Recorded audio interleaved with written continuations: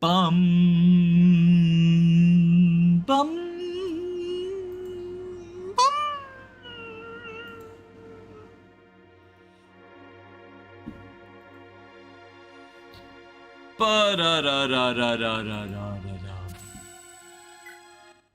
I think we live. I see the eyeballs. I see the eyeballs. Banana, banana, banana, bum ba-da-da-da, bum ba-da-da-da-da. Hi Danny, hi chat, hi Virlaka, hi the world, the worst channel ever. You're super early? You're right on time. You're right on time. You're right on time for Ballista Gaming. So I believe it's after Ballista Castle that we first I believe it's after Ballista Castle that we first have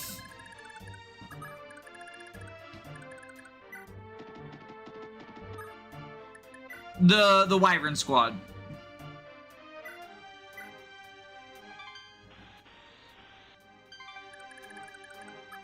You can go here. Okay, so Leaf. Warp Arthur to the lower castle.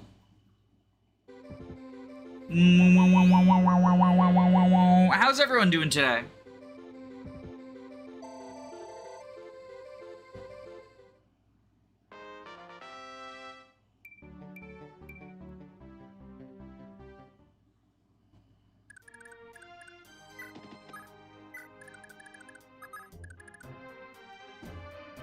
All right, you go here.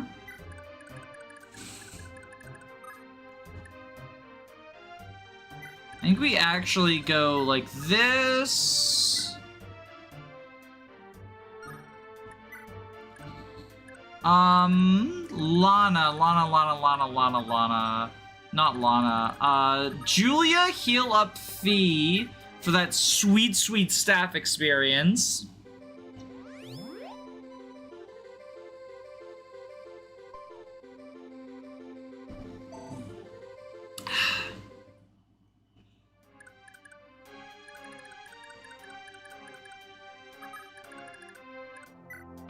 You go here. Altenna just kind of chills, I think. I guess she can go, like, over this way. You dance, like, here.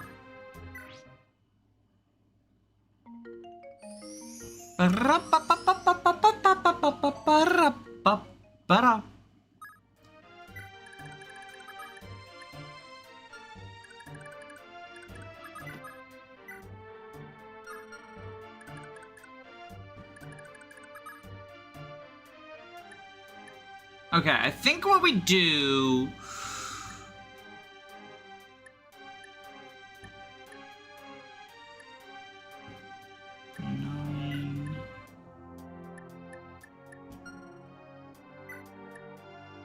How much does Fortify sell for?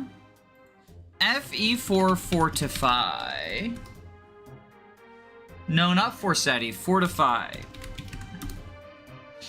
Fortify in FE4 is worth 1,500 gold, so it sells for...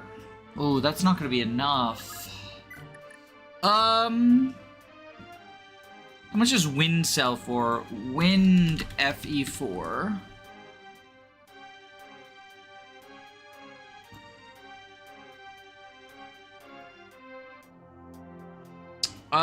$3,000.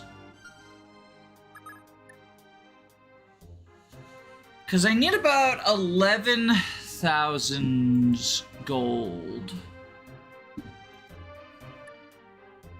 And you've already made it through the arena. You don't have a wife yet. Yeah, you don't have a wife yet. So, what I want to do with Sed is... Do you have a wife? You don't have a wife.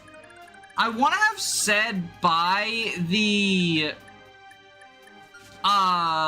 Thief Band, and then steal all the money from these guys, right? That's my current plan. But I'm pretty sure... We go to the pawnbroker. Yeah, Thief Brand's 40,000.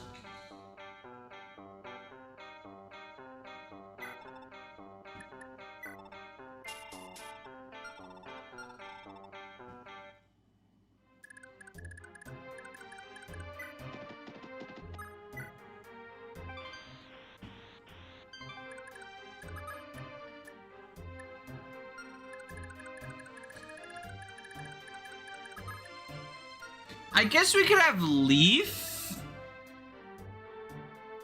get it? Does he have the bargain band? I think he has the bargain band.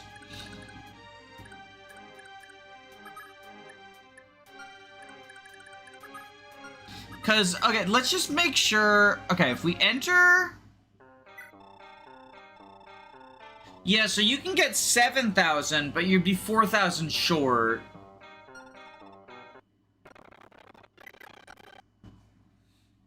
Oh, fudge nuggets.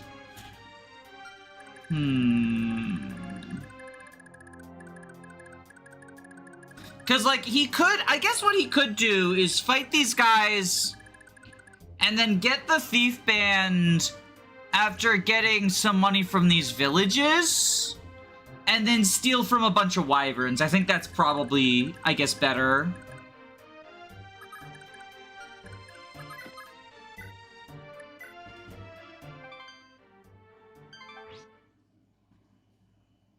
This stream started at 9:22. Are you a bot? David, dumb down. If you are not a bot, please, you know, say something. Otherwise, I will ban you. Because honestly, that's bot behavior. That's fucking bot behavior is what that is.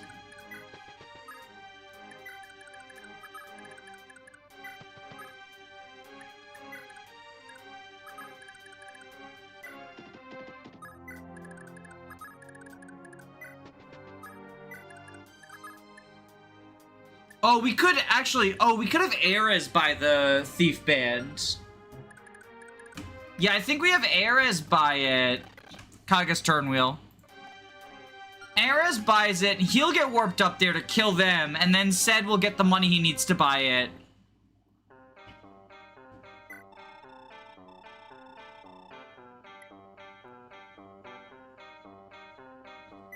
Will this be profitable, actually? I need to see how much how much money they have, but I don't actually think Ayra's getting it as profitable, now that I think about it more.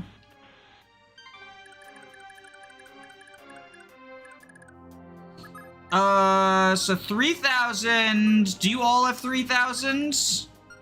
Yeah, even you have 3,000. Okay.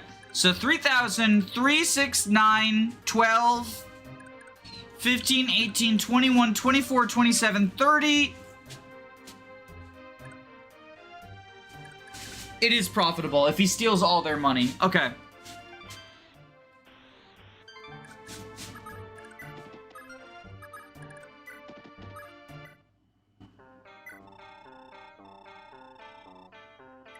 Oh, but I don't have enough to sell for that. Presumably I'm not married yet, am I? No. Fuck. Kaga's turn wheel.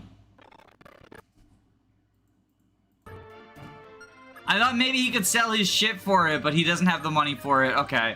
And you've already been through the arena, presumably? Yeah, you've been through the arena. Okay. No one could buy the bargain band. That's so sad. Talk about Hannibal last stream. We talked about it last stream.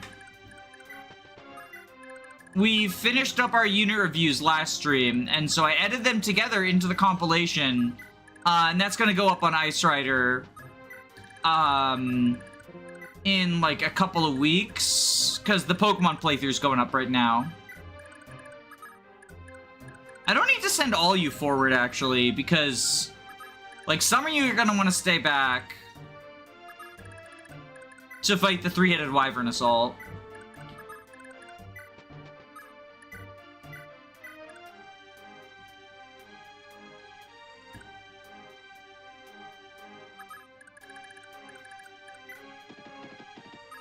You already did Altenna? I did Altenna last stream as well.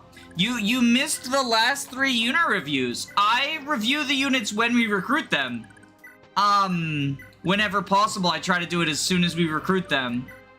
So, you know, you missed the recruitments, you missed the reviews. You can watch them on the VOD though, or just like wait for the compilation to come out if you are especially interested in what chat and I had to say. Also, my cat just took a stinky poop. Hold on. Big stinky poop. No, you're not getting out. I know that's what you want. But the others are having... Nope, hey! Babe, are they done eating? Okay, well, she bolted out, so just make sure she doesn't eat anything, okay? It was all a diversion so she could plan her escape.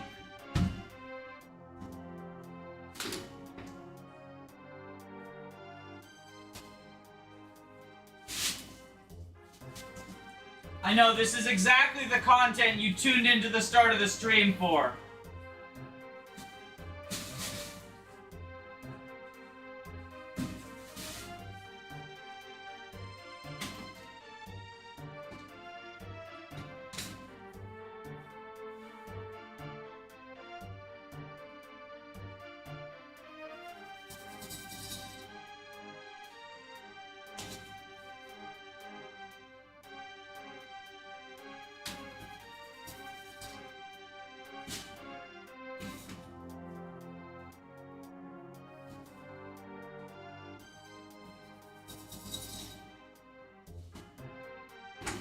Okay.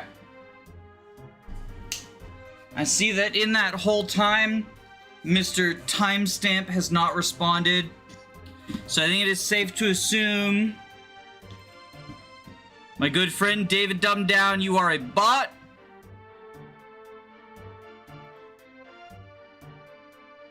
Toodles.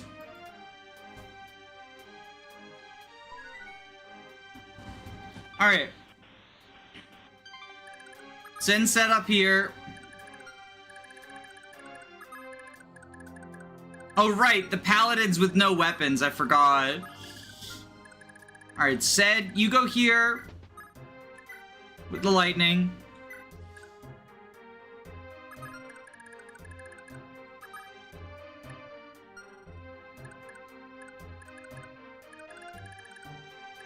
Leaf.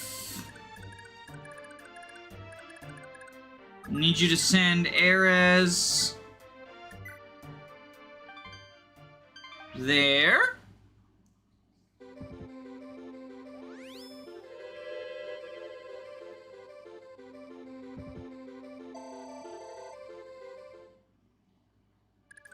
Go back over here. Julia, heal him up.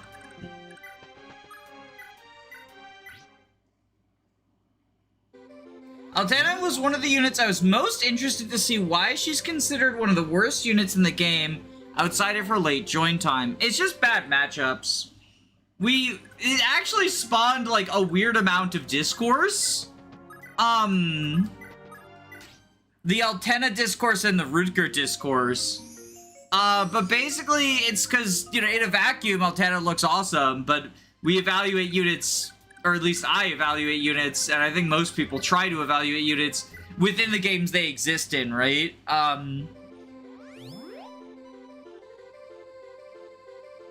So like 2 res when almost every upcoming enemy is magical or bow user, and being a flyer, like it's just, you know, it's Not all is cracked up to be.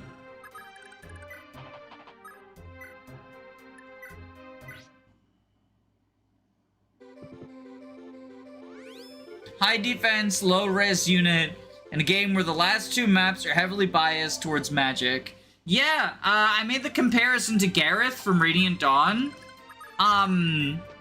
And yeah, I do think people sort of shit on Gareth from Radiant Dawn, or Gareth Vatarian?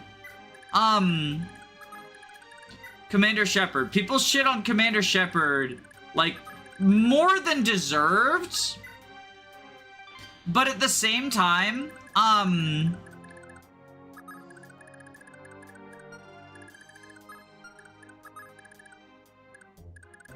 like, in terms of combat, his combat is quite bad because he's a high defense, low res unit at a point in the game where there are no more physical enemies, right? I think you go here. Or we could just charge you forward. I was gonna give Arthur, like, the charisma stars, but I think we just charge forward. And, like, I think Altenna, well, so she's arguably, like, 'cause she's got flyer stuff, right? They're both units who have stuff. Because she can do, like, some cool flyer stuff. There are some enemies she can fight. These wyverns, like I highlighted. And then Gareth has blood type, right? Blood type is awesome.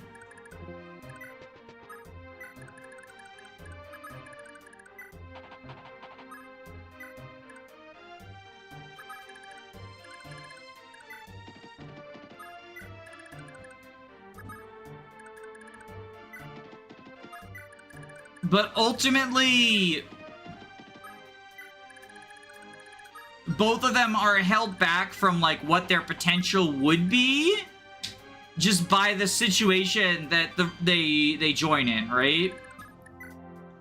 In FE4, you really don't need more than one flyer to do the flyer tasks. Yeah, you know, having both Altenna and Fee does make saving Tierfing easier. But not by much, because, like, most of the enemies are magical anyway. So, like, I'm usually relying on Fee, right?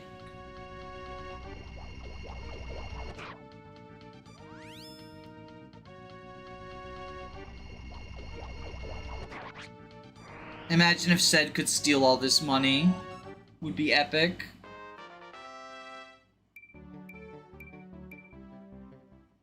He was, like, just shy of being able to do that, unfortunately. I do think the Thief Band is gonna, like, permanently be on him once he buys it. Just because in this last portion of the game, I think his staffing is going to be very useful. Sleeping and silencing, various peoples and doodads. So I just want to have him constantly refreshing his money, basically.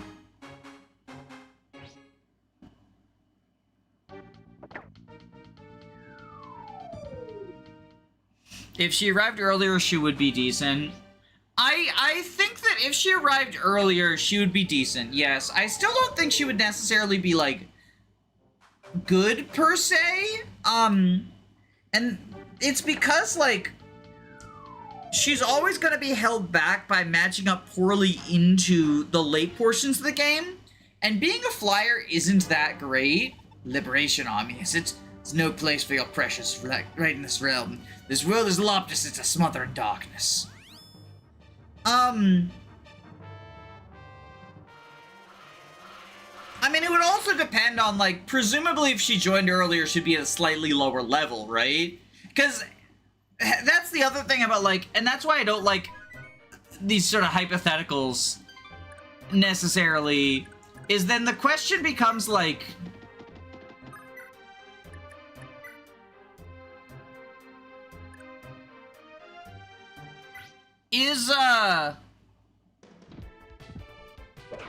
is early join Altenna joining at level 17? Because if you get a level 17 Altenna in Chapter 6, you know, it doesn't take a genius to tell you, oh, that's gonna be a pretty fucking good unit.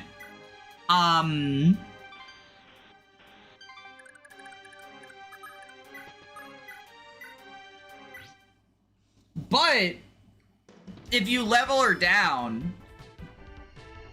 and suddenly instead of starting with 20 defense, like let's...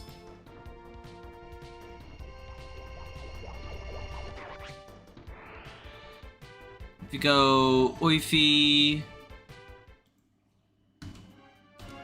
FE4 Altenna. So she has a 55% defense growth, so every 2 levels or so, if you're like de-leveling her based on averages, she would have every 2 levels 1 less point of defense. So she starts at level 7, right? She has a 15 defense. That's still pretty good. But Tristan has 15 defense at level 9, right? And like Tristan's a fucking fraudster.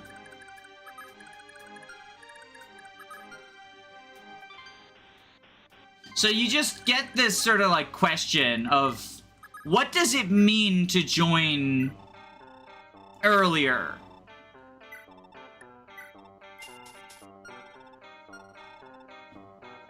And then is that divorcing the unit from something inherent about them? Because like Nino, you know, the argument is like, oh, Nino like could join earlier, right?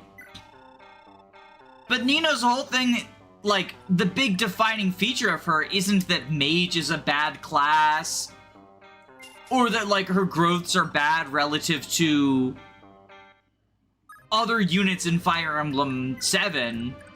You know, Nino's biggest issue is that she joins underleveled, right? In Fire Emblem 7 Reverse Recruitment, Nino can actually map onto Marcus. And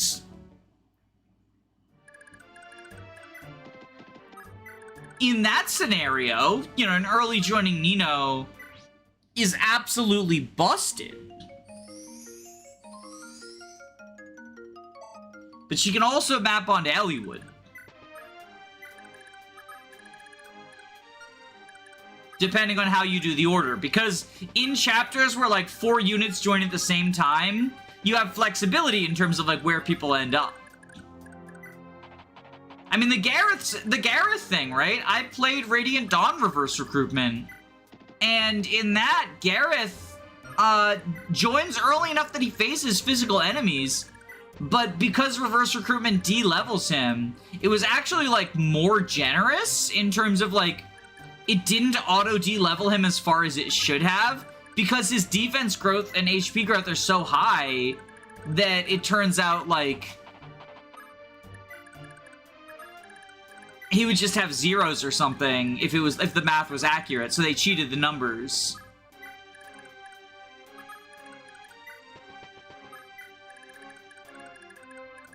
But like, is it fair to say like, oh, well, early join Gareth replacing Edward, and now he inherits the Edward problem of Edward's starting level and experience gain and stuff, right? Like, alongside Lagoo Stones being a problem. The hypotheticals can sometimes be like, you know, interesting to talk about, but I do think that oftentimes if you try to say anything definitive with the hypotheticals, they often get bogged down and stuff like that.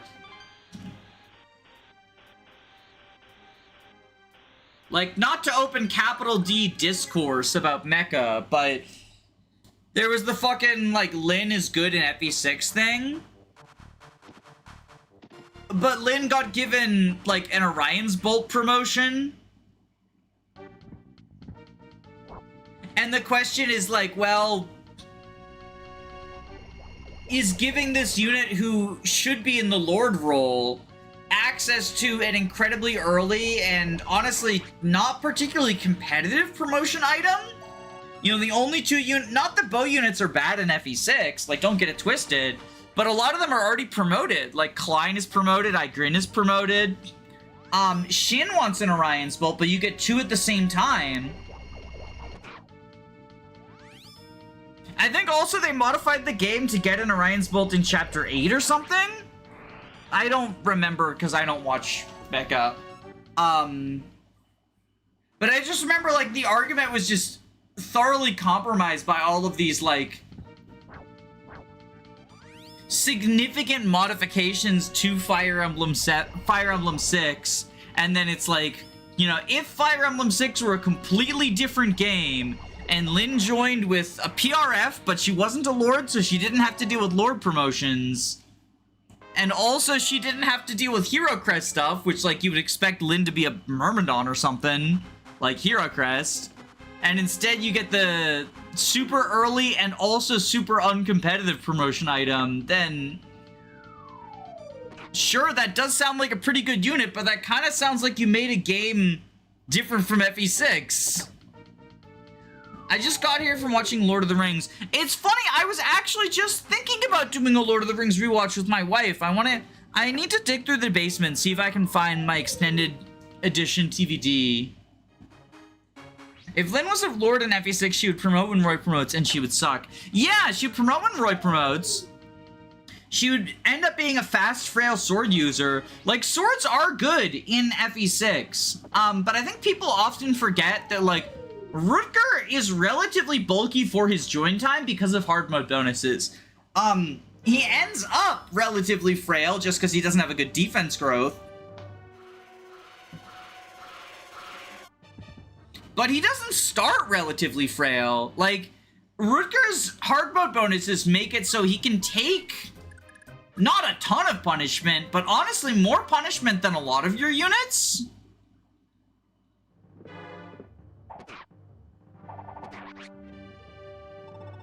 Loptus's return is nigh, and when our Lord comes, you all will.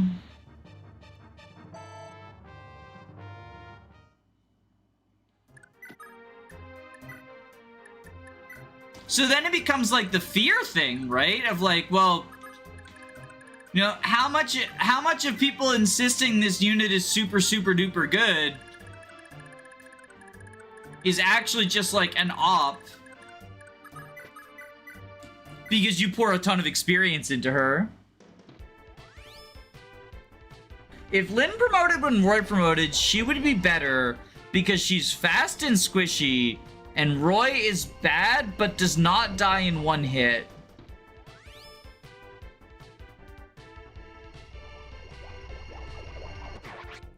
I mean, I think if Lynn was in FE6 and promoted when Roy promoted, I think she would be worse than Roy. Because oh, excuse me. Because I think the relative value of Roy is specifically his early game. You know, he's able to do like decent decent accurate chip and stuff, right? And if Lynn's training arc is as rough as like people are saying it is, right? Then well, she's not contributing in the early game, and the thing that elevates her is bow access, but if you don't get bow access, like having swords and bows is a nice combo, but that's if you get it, right? Because if you don't get it, what are we doing, right? If you don't get sword and bow access until there's like 3 chapters left in the game, because you get it at the end of the guided map, 21X. So you have Zephiel map, Ghosts of Burn, and then the final tower. Yeah, so like that's fucking nothing. There's flyers in one of those 3 maps. Yeah, no, if Lynn promoted when Roy promoted, absolute fraudster behavior.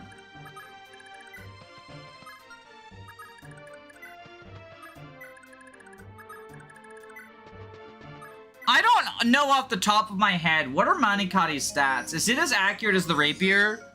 I'm pretty sure Manikati's inaccurate, right? It's like, it has higher might, but lower accuracy, and it has crit, I want to say?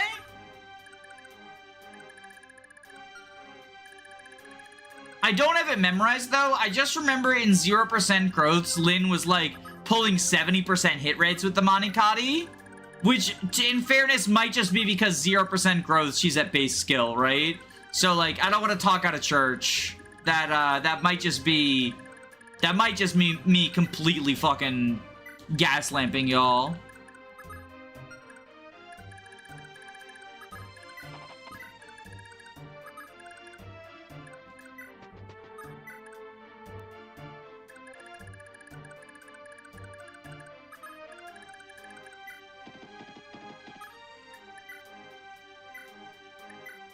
I think what I'm gonna do is use these ballistas to build kills on Selif's javelin, so he also has a crit jav.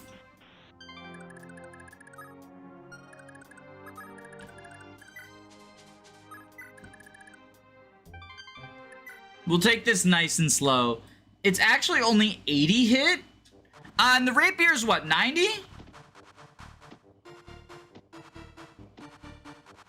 It's not that bad of a comparison, actually. 95. Okay, so 15. I think losing 15 is actually a pretty big deal. Death to liberal scum. Only oblivion awaits those who threaten the Empire. Oh! Get one shot, loser. Checking numbers is for dummies.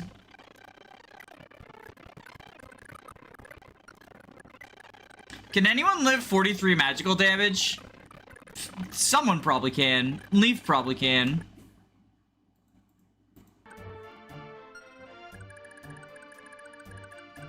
You can't, right? Yeah, 2 res. What if we just, like, chillin', right?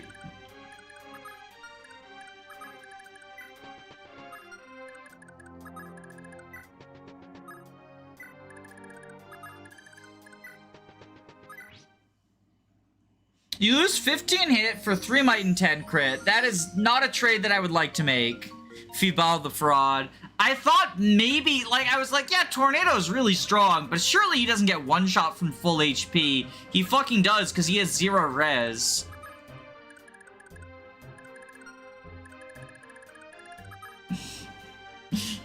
You know who doesn't, though? Fucking Combat Lana. I love that goddamn unit.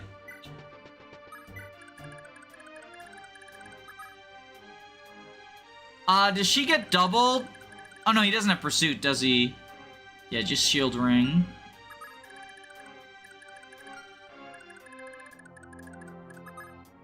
Oh, you don't have a jav. Fudge nuggets.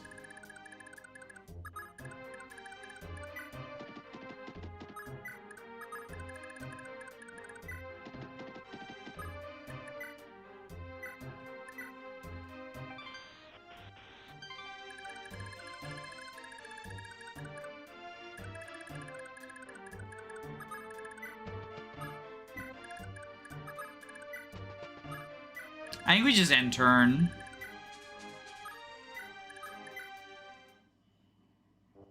Soul Cotty. Oh, you would get Soul Cotty instead of the fucking Binding Blade, wouldn't you? Yo, they're too afraid to attack, said the goat. Everyone hypes up Hole and Fibal for his massive HP growths. I mean, he wouldn't have gotten one shot by Tornado, you know?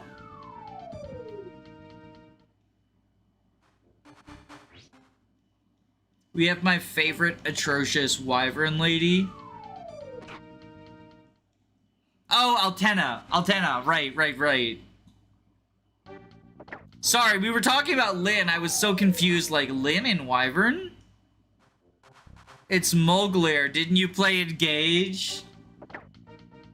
Wait, what if Mogler replaced the Binding Blade, and then Yoder just shows up with the Binding Blade, and he's like, yo, I found this in Sakai, bitches. Get in. We binding some blades now. A wyvern Lynn would be fire. No, a wyvern Lynn would be wind. That's her affinity. Like, come on. Learn the deep lore, people.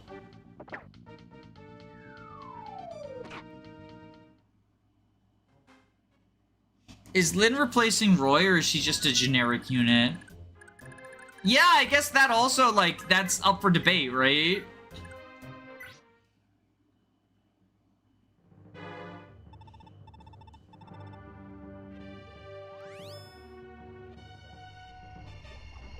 Oh, right, because that was the other thing. It was like, what if we had Lynn instead of boars or fucking like... Yes, let's replace the worst Chapter 1 unit and then be like... You know, this proves... this proves my theory right. I am very smart.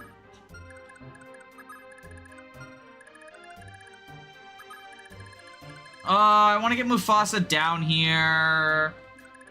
You have 45 HP. Okay, perfect.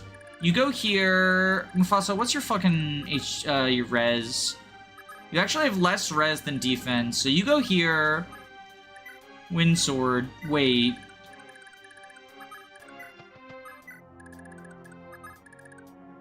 Because, like, if we get Mufasa out of the way... then it should be, like, golden for us.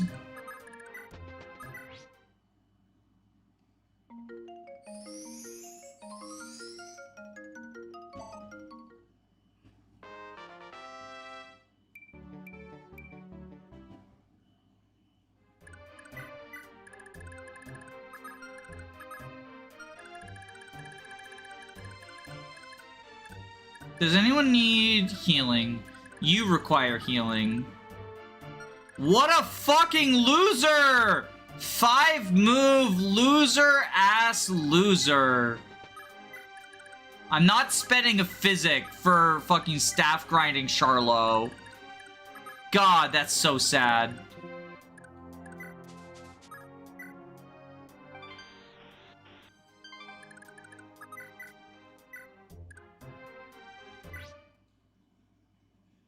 Technically, Lynn isn't promo locked. She just needs a Heaven Seal, unlike Hector and Ellie would. That's true. However, it is worth acknowledging that Heaven Seal comes significantly later than the quote-unquote normal promotion items, like whatever we're referring to as normal, right? So, like, you know, because you get your first Heaven Seal when you get Pent. I think a lot of people, I guess that a lot of people also forget how late Pent joins. You get the first Heaven Seal on the Vita map. Oh, right. Oh my god, you're gonna be an asshole about this, aren't you, Mufasa?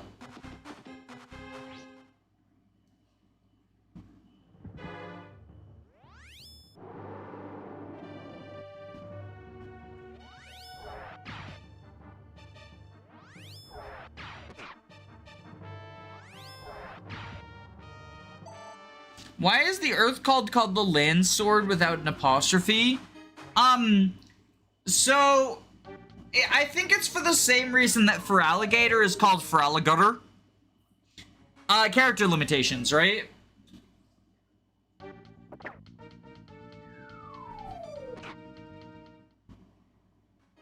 Doesn't that guy have Forseti blood? He does! Yeah, we showed it off last stream. But yeah, the Heaven Seal, like, it means that Lynn promotes earlier than Hector or Ellie would, depending on the mode, right? But I still think it would be fair to say that she has a very late promotion.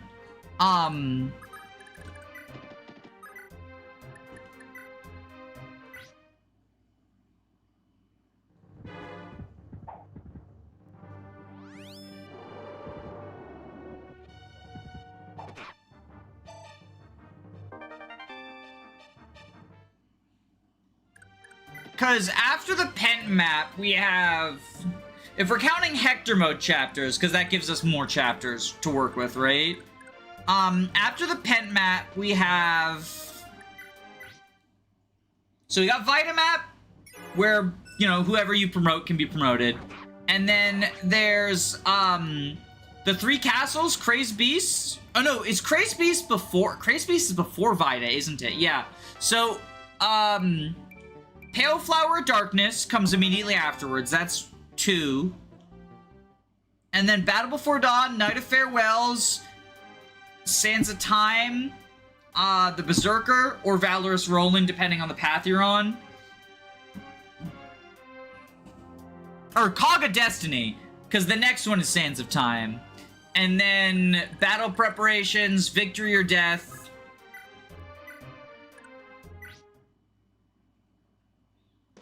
The Kashuna map, whose name I can't remember. Value of life. Value of life. And then endgame. God, FV7 have such fucking awesome chapter names.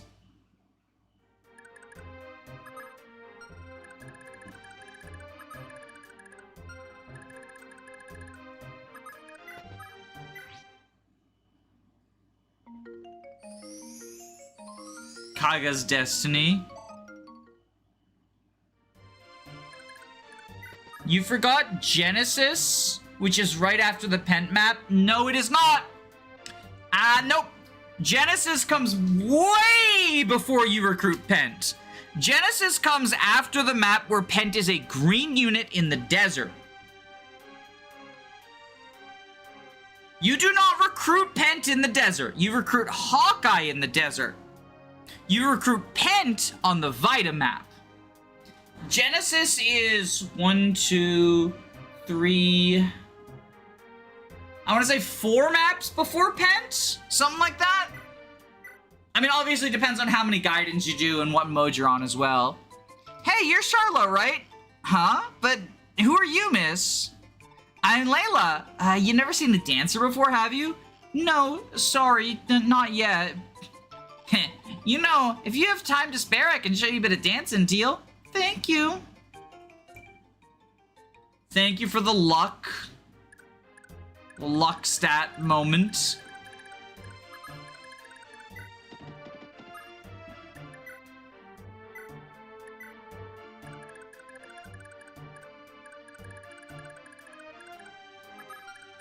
All right, get up here, injured Finn. Get down there, Ares, to get injured. This is how we train Charlo. This is how we train Charlo.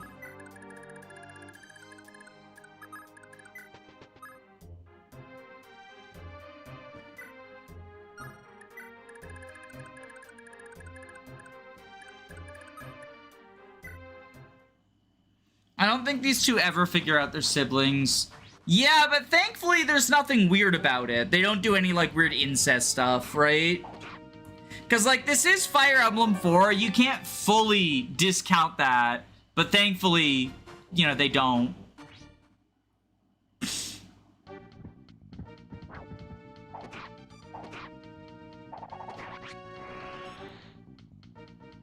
They get sibling crit.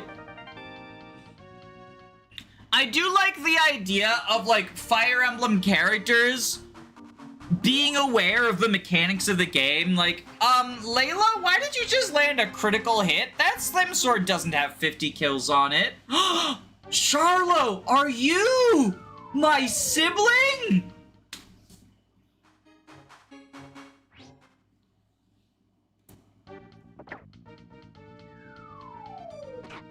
It feels like something from 8-Bit Theater.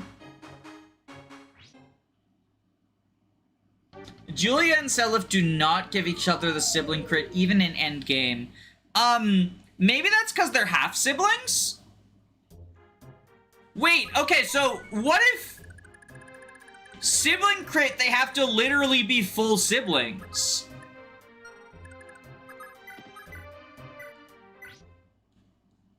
How good would Shannan be in FE4, since he has an event in the game? We're actually gonna get that event, because we have Jian, who's one of the two. It's Jian and Femina are the two who can get it.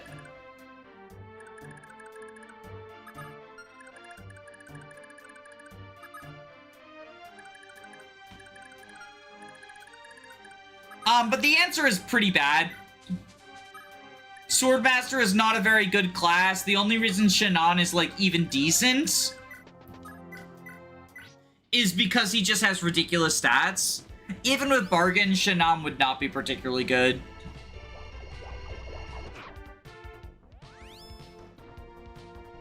Ridiculous stats and a 30 might PRF. But, like, he's still, you know, footlocked moment.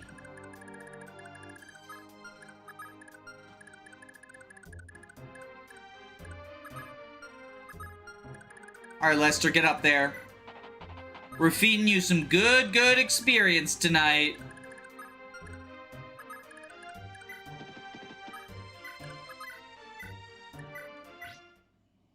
Hi, Jackson. He would be buns without scrolls. I mean, he's buns with scrolls, right? So, like, I don't even know how we would describe him without scrolls, right? Yo, strength! War Cleric promotion's gonna go wild.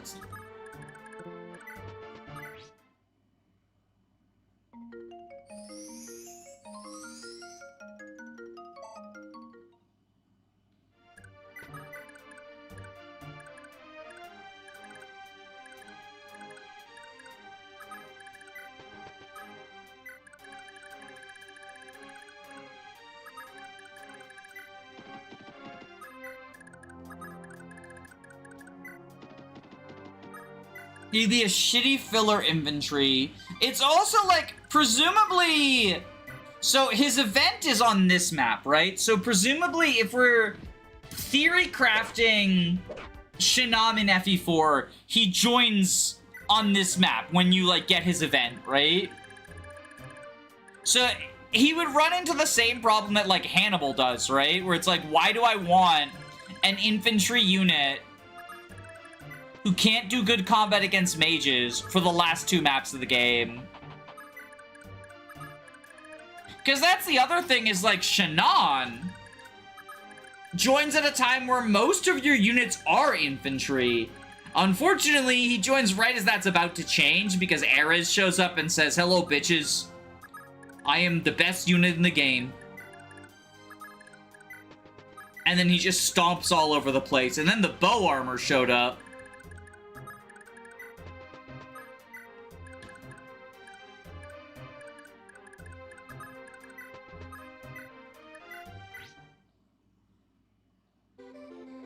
If he joined with Leaf in Chapter 7 because of Thracia... But then, if he joins with Leaf... So, the problem with Leaf's group, right, is unless you are using the return staff, like smuggling the return staff to Nana and the return band and stuff, they're kind of just sitting around for the majority of the map. They don't really do anything.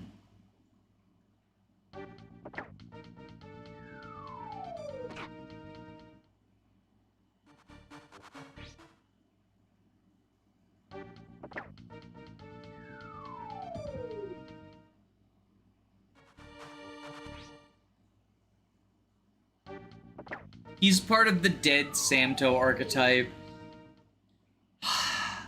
One day Fire Emblem fans will learn sometimes a game can make a direct allusion to a different game, and it doesn't have to suddenly be establishing that there's an archetype and pattern and stuff, right?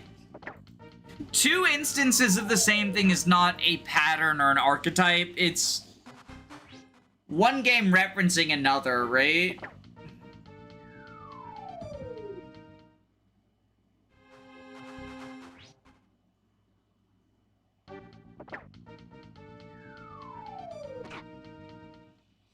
I don't even necessarily think Shannan is referencing Samto. I think it's just the same joke, right? That's the other thing, is like...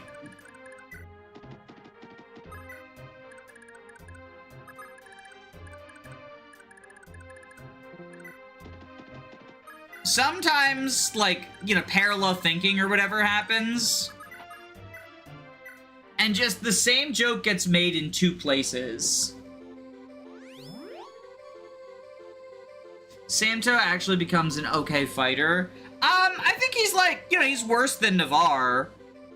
Because that's kind of the joke. But he's not like the same degree of like, why does this unit even exist? That Shannan is.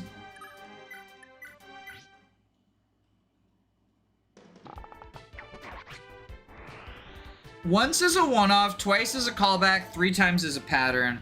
I don't think we can necessarily have a hard and fast rule. I feel like archetypes are like pornography. You kind of just know it when you see it. And they make you very horny.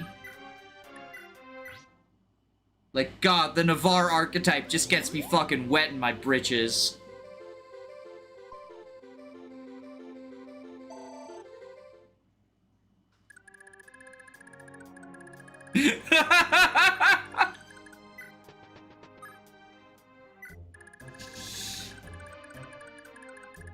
Let's dance for Jan so we can get this fucking...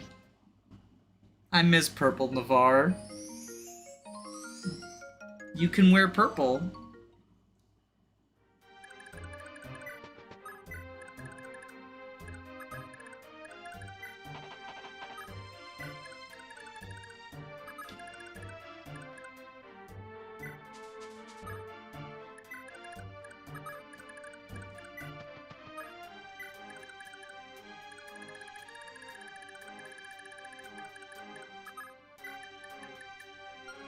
Okay, so we can get crit on this javelin if we just kill enough of these ballistas.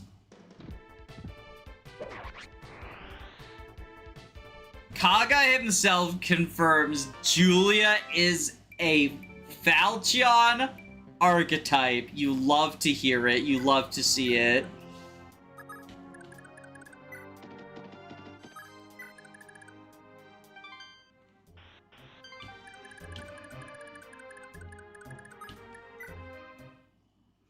Trude is the most forgettable swordmaster.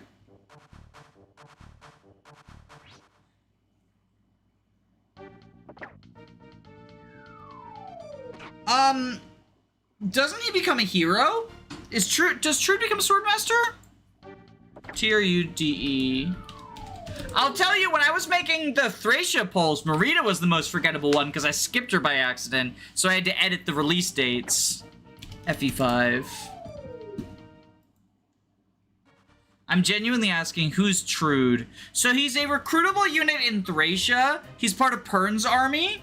The reason he's so forgettable is he's in the fog, and you recruit him by talking to him with Pern or capturing him, right? He's hiding in the fog.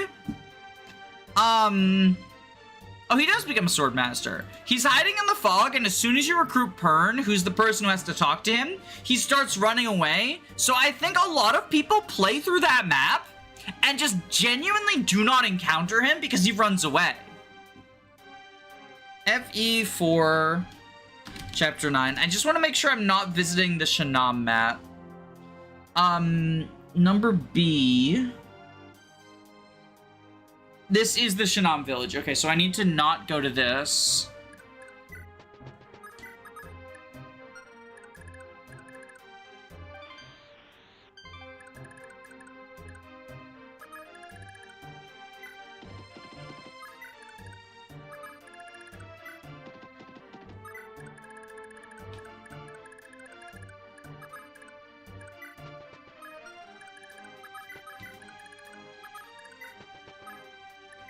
I promise Altenna's gonna do something. She's not on the thumbnail for no reason.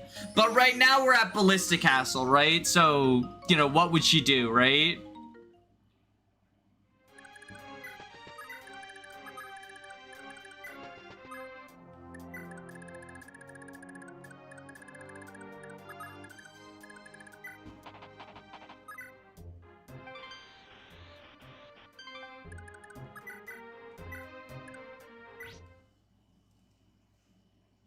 As a woman, she can do anything. Is this your way of saying you think I should just fly her into ballista range? Because that sounds like a stellar idea.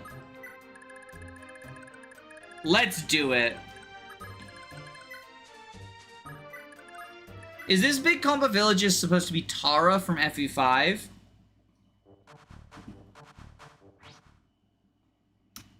It's Tara, the Tara defense map. There's a video, I posted it last time, but let me just grab it again for anyone who wasn't here. FE5 Leaf's Journey.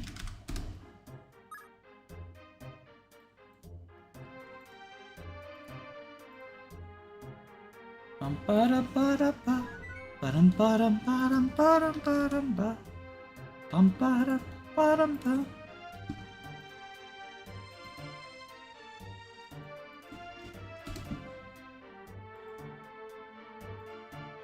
There. For anyone who has questions about why this map is structured, like, kind of weird.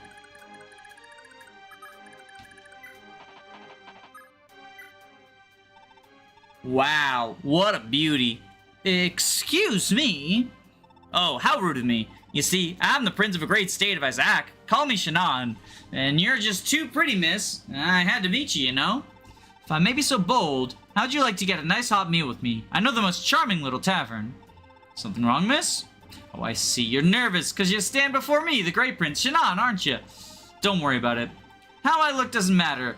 Because to me, staying close with peasants is the most important thing there is. Huh, so you're...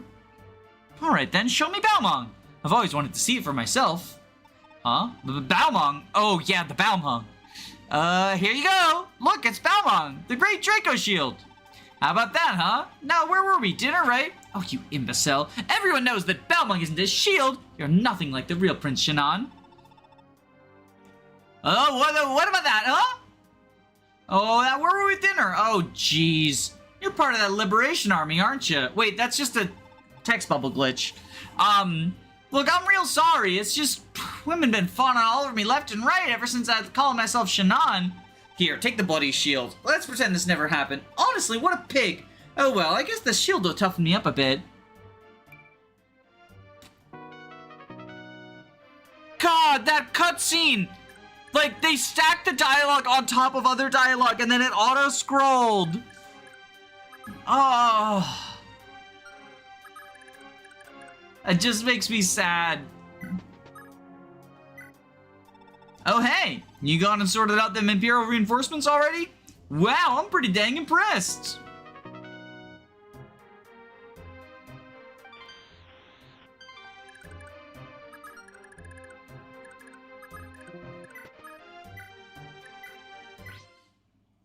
Do any other units trigger the Shannan event? Femina, the substitute for Fee, would also do that. But it is one of the substitute events. That's the unfortunate thing about GN and Femina, is because they share the same substitute event, if you're doing like a full sub run, only one of them can get it, which is a bit of a shame.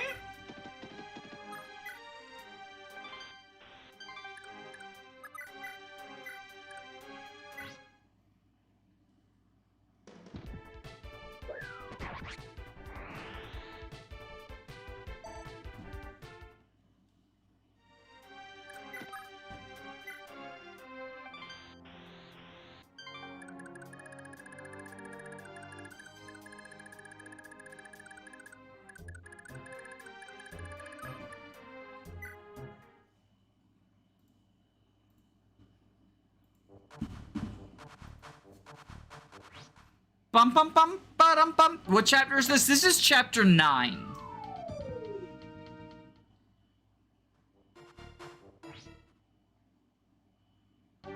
And we are slow rolling this castle just to build kills on Leaf's javelin. Or, sorry, Selif's javelin. I wonder why Karen exists when Femina could easily have filled her role. Well, Thracia didn't have any of the substitutes in it. I originally planned to have the Faval substitute, Asalio, which is kind of interesting, I think.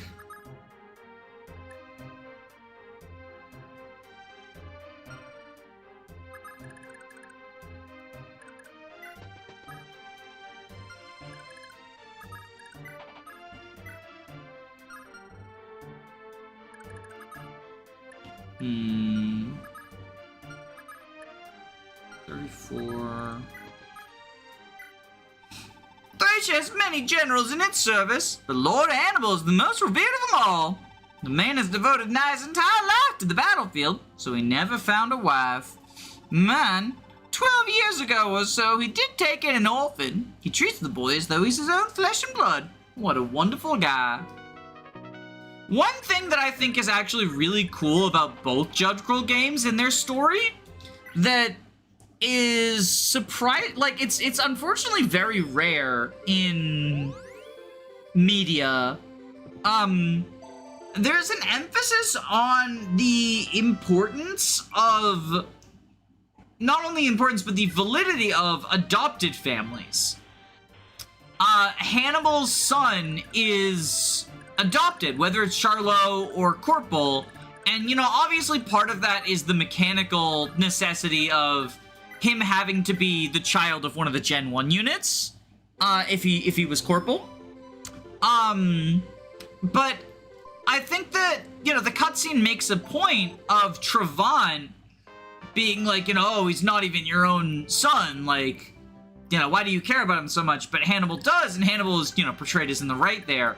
Trevant himself has, you know, the adopted daughter in Altenna, who, you know, Trevant has sort of the mixed track record when it comes to, but the game ultimately sort of leans towards, he does care, kind of, even if, you know, the initial reason that he adopted her was callousness, and to have her as a weapon, like, he treats her as if she's his own daughter. In Fire Emblem 5, Leaf is, you know, up to your interpretation whether Nana is Leaf's biological daughter or his adopted one in FE5, because it's left intentionally vague, I think, to allow for pairing possibilities in FE4, like to tie it in that way. But Leaf is functionally also Finn's adopted son. Finn is, because Quan and Ethlin are dead, Finn sort of functions as the dad. Altenna's brother treats her like a sister. Yeah, that too. Despite what some very gross people will say online about how, like, actually he's in love with her romantically, no, I think that, you know, he treats her like she's his sister because she is. You know, he grew up with her as his sister. Finn is, you know, again, like I say, he could be Nana's adopted dad, but he's definitely Leaf's adopted dad. And then Avel is Marita's adopted mom explicitly, and that relationship is like, you know, we're gonna be playing Thracia after this, so I don't want to go too into spoilers, but that specific relationship between Marita and Avel is a major plot beat at multiple points in the story. And it's a huge deal, and never once, even honestly, aside from Trevant sort of like gloating towards Hannibal, which is, I think, more meant to show his hypocrisy with like him scoffing at Hannibal while at the same time he pretends he doesn't care about Altenna, but he, you know, clearly does. We're not really given even any sort of rejection of like the validity of these adopted families. I just think that's really nice because so often media treats, like, in a game focused around the importance of bloodlines, you would think it would be so easy for the whole, like, real parents thing to come up, and it doesn't. And I just think that's very cool.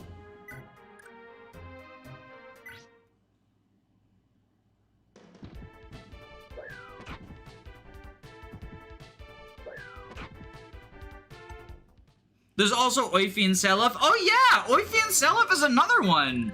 Where, and then Oifi and Sigurd. Like, it kind of, it's kind of a reflection where Sigurd, I believe, is Sigurd Oifi's, like, uncle or distant cousin or something? But he sort of functions as an adoptive father figure / knight squire. Like, their relationship is more complex, but I would say that there is, I mean, literally, he's the one who he trusts with his son, right? There's some love there. And then in inverse, Shannan and Oifi raise Selef. I think Oifi has minor blood, right? Whereas that's Ayra's.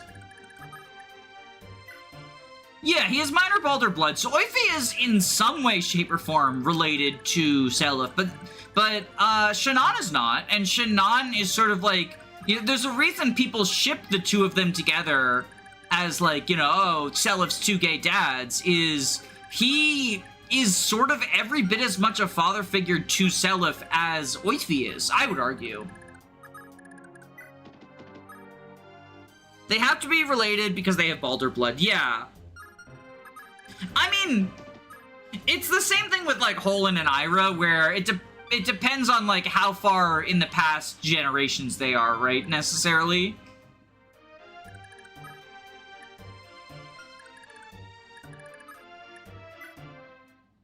I don't think Oifi's blood relation with Sigurd is ever specified.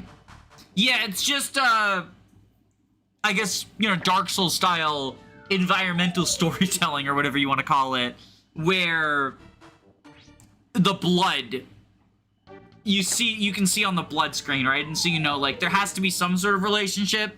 But honestly, I also don't think the specifics are necessarily important. But yeah, just very cool. An area where traditional media often really fails and sort of it falls into a whole fucking, you know, throwing away your adoptive family for your quote-unquote real one thing.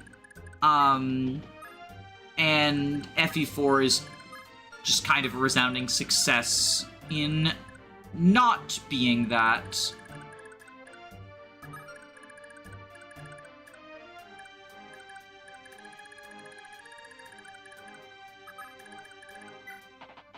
I need to read the item descriptions so that I can know what the Judgirl family dynamics are.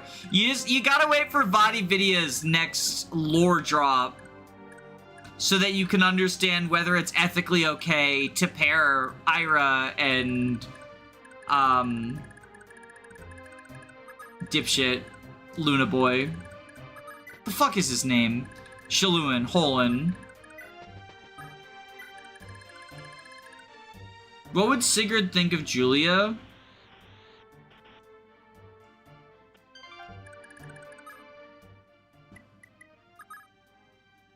Yeah, I don't know. We don't really get any, and we don't really have any, like, even hints towards that.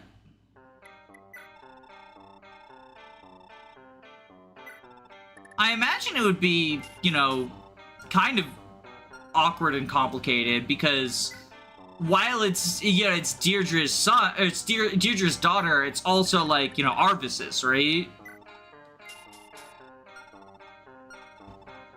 The broken staff has broken text. Yeah, I've made my thoughts on like this translation clear and why I think I personally prefer the old one, and I'll be going back to that. But I do think it is genuinely super impressive the strides made in FE4, like, hacking and stuff.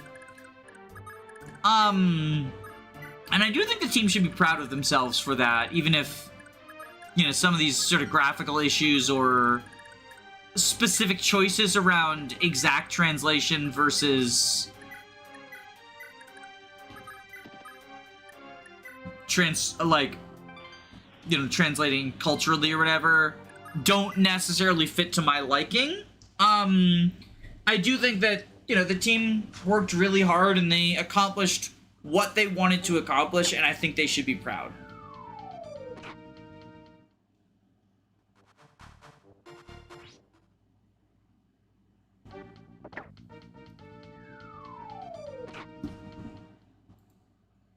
You know what, I think I'm gonna turn that into an Ice Rider. I think that the adopted conversation could probably make a good Ice Rider. So we'll leave a marker there. And now you, as the audience, gets a preview of what will be what.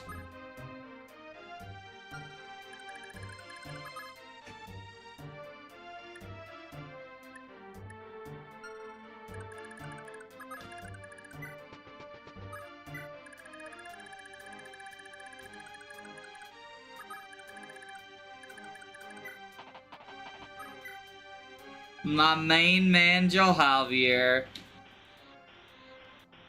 He is so fucking, like, I don't like this unit. Sometimes you use a bad unit and it makes you like them. I like him less now that I've had to use him. The only positive thing about Joe Javier is he paid for my Donkey Kong Bonanza. I'm still sad that the TMGC crash out isn't an Ice Rider. What's the TMGC crash out? I'm unfamiliar with the Danny Doyle lore.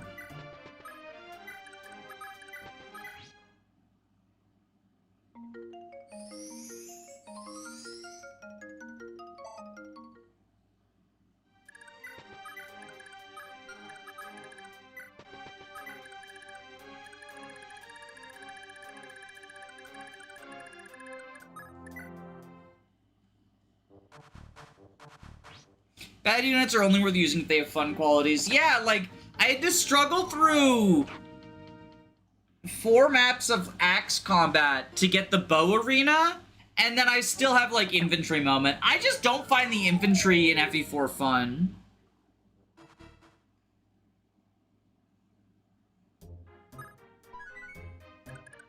It's about the archer with luck bow, where they make you sacrifice units. Do you mean Viridian Discourse? I wouldn't call that a crash out.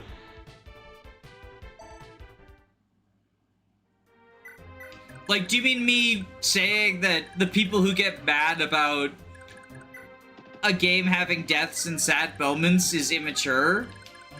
Because I wouldn't describe that as a crash out. I still believe that. I still feel that, like, you know, Fire Emblem fans need to grow up. And it's the theme discourse thing, right? The reason none of the theme discourse clips have become Ice Riders, in addition to, like, it would just be the same fucking video over and over and over,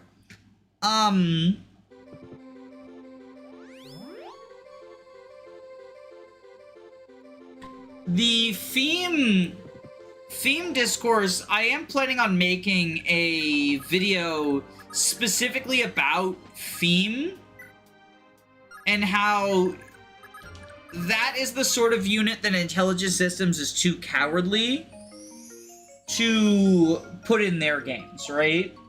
And I'm gonna compare it to games from, like, some units from mainline Fire Emblem that I think do a similar thing, and units from other ROM hacks. If you want a crash out video, check out the Goto video. The Goto crash out was fun. The Goto crash out was funny. That's that deep lore. That's that deep lore.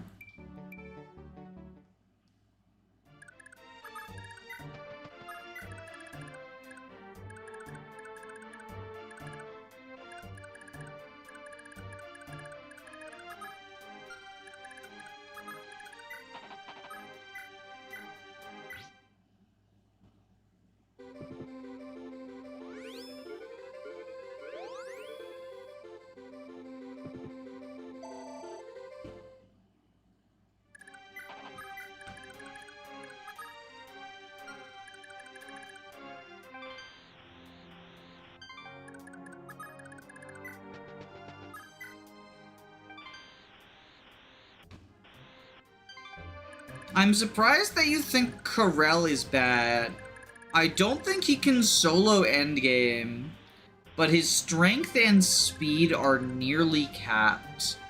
I think your definition of nearly capped does not align with mine.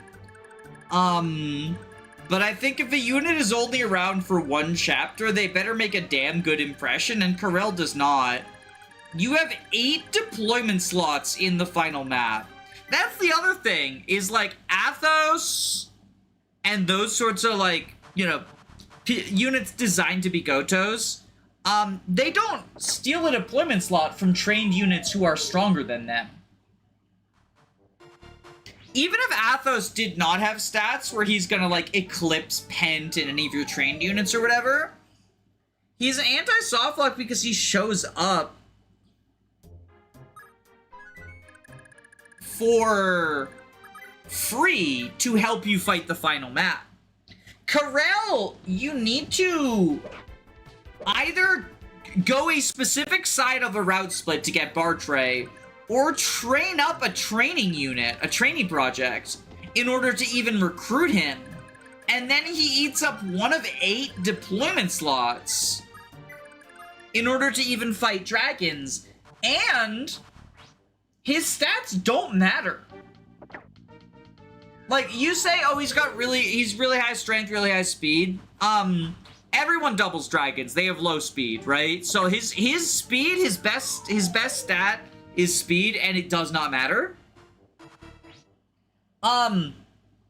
In terms of strength, that also doesn't matter because everyone is just killing stuff with legendary weapons. Having S-rank swords is the thing that makes his combat, like, decent filler in the final map. But here's the thing, right? In order to recruit him, there's a good chance you just have a trained fear. Because she is at least the unit you get every playthrough, right? Yes, Bartray can also recruit him. And I think Bartray is an underrated unit in Fire Emblem 6.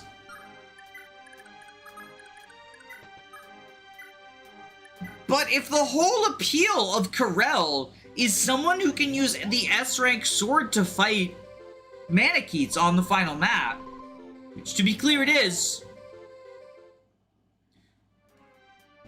doesn't the fact that you need to use a unit who can only use swords to recruit him kind of render him redundant?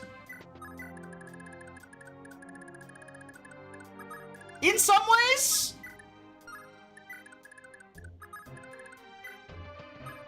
I never saw Bartray because I always went to Echidna route. I think a lot of people just default to Echidna route, and like, that's fair? Echidna is also a very good unit, and I think Echidna route, crucially, is the easier of the two routes.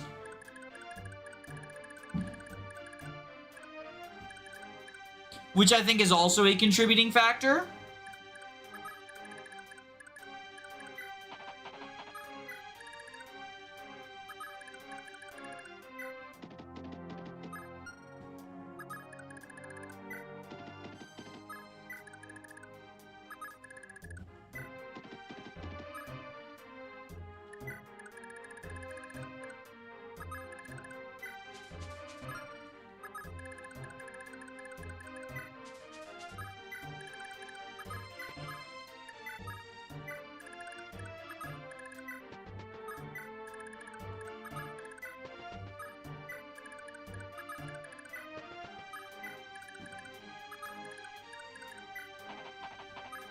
You made really good points. The first time I played FE6, I brought him to the final map because both Rutger and Fear got strength screwed.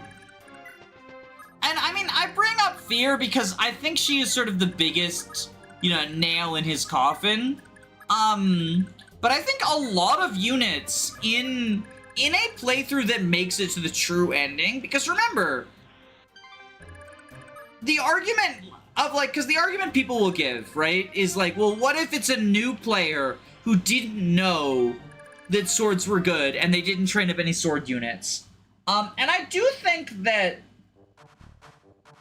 oftentimes when trying to, like, discuss Fire Emblem, more entrenched or experienced players have this kind of imaginary new player who makes a ton of mistakes that, you know, I didn't make this mistake on my first playthrough, but maybe someone else would, right? So let's argue from that perspective, right?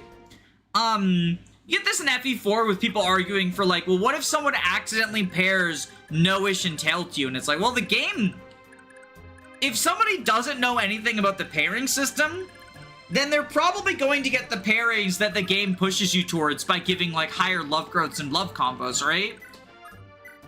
So like, a new player is more likely to accidentally get like Ayra Holin or Ayra Lex, or accidentally get Sylvia Lewyn or Erin Lewyn, accidentally get Claude Tailtu, right? Like, I don't think you accidentally get the off-meta ones. I think you accidentally get the quote-unquote canon ones.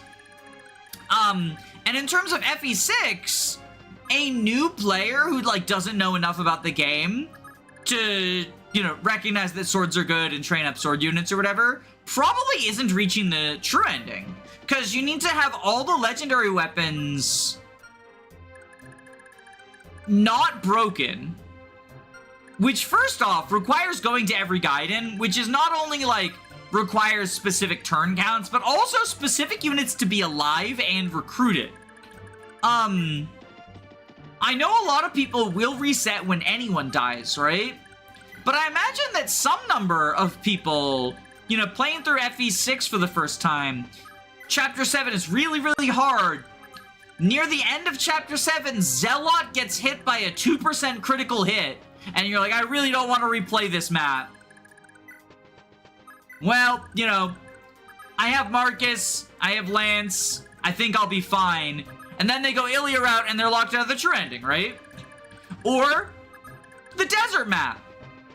Damn, there's fog of war, there's terrain slowing me down. I'm just gonna go very slow and steady. Oh, Sophia died? Well, she seemed pretty bad anyway. You don't hit the turn count, you don't have Sophia alive, you miss the Gaiden.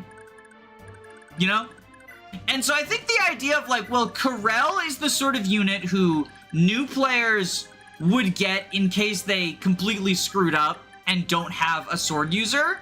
New players aren't getting Corel because even if they get the true ending, if you go to a village and just like nothing happens, are you going to send every single unit in your army into that village? Maybe some people will, but I think most people will be like, huh, okay, well, I guess that village doesn't do anything then.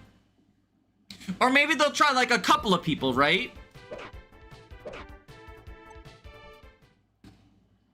But like, are you going to try an untrained Fear or an untrained Bartray who you just like, you decided because, you know, Fear and Bartray joined a million maps ago. Maybe you decided I don't, you know, I don't want to use Fear, right?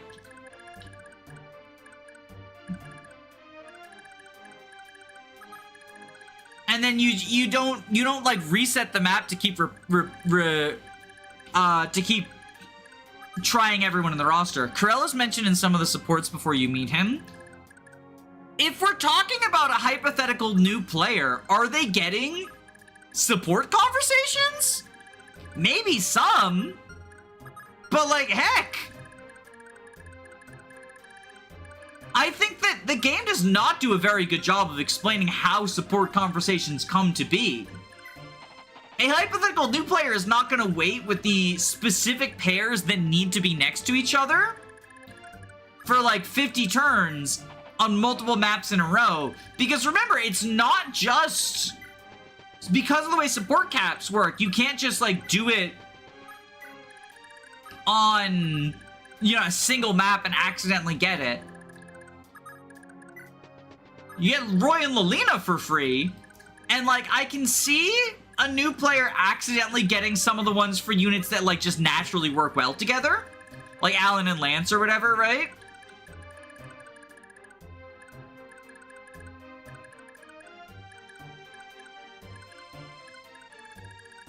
But I think that even that, you know, even just getting support conversations to get the information that like Corel is related to Fear and Bartray is a high bar. A new player would say, wait, where's my reward, and check it again. But would they check it with every single unit they have in their roster? Would they reset the map and try fielding literally everyone? I don't think most people would do that unless you've got a guide that says what to do, in which case the argument of, well, it's a new player who doesn't know to train up anyone to use S-rank swords completely falls flat, because if you've got a guide, you know stuff now. Is it even possible to complete any of Corel's support conversations? Yes. Yes, it is, because basically, it's basically possible because Corel's join map, the Ghosts of Burn, is considered a different map from Endgame inside the tower, which is considered a different map from the fight against Edain. And so that's 3 separate maps where you can get C, B, and A. And I believe the support math works out that if you give all of the support points on those maps to Corel and Corel's partner, then you get that support chain completed or something. You might have a little bit of flexibility. A player would reset to check the house over and over because the players want a specific item that only a specific character can visit. I think you're vastly overestimating the patience of the average player. I really do.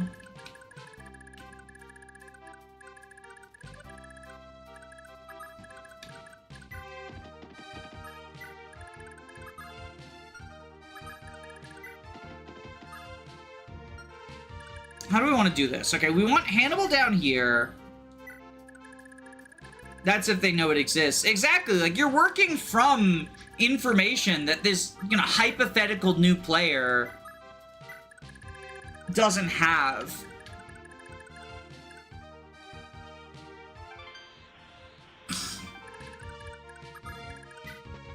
Bum ba-dum ba-dum bum bum ba-dum bum bum ba-dum bum bum.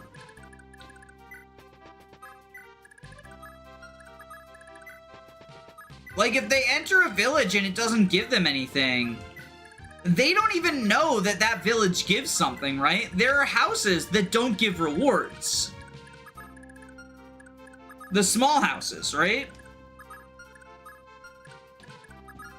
I can very easily imagine some people just being like, well, that must be just a dialogue house, right?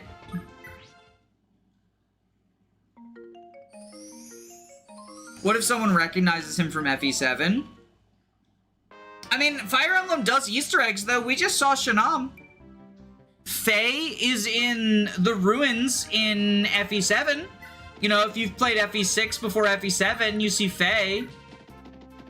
That doesn't mean she's recruitable. I keep sending these people the wrong way. I'm, like, so indecisive right now.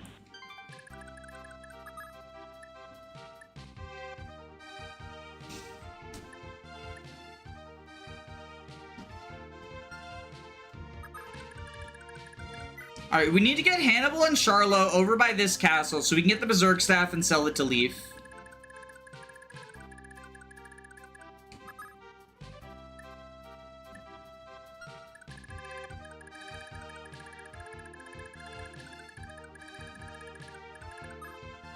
Hang on a second, I gotta take a giant Johalvir. I'll be right back.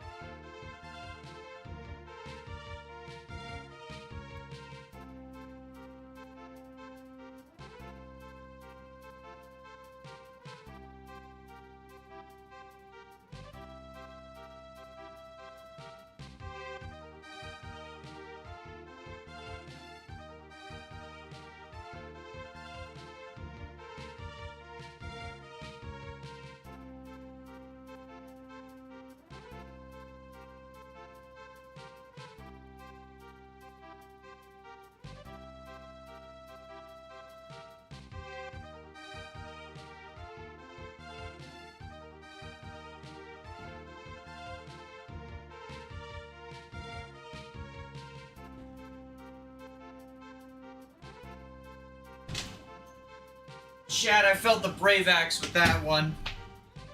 I think you got a killer bow crit. Whew. Whew. Okay. So.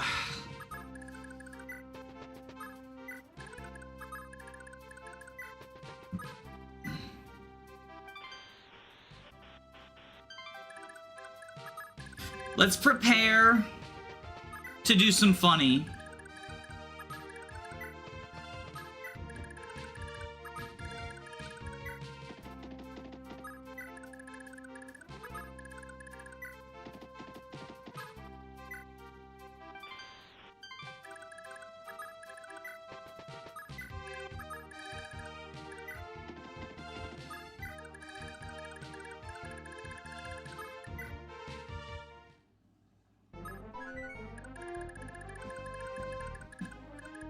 Are there any people who believe that there will be Nintendo Direct before the end of July? I mean, I don't believe it because of the rumors. I believe it because it makes logical sense. It's like what I was talking about with Nate the Hate, in terms of, like, just making the safest calls possible and then pretending you're a prophet with insider information when those super safe calls come true. I think that the Nintendo Switch does not have a ton of exclusives. And I think that we have quite a few games that do not have concrete release dates that are meant to come out this year. Normally there is a June Direct, and there was not one. And there has not been any new announcements during June and July, aside from a single Splatoon side game, which I do not think, like, you know, Splatoon's a popular series, but I don't think it's, like, enough on its own.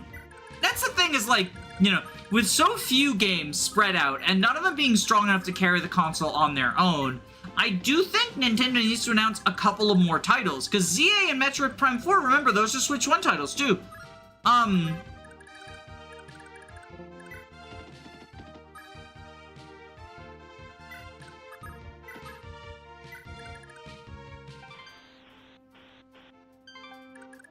And so I don't believe any of the, like, rumors or leakers that, like, have quote-unquote insider information. I'm just making the extremely logical call that it would make sense for there to be a Nintendo Direct, if not at the end of June, at the beginning of August, right? I have a video lined up that is going to correspond with the release of the Nintendo Direct. My patrons have already seen everything but the intro, because the intro to the video revolves around what happens or doesn't happen in the next Direct. Or if there's no Direct. If there's no Direct by, like, the end of the first week of August, I'll record an intro about, like, well, there hasn't been a Direct. And then I'll staple that on. But it's 16 new Fire Emblem games you can play while waiting for the next Fire Emblem game. And they are the entries to the Sigurd contest, the one-chapter hack Sigurd contest.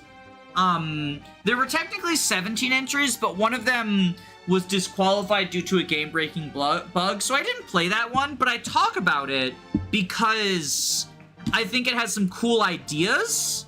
It's just, you know, I didn't feel like playing something I couldn't finish. But I'll be honest, all of the Sigurd entries, even the ones that I wasn't personally a huge fan of, have really cool ideas either behind them as, like, their core concept, or within them as, like, you know, this is a cool thing contained inside the hack, right? I've been playing through them on the Ice Rider channel, my second channel, Danny Doyle Ice Rider, where I put all the Let's Plays and stuff. So if you want to see them, basically almost every Ice Rider video for the past couple of weeks has been either a stream clip or a Sigurd entry. If you see something that has, like, a weird title, like there's one that has Wario on and just, like, give me all your money, that's a Sigurd hack. There's a playlist, one chapter hack. I mean, I can fucking throw it in chat if you want me to. Content playlists, one chapter hack. I'll throw this up on for y'all.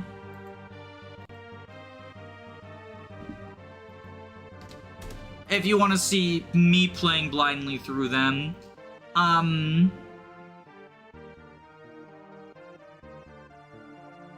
Only 15 entries. Is one of them not checked off? I'll have to look into that later. But yeah. Videos on that coming out whenever the direct comes out. Lewyn, do you think Arion still intends to fight us? Looks like it. I've sent in envoy after envoy offering truce, but he's not responding. I guess his stubborn Wyvern Knight pride compels him to fight to the bitter end. And here I was hoping for the legendary Arion of Thracia to be a wiser man than this. Seliph, I hope you understand we can't turn back now. This last battle needs to be fought. I don't understand him. Why? Why must Arion insist on fighting such a futile battle? Arion, how can he be so callous? Does he not understand the grief he is inflicting on Altenna?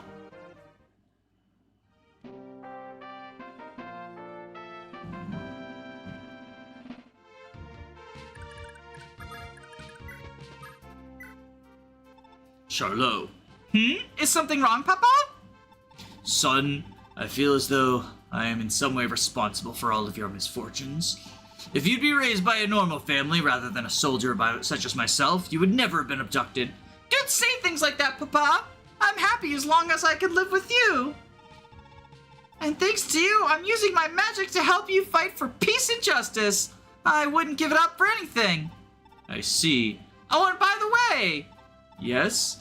I'm so proud that you're my Papa. Cappadocia's people love you so much. They all say that you're the best thing to ever happen to them.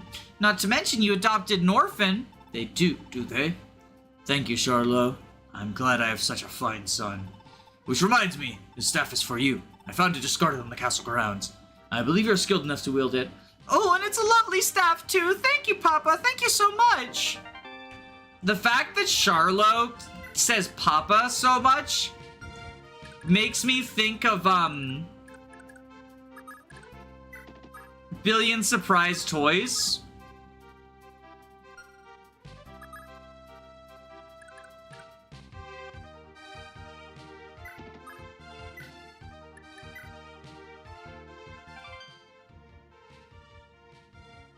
Like, Charlot, yes, Papa. He calls him father in the Japanese translation, changed that for some reason. Huh. I wonder why.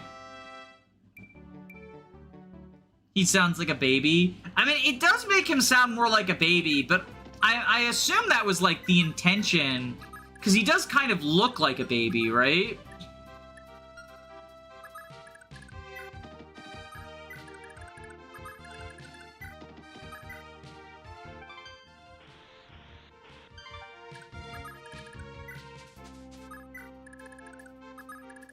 Oh yeah, fun Altenna fact I forgot to mention.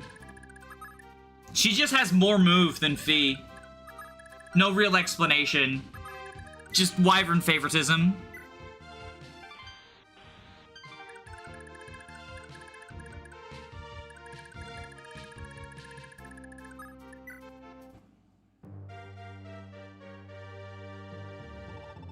The enemy has come as far as Galatea. Very well, all hands, deploy at once. Engage them in Dragon Trinity Strike formation. It's our final chance. Thracia's destiny hangs in the balance in this final assault. Oh, they renamed it from Three-Headed Dragon to Dragon Trinity. It still doesn't make sense because there's 4 platoons.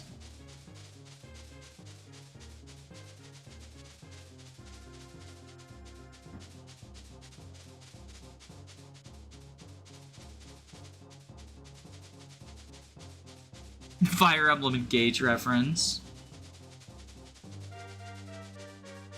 3 of them charge you immediately. That's fair.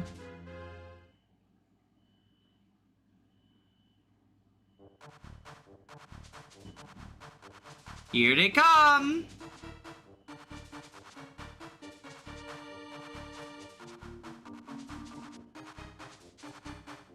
That is like 50 wyverns. It's a lot of wyverns. It is a lot of wyverns, that's true.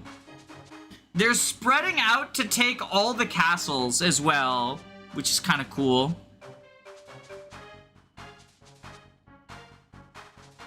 So you'll notice, like, see, they're each going to a different castle. I think that's neat.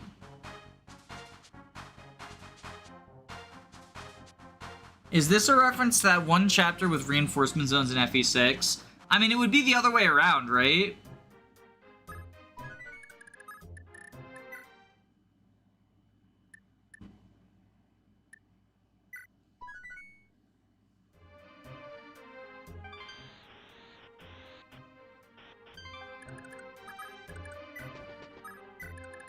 Hannibal with a bow could probably defend it pretty well. Yeah, because don't they have javelins, I'm pretty sure? Yeah, javelin, javelin, javelin. So actually, Shannan's not like a great...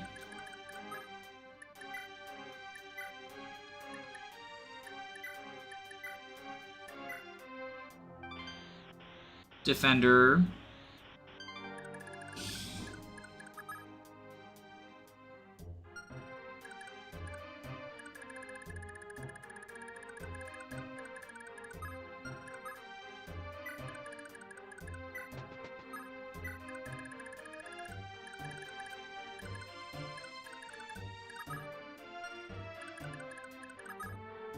Hilariously, we could have Lana do it. I think that would be very fucking funny, actually.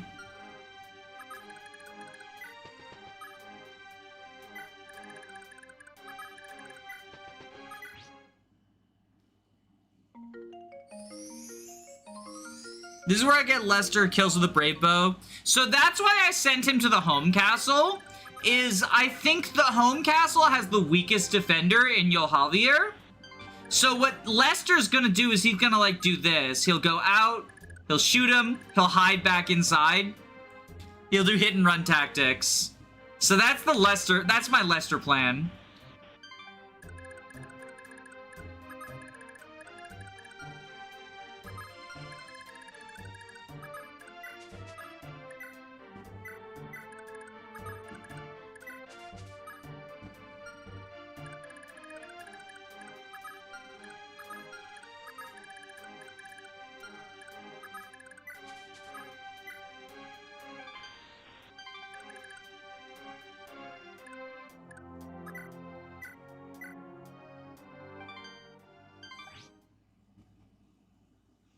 Is Julia just there for emotional support?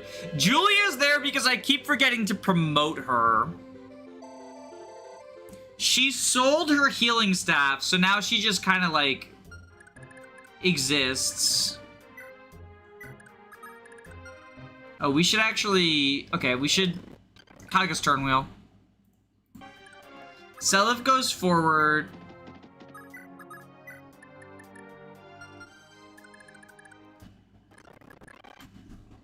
Kaga's turn wheel.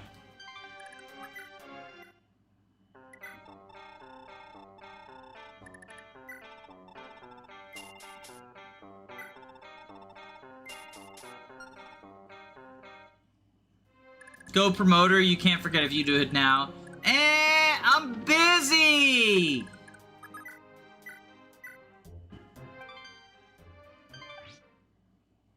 Julia, are you gonna do anything to help Selif? I don't have any staffs in my inventory, and I know there's a deploy limit on these maps. You could use Fival or Ares as a backup for Julia.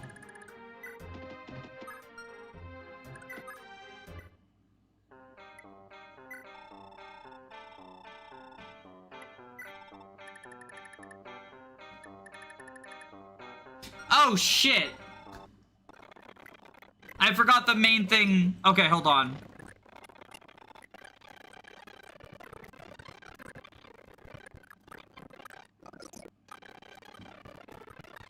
Big Kaga's turn wheel moment.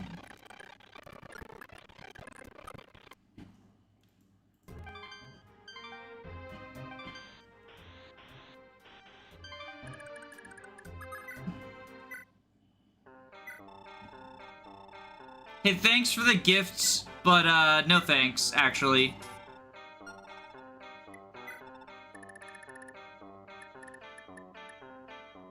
Ooh, what is the broken staff here? Is that sleep?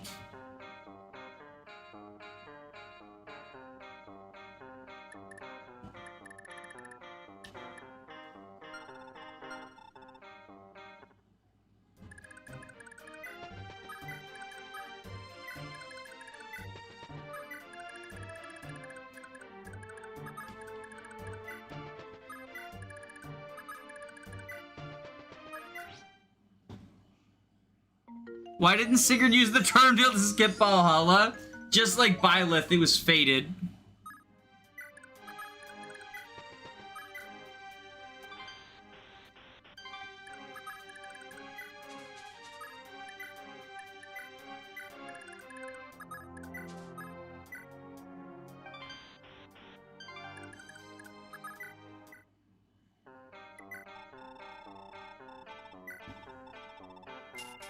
Canon event Freya the Spider-Verse. It was his canon event.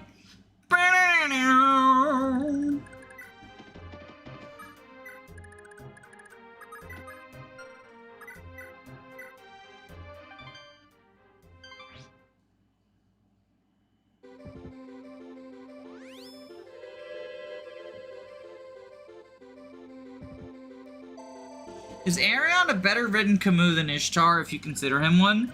I've talked about this before, but I think Arion and Ares are my favorite sort of like... I mean, I think they're my favorite, like, writing in Gen 2, but they're also... I also really like them just from the perspective of... They feel like them combined with... Oh, right.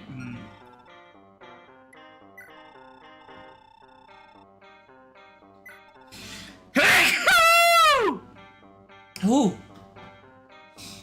Oh, you know what? We can sell the Thief Sword, actually. We probably don't need that. They feel like a pretty good deconstruction of the Camus archetype.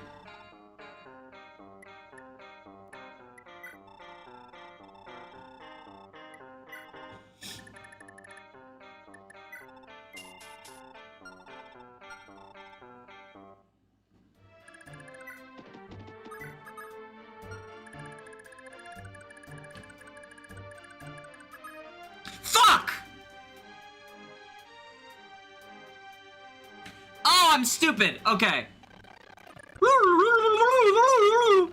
Big Kaga's turn wheel moment. Big Kaga's turn wheel moment. We actually have to rewind a lot of stuff. He has 9 resistance, not set, and Leaf only has 7 magic. No, not the Miracle Bracelet. It's his resistance stat.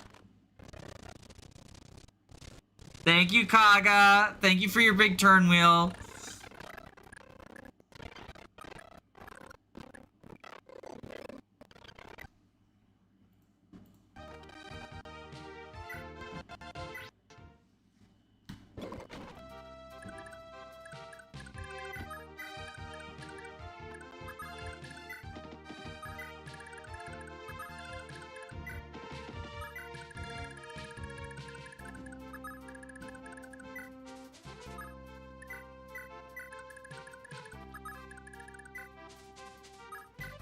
Julia's using the turn wheel.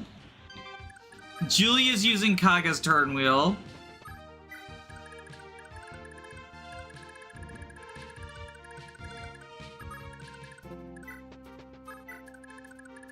Okay. We already made it through this cutscene. There we go.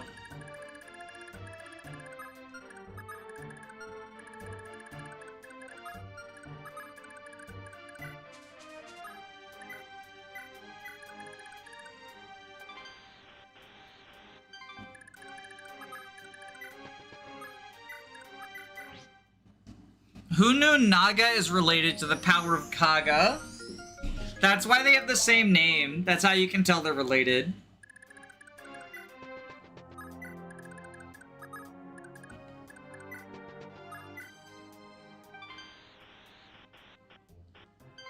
But yeah, so we're doing I'm planning on doing a funny strategy where we berserk Arion and just let him, like, go to town on his own men.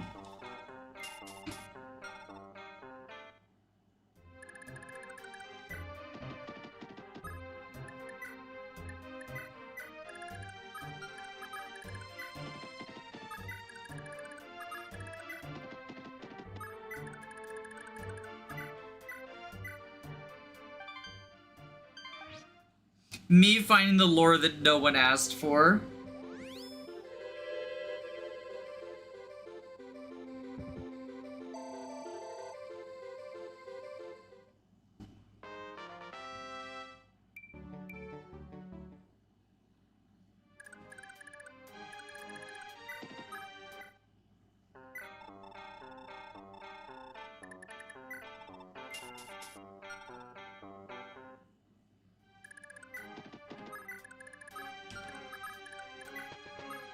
Alright, Charlo, you're gonna have to be on the front lines now, big boy. Make your papa proud.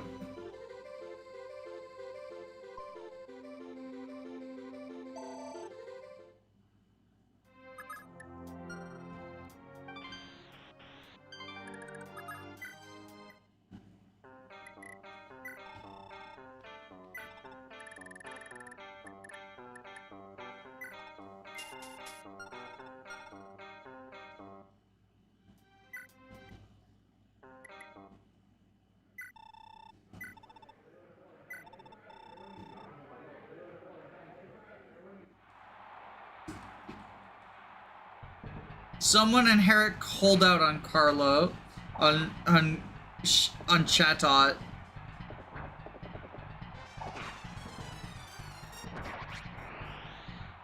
Is Corporate an FE5? Yeah, you rescue him and then Hannibal gives you a warp staff. It's actually the first warp you can get.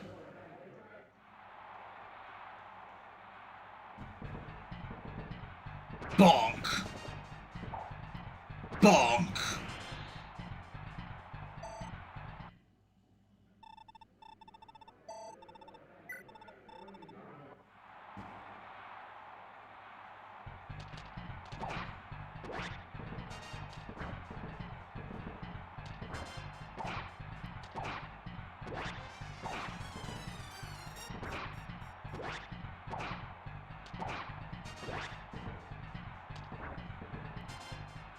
There we go. Okay. Good job, Hannibal.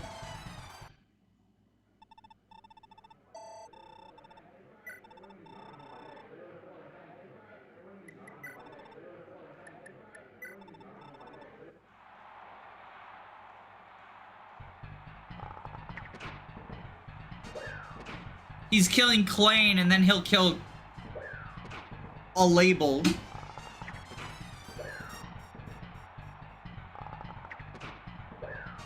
Yo, Johavier archetype. He uses bows so he's good in the arena. That must make him a good unit, right? Smiley face? Where's all the crabs for Hannibal? Where's all the crabs for Hannibal?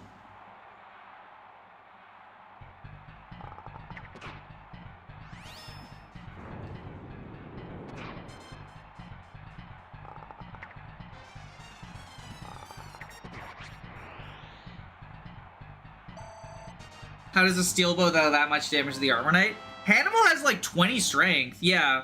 0% growth to Hannibal, our king!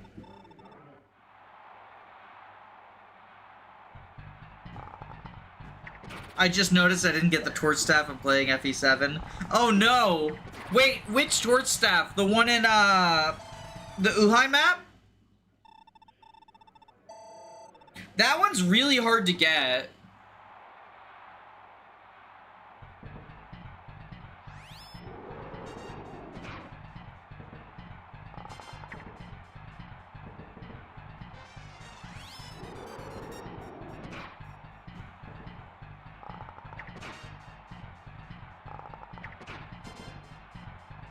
If we dodge, you're telling me there's a chance.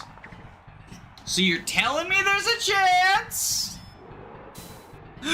So you're telling me there's a chance.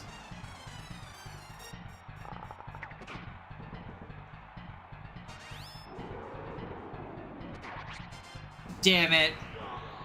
That is unfortunate. That is unfortunate.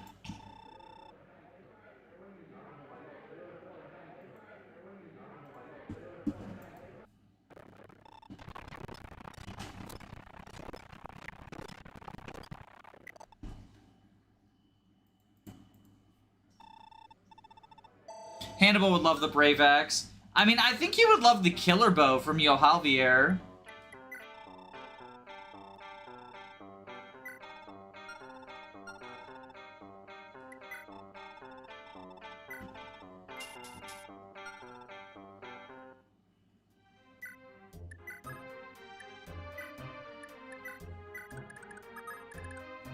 I love when we're the ones that proc Great Shield. I know, right?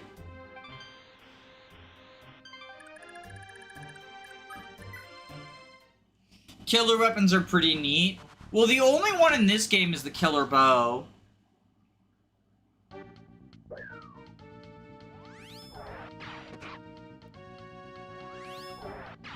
Corin doesn't like killing, which is why the killer weapons and fates are so bad. See, there's a lore reason, and people say the writing in Fire Emblem Fates is bad. And yet, we find all this deep lore that proves it.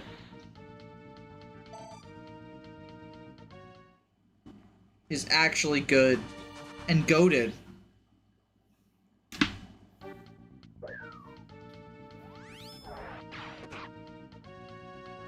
Binary adds the Killing Edge and the Killer Axe. Interesting. Binary has a lot of cool ideas. I haven't played it. I believe it has an English translation now, if I remember correctly. Altenna's crying over the fact that Fee's getting all these kills instead of her. But, like, Fee is just good. Like, look at this unit. Good unit. Magical Fee, I'm telling y'all, Magical Fee is the way to go. Everyone loves Dark Flyers in Awakening. That's basically what this is.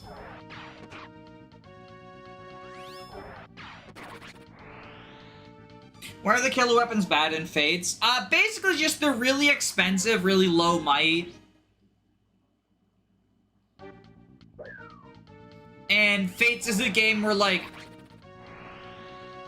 you can do crit stacking for crit builds, but there's so much you can do in terms of damage stacking that's just easier that there's not really a point to them.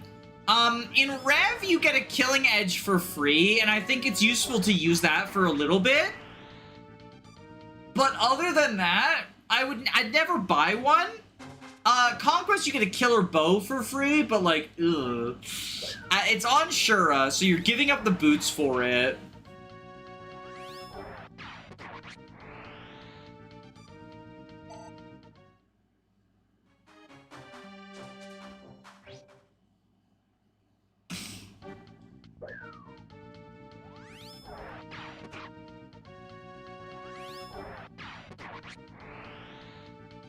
I guess it's worth noting that in Conquest, you don't get that many bows for free.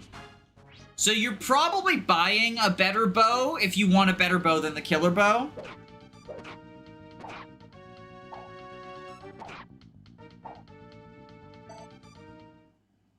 Oh, Altenna can get this promoted kill at least.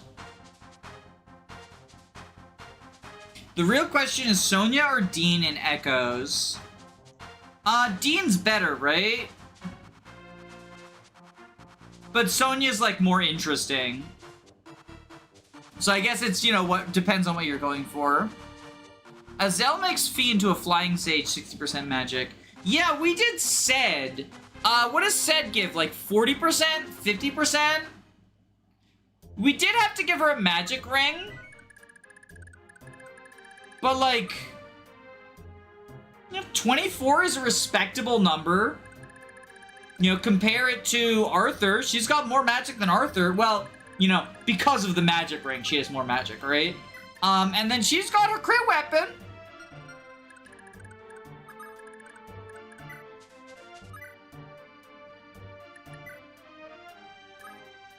Do we just Gaybold for 100%?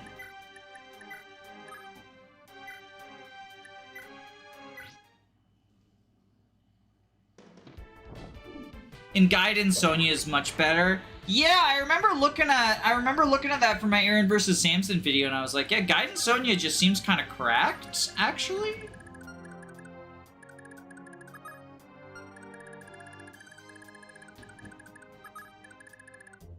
So these guys are gonna go for Sed and feed him his money. So he can start buying up the valuable staffs. And then these ones are gonna go for Yohalvier.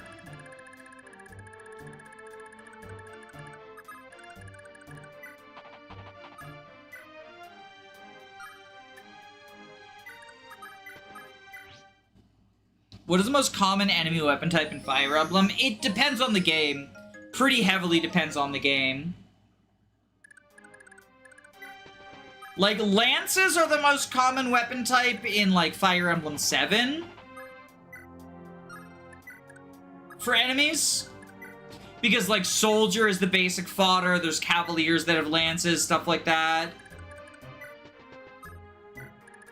But then you look at, like, Fire Emblem 1. And it's probably axes and lances.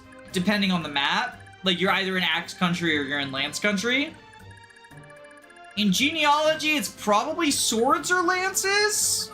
Because just a lot of classes have access to both of them.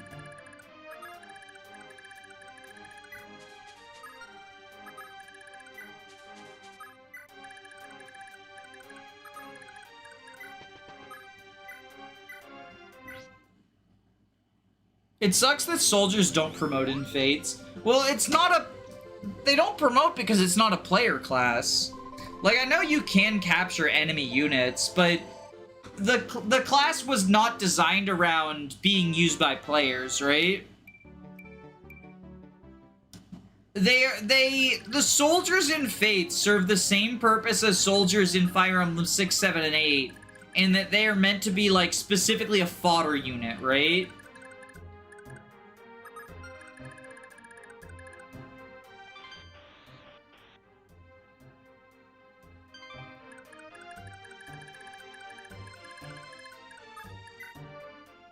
Arrow formation. How terrifying. They're gonna deal effective damage to all my flyers because they're flying in an arrow formation. They can learn the DLC skills like Aether, which is funny. Yeah, I saw that video too. Fuck, what's his name? The guy with the cord is his profile picture. Jimmy FE. I saw that Jimmy FE video too. That's a throwback. That is a video I saw a long ass time ago. I'm assuming that's where you're getting this from, if I'm being for real, for real. You ever, like, have a conversation with someone and you're like, yep, I've seen that YouTube video too. That's sort of where I'm at right now with that. So you go here. Dancerini.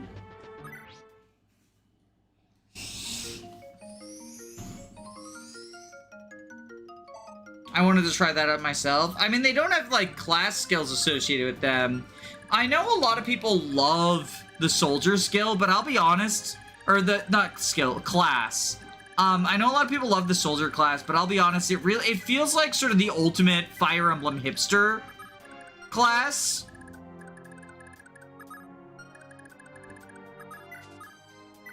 I think people like playable soldiers because they're rare. And because of that, you get so much, like, soldier bias around the shittiest units imaginable getting hyped up as, like, oh my god, this is the coolest thing since sliced bread. Nephany, Path of Radiance, is the biggest beneficiary, because she not only gets playable soldier bias, but she also gets cute girl bias. A lot of people like her as, like, the country bumpkin, right? And she gets gay shipping bias, because Heather has a crush on Nephany in, like, one line of dialogue in Radiant Dawn, so the shippers are like, these are the best fucking written characters in all of literature, therefore the best units. Because people often conflate a character I like with a unit who is very strong.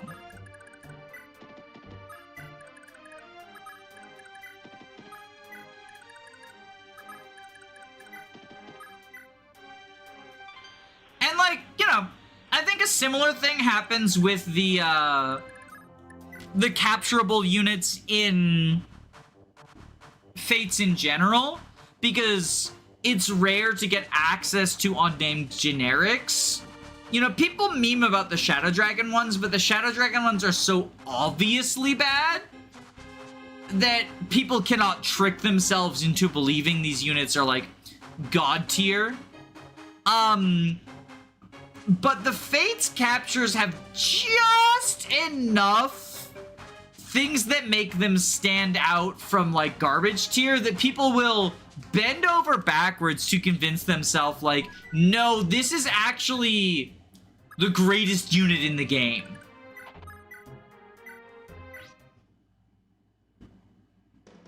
Why would I bother training Niles?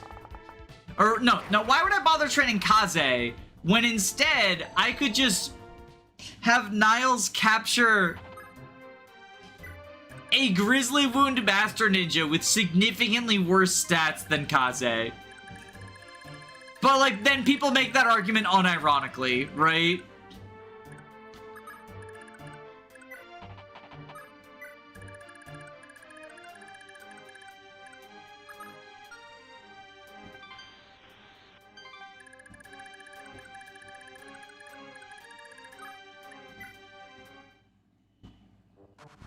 Rallyman.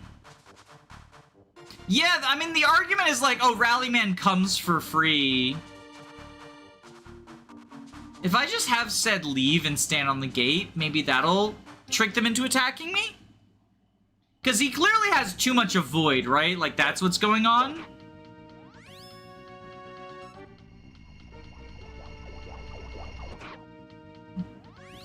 It's a hack that lets you capture every enemy in Fates. Oh yeah, like, going beyond the generics, the bosses? The funniest thing to me is the bosses who get hyped up as, like, capture this boss. When often, like, not always, but often, because it's the paralog bosses, right? Often they're like, oh, they're actually outclassed by someone on their join map.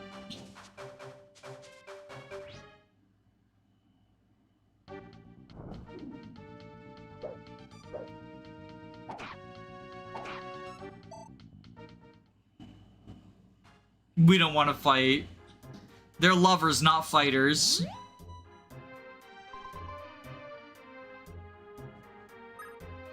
What if I give him slightly less avoid by, like, leaving here, right?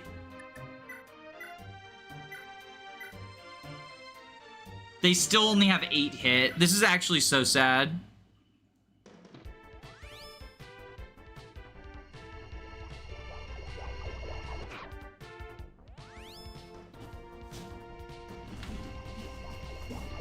He's just too good. He's just too good. No one talks about Daniela. Yeah, because Strategist is a bad class. Strategist is a bad class. She has mediocre-ass stats. I say this as someone who, like, I have the same name as her, right?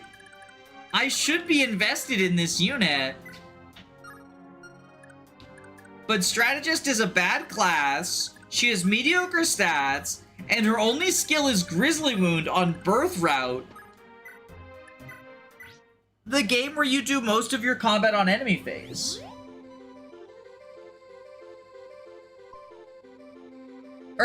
No, it's not Grizzly Wound. What is it, Poison Strike?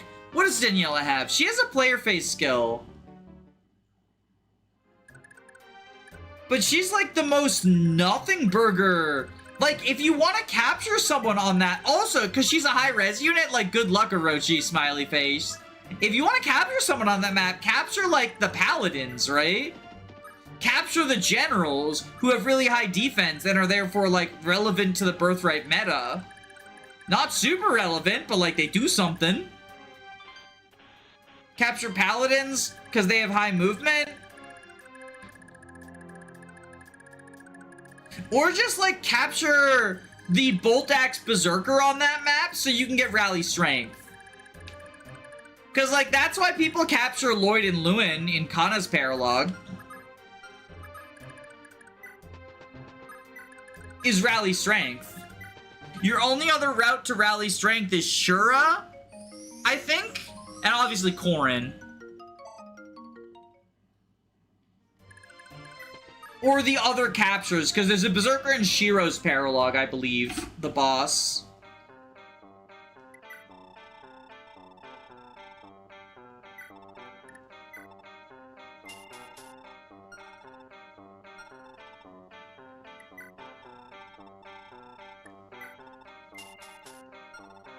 She has Savage Blow. Okay.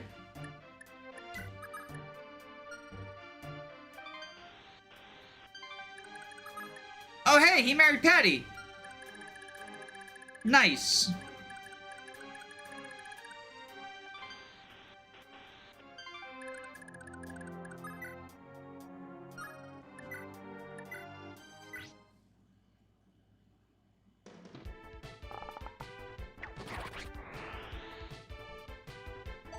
Who married Patty? Shannan. And Shannan is a unit that doesn't need much gold, so now he can, like, give the gold to Patty to enable my staff units.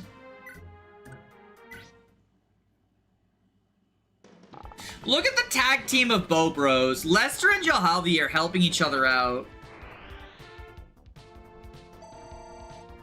Her offensive growths are pretty decent. 70% magic and 55% speed are nuts. She's also a promoted unit who joins after Scarlet and Ryoma, and she is not bulky and she is not in a particularly good class.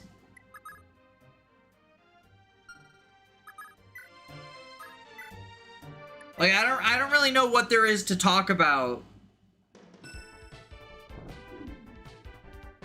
At the point in the game she joins, you know, joins in quotation marks, at the point in the game that you are able to capture her, you've just gotten one enemy phase god for free. You've probably trained up a couple of others. You know, pick your poison. Basically any training project in Birthright. You're done doing stuff on player phase for the most part. Like, I know it sounds super reductive, but this is just kind of how Birthright works once you enter the mid-game.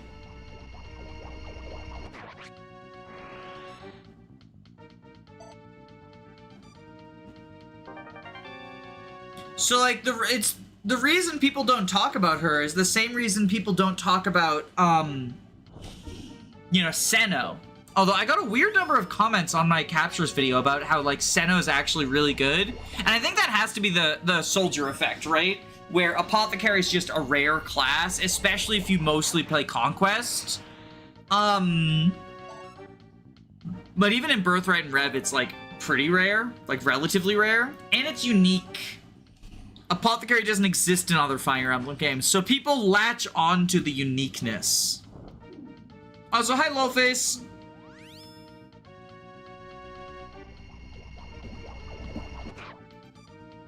The other thing, I actually want to see, because you mentioned Daniela's growths, but, like, are her bases even any good?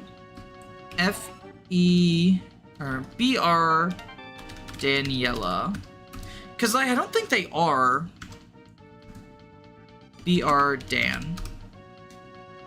Daniela. Yeah, she has 14 magic base. So sure, that 70% magic growth is cool.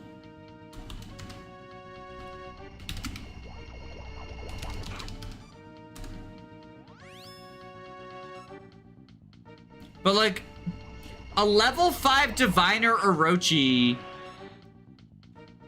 has 9 magic base. Daniela is 26 for the purpose of the Fates experience formula. She's considered to be a 26 promoted unit. So, really high growths. It's Corel all over again. Really high growths. Well, in 2 stats. Well, in 1 stat. Because let's be honest, 55% speed, that's fine. But it's not what I would call high at this point, right? I guess I would give this comparison, right? Hana. Birthright Hana has a 75% speed growth. Sorry, a 75% strength growth. No, 75% speed growth and a 65% strength growth. And Hana is not considered a particularly good unit. And Hana gets levels a heck of a lot faster than And joins much earlier and therefore is able to be, like, trained up during Mozu's paralogue, trained up on the stationary armor knights in chapter 7 that are basically designed for her because you get an armor slayer. Trained up against the tons of stationary enemies in chapter 8, the desert map. Like, in 0% growths, we got Hana to, like, level 15 or something by babying her. Because, like, she just exists at a point in the game where she can be, and we thought it would be funny. You're not wrong. Sakura is probably a better strategist. Yeah, with Jacob marriage, yeah. But even then, like, I think bulk is so much more important than offense in the mid-game of Rev. Because you just get wave upon wave upon wave of reinforcements. Honestly, I mean, there's a reason everyone says, like, Rinka's the best mage in... I said Rev, I meant Birthright. Birthright just shovels wave upon wave upon wave. Like, it's that one last promise map, right?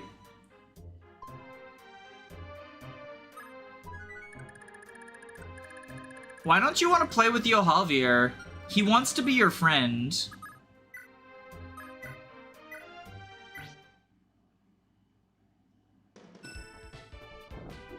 I see there was a poll recently for Finn from Thracia 776. I hate indoor maps.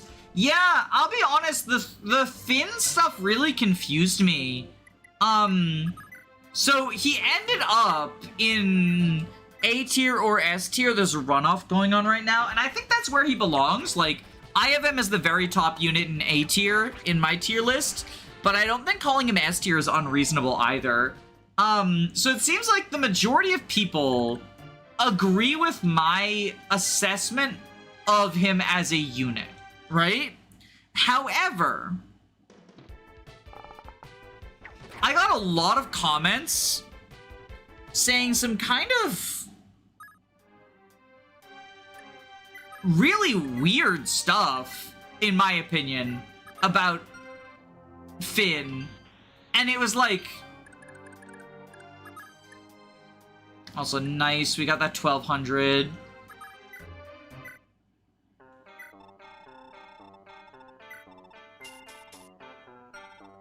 Finn's growths are really bad. He falls off long term, which I would say citation needed.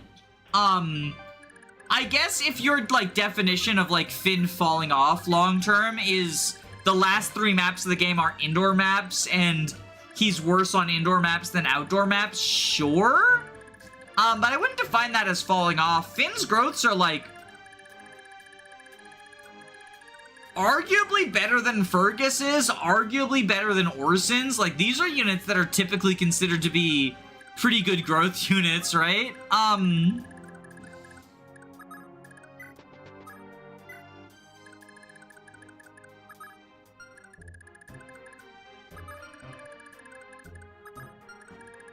Put you here. Put you here. I want to do something very funny. It's relative. Like, Arion's one of the harder bosses in the game, but it's still relatively trivial to take him on. But I want to do something very funny and berserk him into killing everyone else. I think that would be quite humorous. And then I saw people say, like, oh, you know, Finn is bad because he misses Manster, which, like, let me introduce you to the entire rest of the cast, right? Like, I think there's sort of this mindset that in Thracia, you play the Manster chapters, and then you warp skip the rest of the game. And not only is that, like, obviously the most boring way to talk about a game, but it's also, like, that's not... They've come at last. Move out. Whether we win or die, we have fought for our fatherland's name. Wyvern Knights, descend upon the enemy. That's, like, not possible.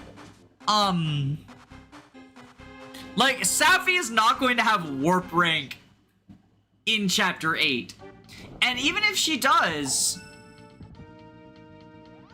you have such a limited use of warp at that point.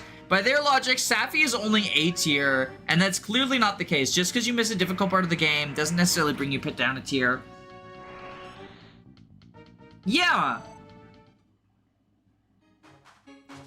I mean, I think a lot of it just comes from... There's that fucking mecha talking point, that, like, after the Manster arc, combat doesn't matter. And I disagree. Partially because I also don't think Manster is a super combat-intensive portion of the game. Chapters 4, 4X, and 5 are, but 6 and 7 are movement-heavy chapters. You know, and then you get to Chapter 8 and 8X, those are combat maps. 9 is a movement chapter. 10 is probably a combat map. 11 is kind of like a puzzle map. 11X is a combat map. 12 is... It can be either a combat or movement map, depending on how you approach it. 12X is obviously, you know, a puzzle movement map. 13 is probably more movement-oriented. 14, combat. 14X, movement and combat, I think are, like, both equally important. 15, I'd say 15 actually is a combat map, because... if you want to save the villages, and if you want to get, like, Shannan and Astra and stuff, you're going to want to have some combat units prepared. And then, like, the route split, it depends on, like, which chapter, but I would say really only the forest map is a movement map. 18 is a big combat map. 19 is a movement map. 20 is a combat map. 21 is a combat map.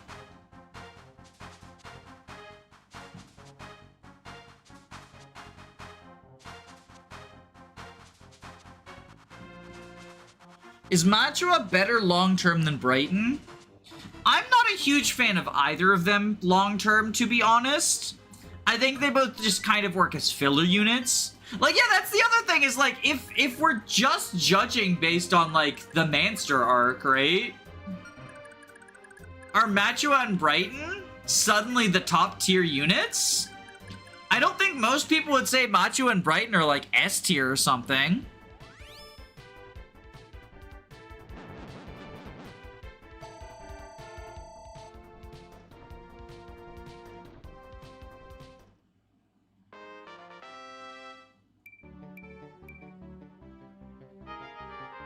The Berserk staff woke the dead.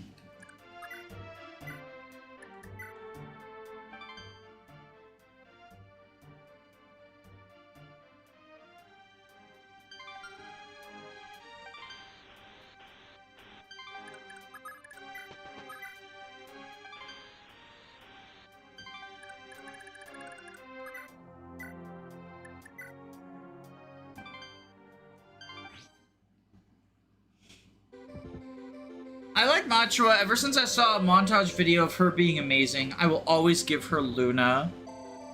That's fair, you know? 3 is just one of those games that I feel like it really pulls out that part of you that, like Skrunklies, right?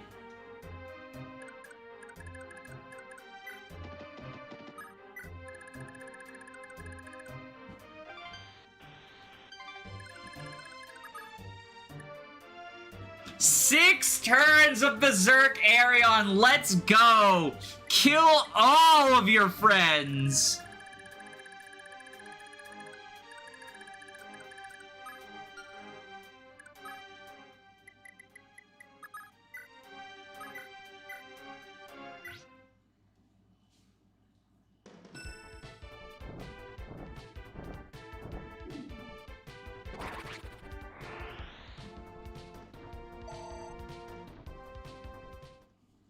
I put Finn at A because, like, almost every cavalry lance units, they kind of suck indoors. I'm glad that you brought that up, because that was the other thing that I was gonna say before I got distracted, is I saw a bunch of comments saying, like, Finn is dead weight on indoor maps, and I have 2 responses to that. The first is that because of the fatigue system, I think that having a unit who's really good outdoors but bad indoors is not a huge deal, because you take maps off anyway, right? I usually don't field Finn on indoor maps because he's much better outdoors, where he has his high movement, he has his full stats, he has the Brave Lance. But that being said, I think the people who say Finn is dead weight indoors, I would question how many of them have actually deployed Finn on indoor maps. Because it's easy to forget he starts out only 20 weapon experience away from having C-rank swords. And yeah, there's a stat penalty, but it's not a particularly severe one.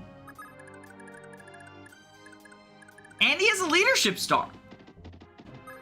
I think the main reason that I don't deploy Finn on indoor maps is because he's better outdoors and you gotta take some time off, right? It's the same reason I don't deploy Safi on maps where I don't need to do high-level staffing. It's not that she's not good at clicking the heal button. It's that refreshing fatigue on turns, or not turns, on chapters where a unit's skill set is in less demand, is just part of managing the fatigue system. If you saw a unit is nerfed indoors, why would you use them there if you have the option not to? I mean, I think if fatigue weren't a thing, I would deploy Finn on, not all, but a large number of indoor maps. Because he builds up his sword rank then, right? I wonder what everything's about Glade. He's like Finn without the power to use the Brave Lance. Same with Kane and Alba. So he joins a lot later. He can't use the Brave Lance, and I believe... So he doesn't have, he doesn't benefit from Leaf support. He gets Selfina support, which I think is worse because, I mean, having a support from the unit who's always deployed, I think is better. But also, so he has a leadership star. Does he have worse sword rank? I have to double check on that. I do think he's worse though. I think he's actually a fair margin worse. He also doesn't have Miracle. Which Miracle is a surprisingly good skill on Finn, because he can push it up to a 90% success chance. And Miracle affects all combat for the round of combat. All attacks. So if you are getting hit by like a brave weapon that quads you, and you proc Miracle, you dodge all 4 attacks. Let me look up Glade real quick while enemy phase is going on. FE5 Glade.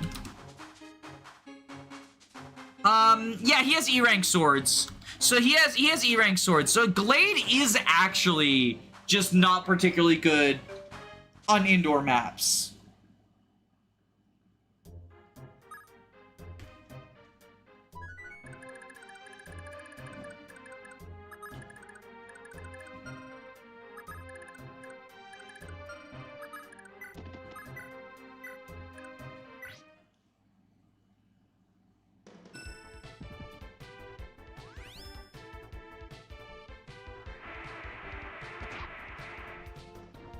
Miracle is just good. Yeah, so Miracle is luck times 3% to proc on a lethal attack. And it makes you dodge all attacks in that round of combat. Finn, with the Brave Lance equipped, can reach 30 luck, which gives him a 90% chance to dodge any lethal attack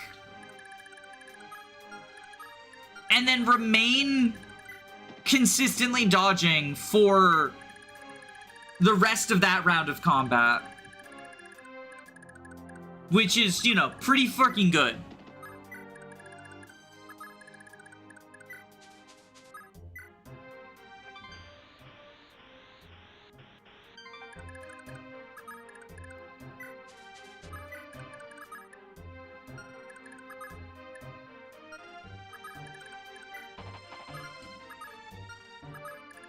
Oh, we are so close to promoting Lester. Speaking of which, Kane and Alba probably exist to replace Finn and Glade if they died. I don't think they exist to do anything. I think Cain and Alba are a pretty obvious set of joke units. They are sort of a parody of Cain and Abel.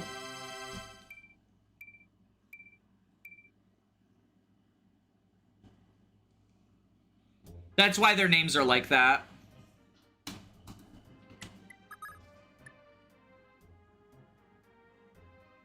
That's pretty good.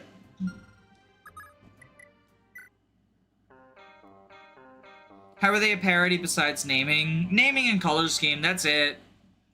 You know, just two shitty cavaliers who show up with the same names or similar names and the same color scheme.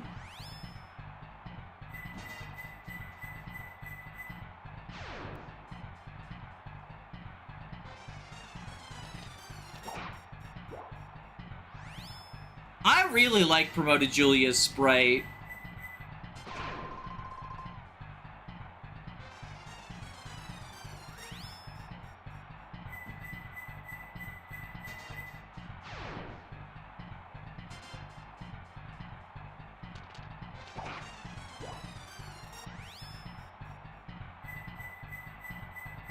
In Japanese, their names are identical and they have accents added. I think that, so the reason I say it's a parody is Selfina's sort of like positioned in a what would be a more traditional Lord position for like a narrative that isn't about Leaf being the underdog constantly running away, right? And so those are like her Christmas Cavaliers, right?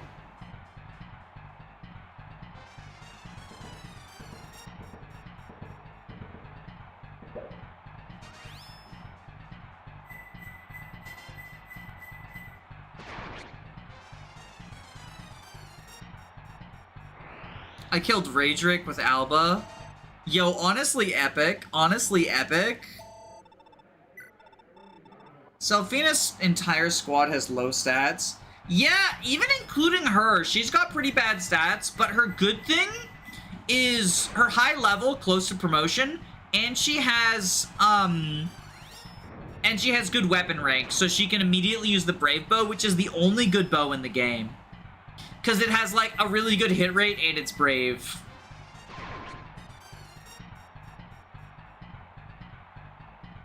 Selfina archetype. Characters that come with a second pair of Christmas Cavaliers. Her and Zealot. Vander. And Vander. Vander comes with his own pair of Christmas Cavaliers. Because Claude and From are Vander's Christmas Cavaliers. You think the FE4 remake would make a Gen 2 Christmas duo? Probably not. I don't even know who you would turn into them, right? Gen 2 is much more about the pairings being sibling related.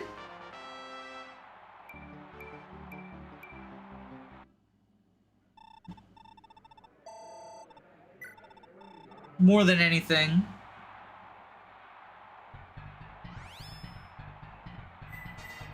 I do think if they ever remake this game, which, like, you know, I have my video talking about why I don't believe the quote-unquote leaks and rumors.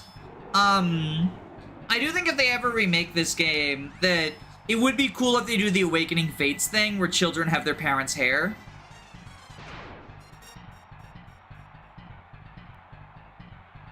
Or maybe make it, like, an option. Ayra's kids could be Christmas colored. Yeah, I guess they could do that, but, like, I don't really see the point, right?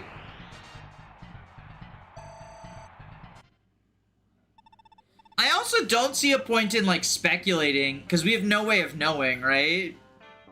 I don't know, maybe that's just me. Maybe it's because I'm old. I'm interneted out.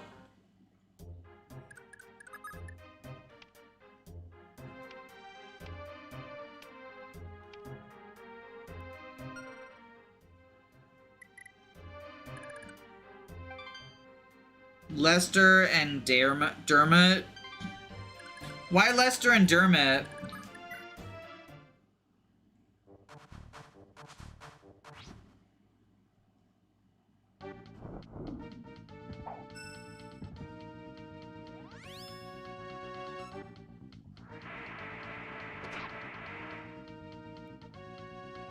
My berserk strategy didn't pay off because I couldn't evacuate in time. But we did at least get Charlo a level out of it. And that's all that matters.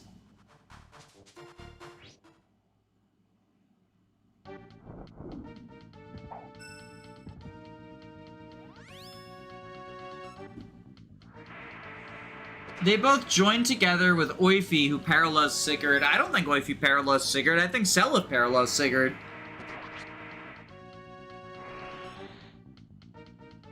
Alec and Noish can be their dads. I mean, sure, but Alec and Noish can also be like, you know, Arthur and Ced's dads, right? Should they be the Christmas mages?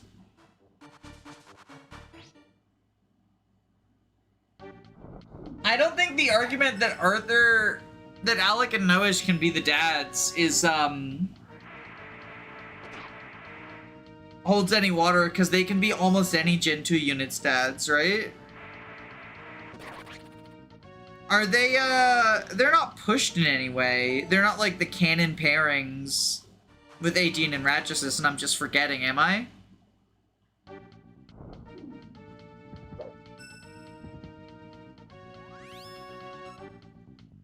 Because I know Alec has, like, a Sylvia canon pairing. Noish doesn't have any, does he? Or does he have, like, a Brigid one?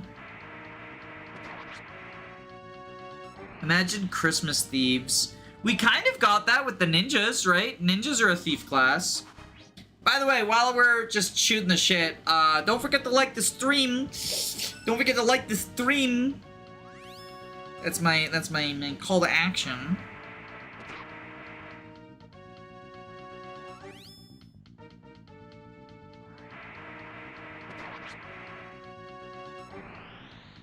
Noish can talk to Lachesis and Erinus. But that's not that's not Lester though. Lester is Edain's kid.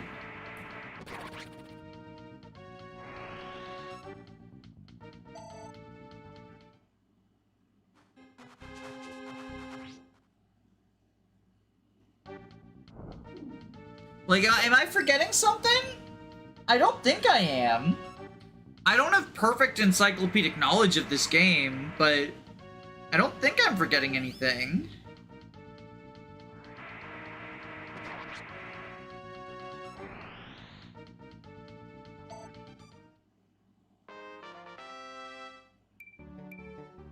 Capped Arthur. Well, my berserk stuff was certainly well spent, right?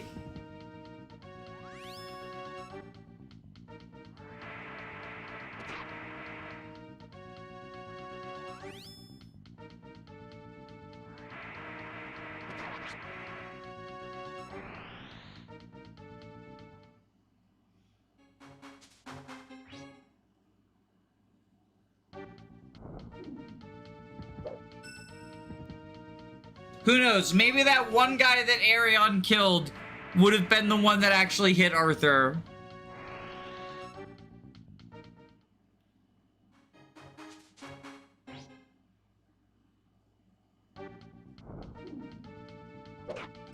Nope, that guy hit Arthur instead.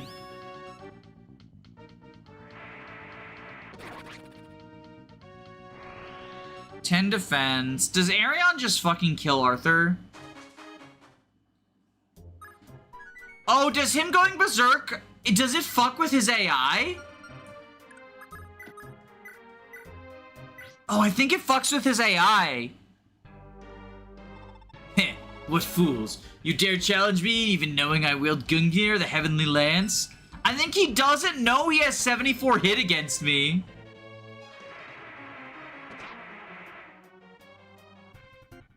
Get wrecked, loser.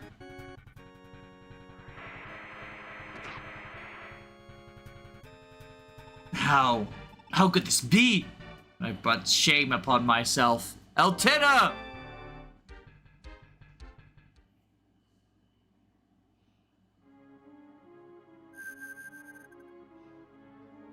Arion, this place will not be your grave, I forbid it. Join me.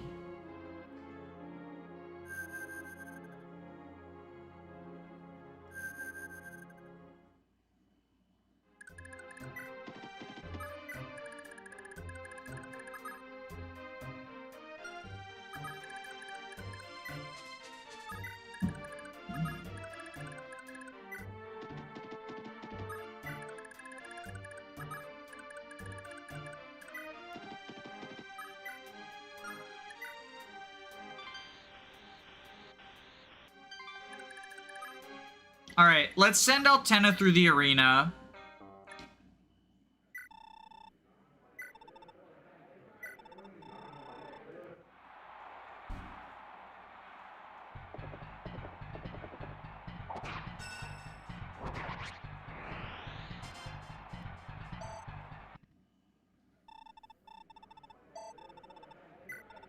I need to figure out who I'm giving the last couple of villages to, TBH.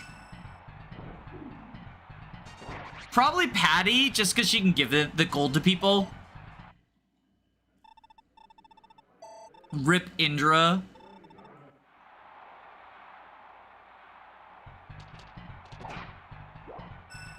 If Lester can make it through round 7, that would be really epic, because it means we can promote him. But otherwise, we can promote him next map. Like, it's not that big a deal.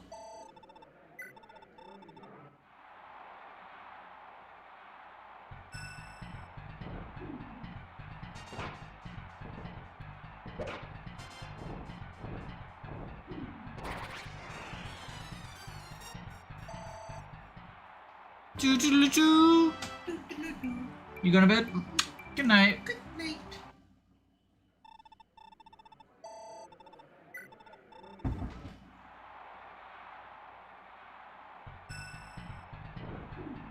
Who's your favorite arena unit? I don't really have one, TBH. I think you just use whoever, right? Like, you try to get everyone through the arena.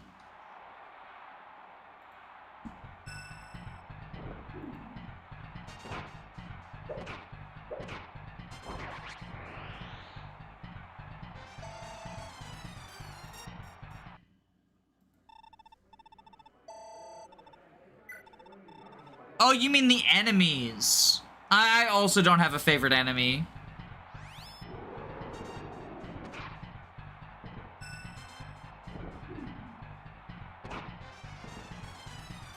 Dodge?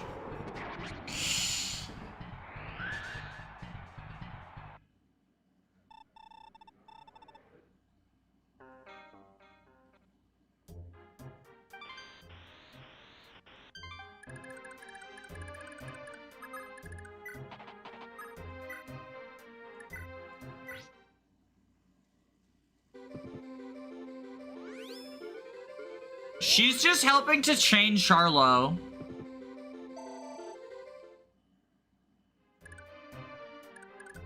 Obviously.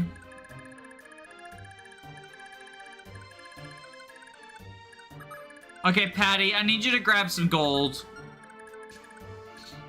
1, 2, 3 villages worth.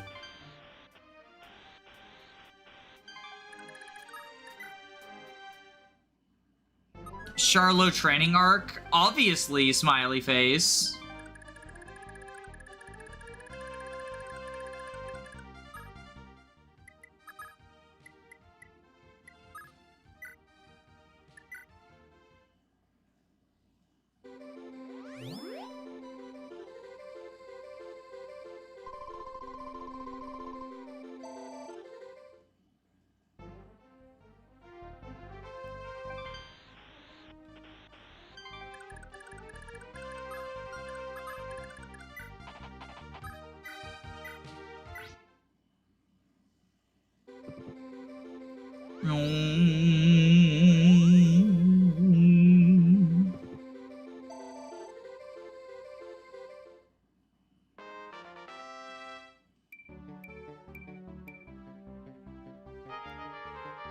The return staff woke.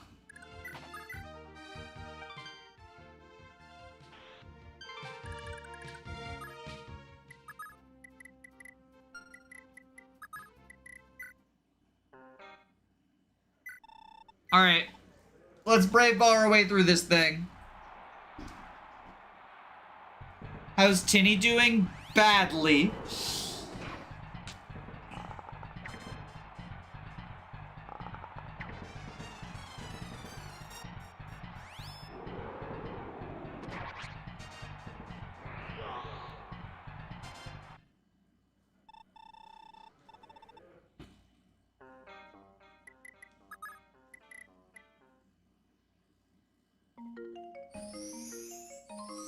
Fun fact, if Layla dances in the home castle, she refreshes every unit in the home castle.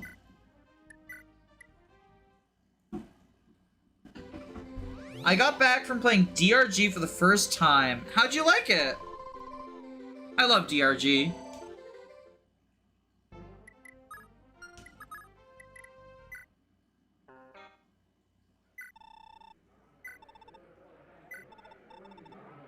We just need to dodge 160% tornado to kill this guy. This guy is faster than Altenna. It's very fucking sad.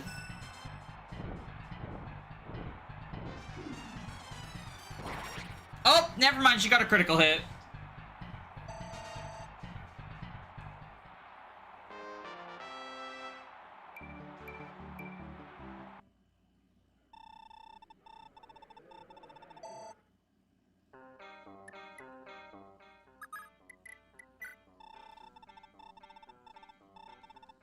Pursuit unlocked.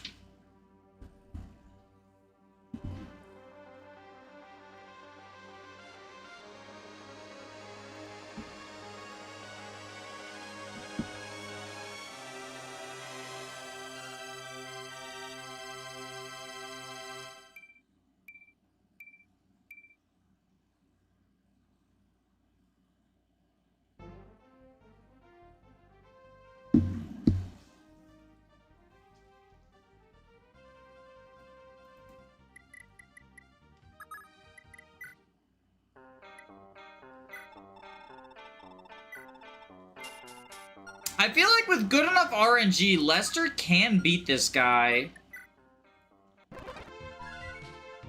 Let's give him a chance. It wasn't all that long ago that the region here was under House Leoncer's rule. Oh, what a peaceful time that was. As soon as the last war was over, though, the Thracians pounced on us like a starving cat.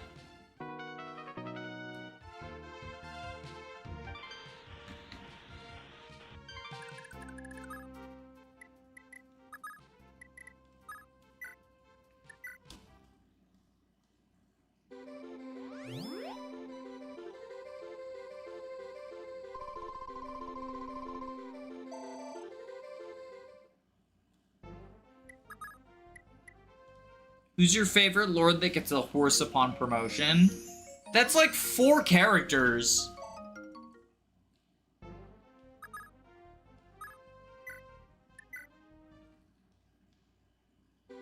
That's like 4 characters. What are you talking about?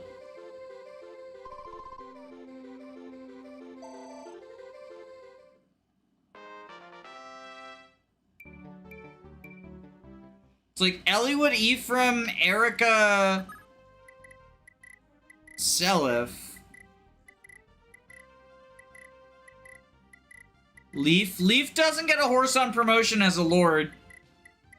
He only gets a horse in FE4.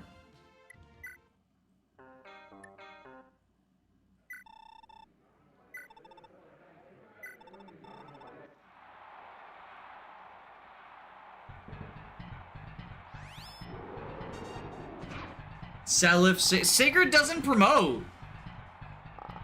Sigurd doesn't promote, he just starts out mounted.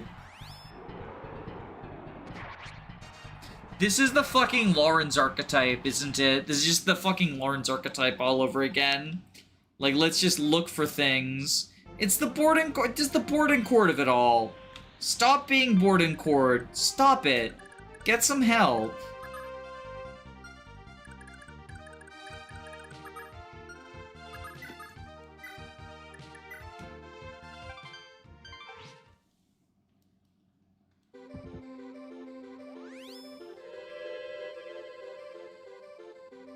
Corrin and Conquest should get a mount to match the rest of the Nor Royals. I don't think so.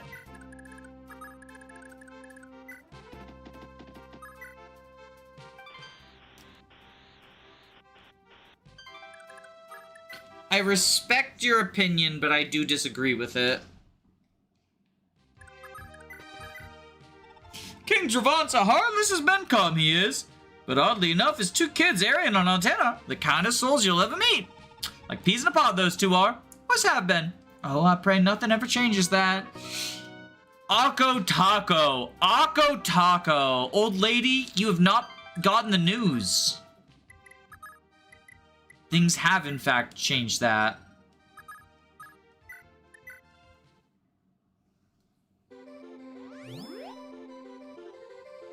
Do you ever want to dismount with Seliph?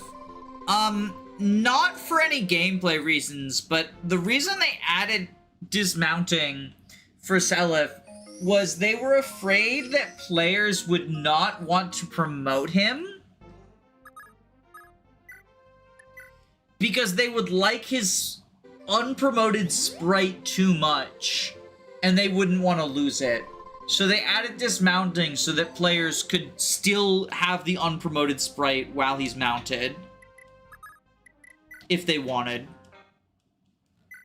True story, that's what Kaka said. In like a magazine or some shit.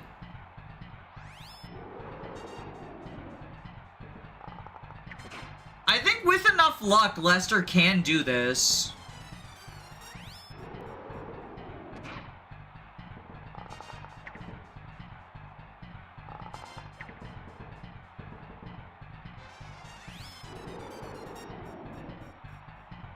Why wouldn't they give dismount to Leaf? At least that could have tied into FE5.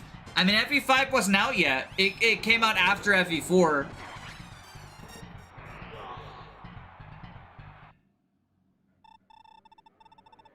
His unpromoted sprite is not that good. Leaf or Seliph?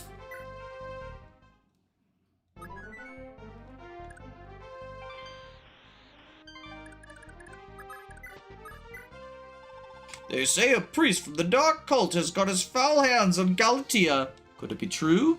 Make no mistake, I know well the life King Trevant is trying to crawl free of, but to allow a fell agent of the Lopter Church to run free of his country, how could he make such a foolish choice? Accept this here barrier ring, and with it, please save our beloved nation. Faval crying in the club right now. He wants that barrier ring so bad.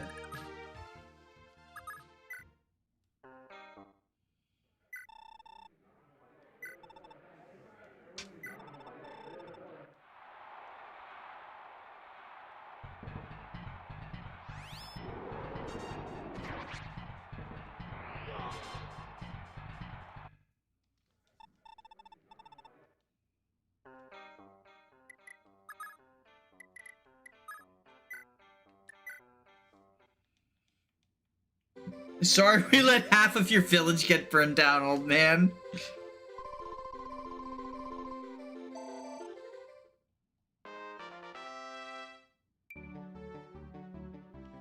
Seliph, I mean, his unpromoted sprite is not that cute to be missing it because of the horse.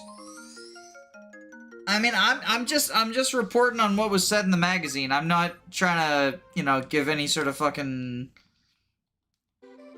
opinion or ranking or whatever. Like, whether you agree or not, that is the reason that Kaga cited as being why Seliph can dismount when others cannot.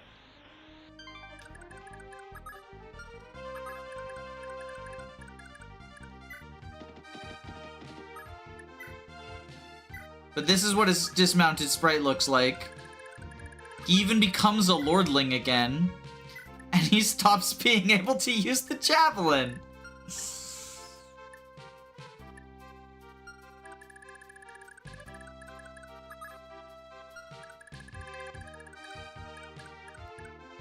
For, you know, reasons, I guess. Okay, Seliph can talk to Hannibal. Finn can talk to Altenna. Hannibal can talk to Altenna. Alright, where's Finn at? He's all the way up here.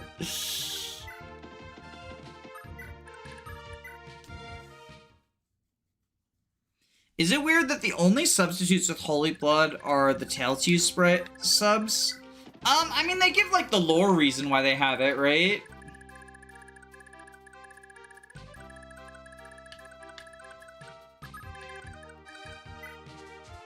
that's just like a regular sprite. I think that because, like, in Japan, right, you know, the sort of softer heroes tend to be more popular than the, like, macho manly man ones. They didn't want people to have, like, buyer's remorse for making Seliph less soft. And, like, that's fair, you know? So it's a cultural difference. I think they're, you know, they're allowed to, you know, have that opinion or whatever. That's just, like, your opinion, man.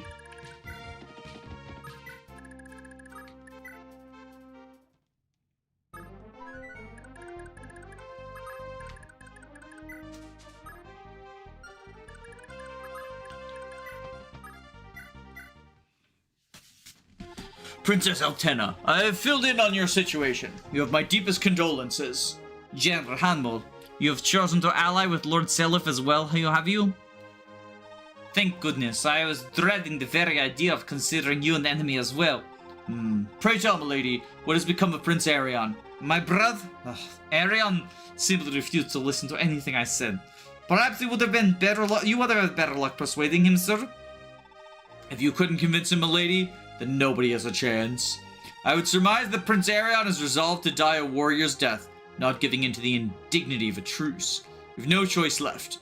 But sir, I know how you feel, milady, but some men like Arion are stubborner than mules. Most likely, Prince Arion will never wish to reveal such perceived weakness before you. Please understand this, at least, milady.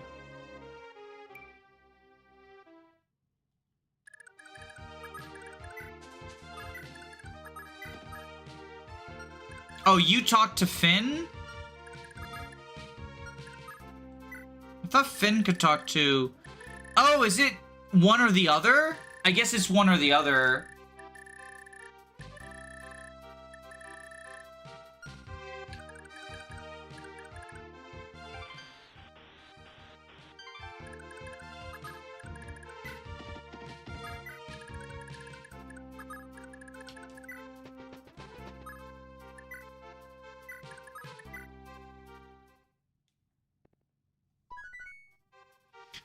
Well, we'll show off Finn's then, yeah. Let's show off Finn's.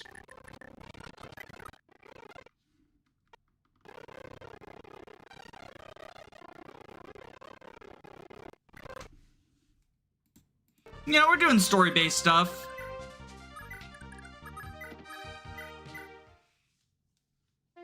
Pardon me, milady. I am Finn, a knight of House Leonstar.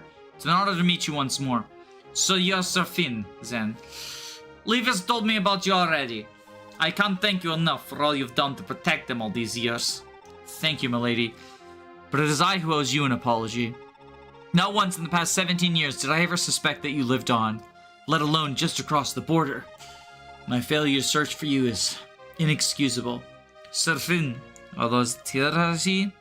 Why are you crying? My apologies, milady. You shouldn't have to see me in a state as this. Hold a moment. I remember something. Yes, I was incredibly fond of you. And I always sought your attention, didn't I? That's right, Sir Finn. My lady, I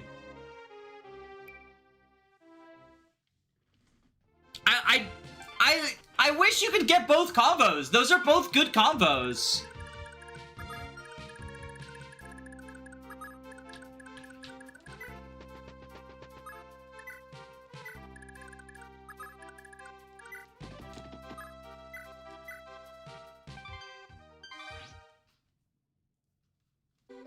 They're not related at all. Yeah, they're not even like one of them is about her brother and one of them is about, you know, Finn, right? And, you know, his guilt and stuff.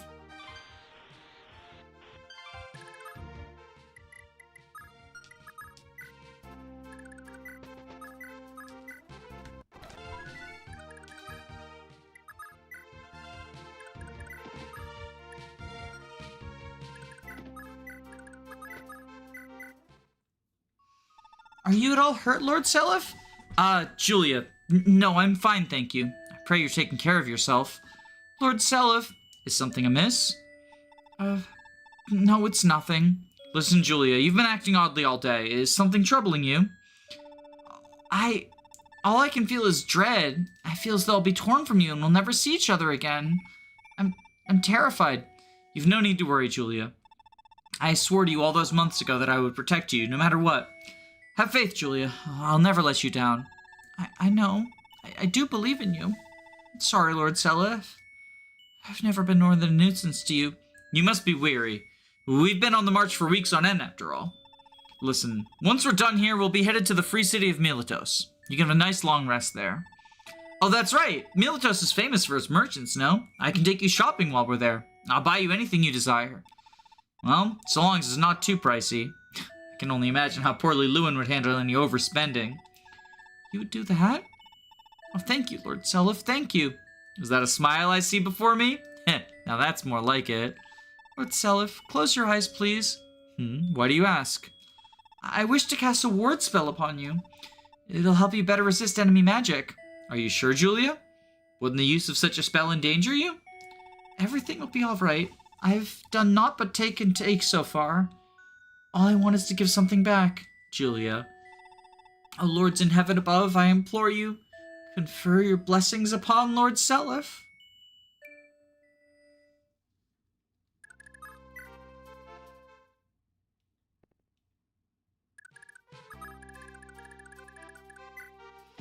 I just don't know why Seliph is the only one who can dismount. We actually literally just got done talking about this. Kaga has said in an interview that they were afraid that people would not want to promote Seliph because they would get attached to his sprite as an unpromoted unit.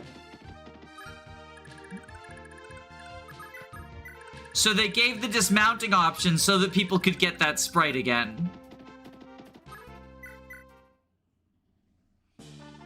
General Hannibal, it's an honor to meet you at last. Please accept my apologies for engaging you in such a pointless battle.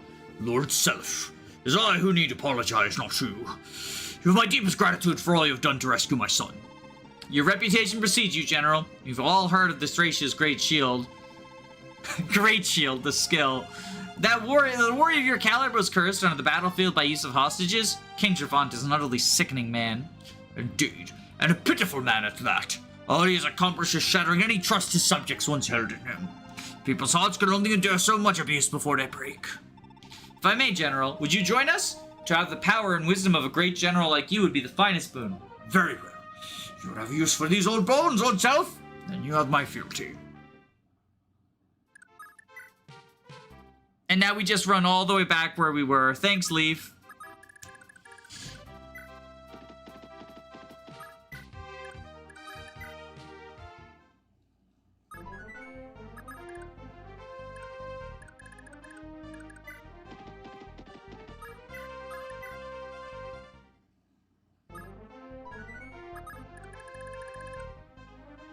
But Julia has a talk with Seliph. Rewind the VOD by 5 seconds.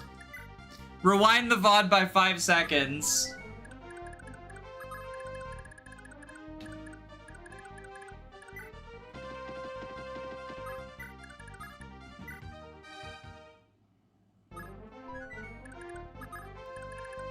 That was the foreshadowing about her kidnapping, right? She had like the premonition or whatever, basically.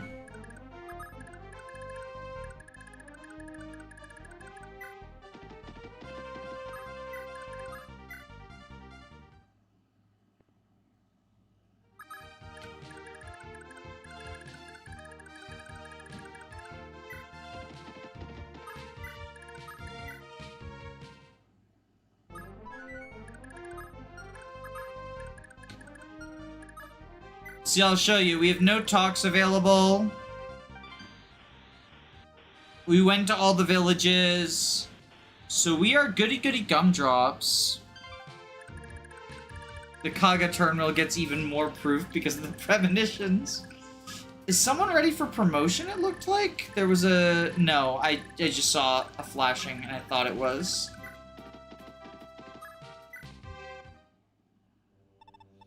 Say, Lewyn, did my eyes deceive me, or did Arion really vanish like that?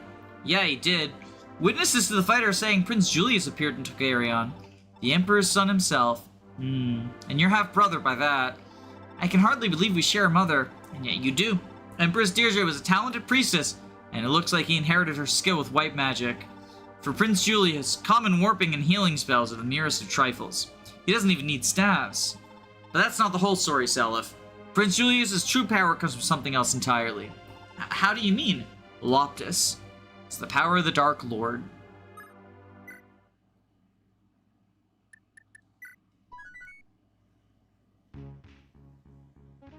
Lewyn, or is he really Lewyn? He is not Lewyn. That is Forseti possessing Lewyn's corpse. With Thracia under the Liberation Army's control, Seliph wastes no time embarking on a march, straight towards the canvas of his main goal, Granville. On the road to the Empire, he crosses into a territory at its south, the Melitos region. This collective of cities was once a free economic superpower, home to the vast riches, trade, business, and aspiring merchants. But what Seliph's companions find is a withered husk of its former self, suffocating under the Lopter Church's oppressive rule. Castle Kronos is the command of the self-proclaimed Queen Hilda, whose seemingly inhuman displays of cruelty condemn countless citizens to gruesome deaths by the day. The Lopter Church's own Archbishop Manfroy dwells at Castle Melitos, from where he appoints Bishop Morrigan, stationed at Castle Rhodos, to orchestrate the ever-relentless child hunts throughout the region. Wealth, liberty, hope, even life itself, all turn to dust in the people's grasp. This twisted cult continues to make sacrifices out of civilians, one by one, with bodies piling ever higher at their ritual altar. Seliph refuses to leave the region in such a sorrowful state. Following a fierce battle which sees the liberation of the free city Plutarch, the soldiers of the Liberation Army are hailed by the masses with exuberant cheers amidst the Empire's retreat. Endless days spent gazing towards eclipsed skies came and went, but now, with the Liberation Army's arrival, the people of Melitos' long-lost hope has at last returned. I like how there's just like a fierce battle that happens off-screen.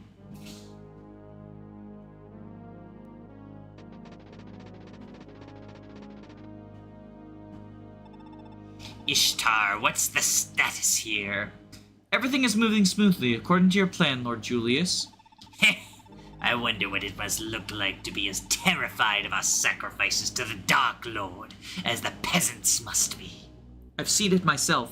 Knowing their children are doomed to the stake nigh drives them mad with grief, particularly the mothers. Magnificent. Now let them learn the true meaning of despair.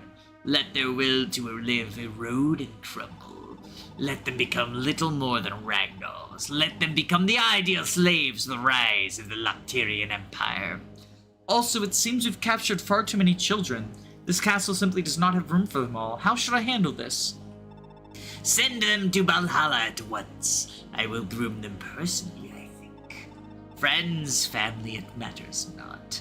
By the end, they will despise each other, ready to kill their own in power's name. Only the fittest will survive, and these fittest will become ideal citizens of Loptis' new world. But, Lord Julius, what of your father? What of Emperor Arvis? The Emperor refuses to allow any child hunts under his watch. My father? My father is not worthy of fretting over Ishtar. I will persuade him easily. Lord Julius. Ishtar, where is his highness? Oh, mother, the prince just departed for Valhalla. He did he? You know, Ishtar, I dare say the prince has quite the love for you. I'm already hearing wedding bells ring. I don't... Open your ears, Ishtar! Frege is by far the most esteemed of Granville's noble houses. And I, like the Emperor himself, am of House Valthamir. There's nobody in this land who could ever be more worthier to the prince's hand than you. As you say. Now then. Oh, we have more pressing matters ahead. Those rebels. The murderers of my dear husband and son are coming your way, Ishtar. Not only that, they dare to seek Ulster from us. Never has history given Frege a more dire enemy than Seliph, his father, and all of his kin. I shall await them here at Kronos, that I may give them the welcome they deserve. You've run around to Miltos. After all, those brats won't arrange their own journey to Valhalla. Yes, Mother. Your Majesty, the mages are in position. However, we have a slight problem.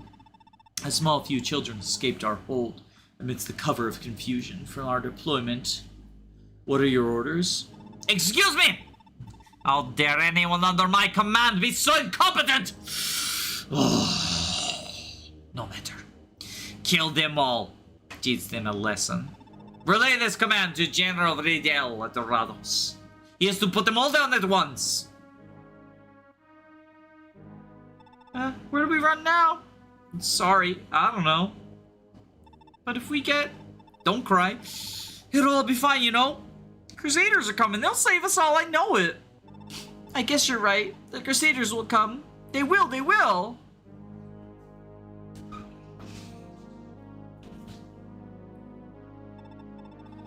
General Riddell, we've got orders for you from Queen Hilda.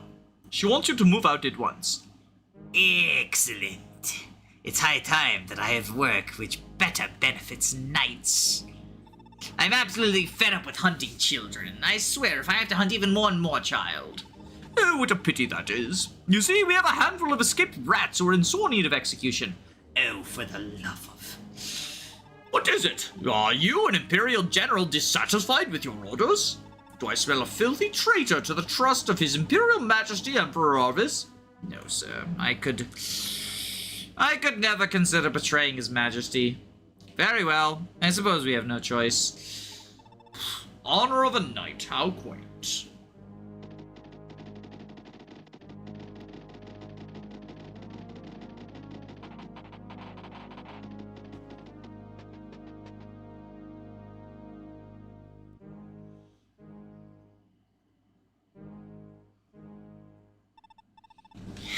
Princess Julia, at last I've found you.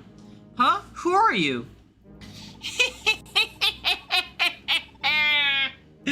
The shock stripped you of your memory all those years ago, did it? Perfect. Now come. No! Take your hands off me!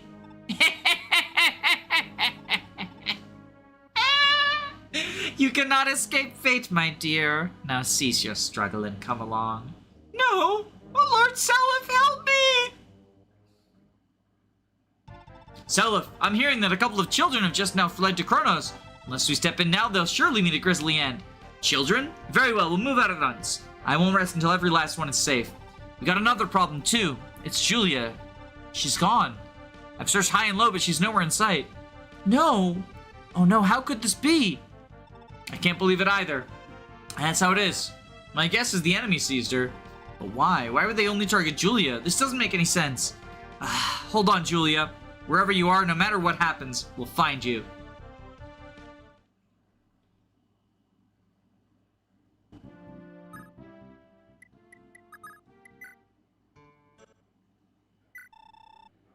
Alright, Lester, go to the arena, buddy boy.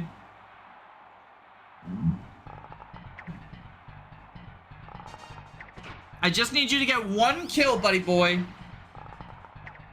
Please? He's promoting, baby! Promotion time for our best boy.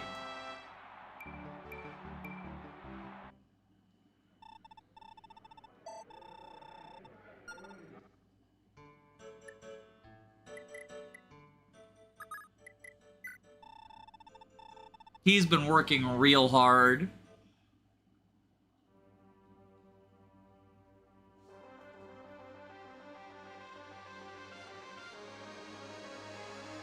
My favorite part was when everyone said it's tierfing time and they tierfed all over the place. Bum, ba, na, na, na, na, na.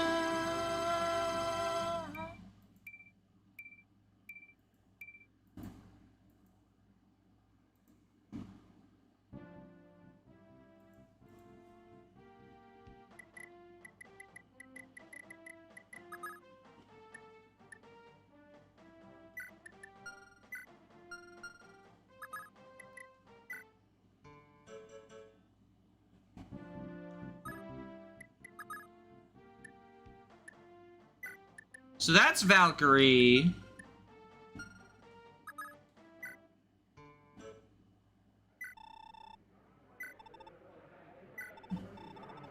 I think we want to grab silence on Sed so we can silence some of the random mages.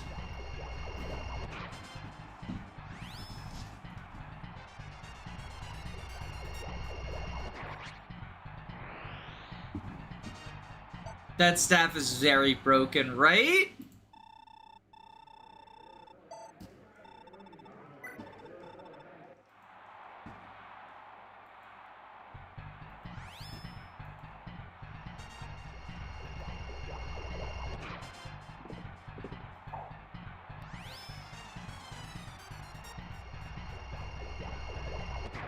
Kill Grands.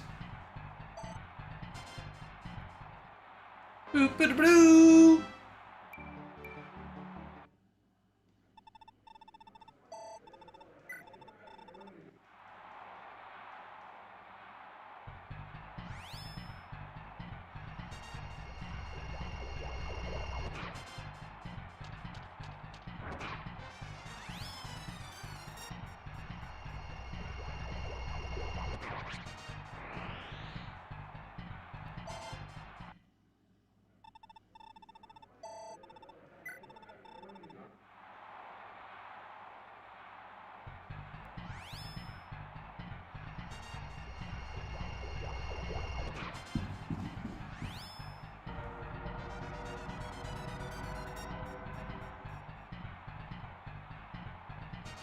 Are light tomes heavy like fire? No, they are light like wind.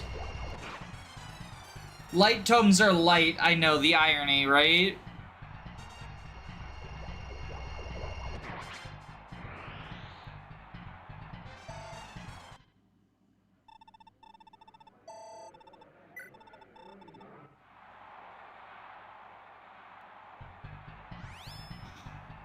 Eight hit from the Silver Axe. Fire is so bad in FE4.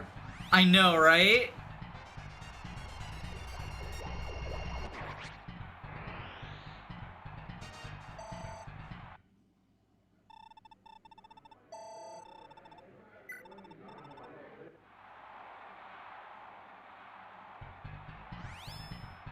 Aura is very heavy? Yeah, Aura is heavy.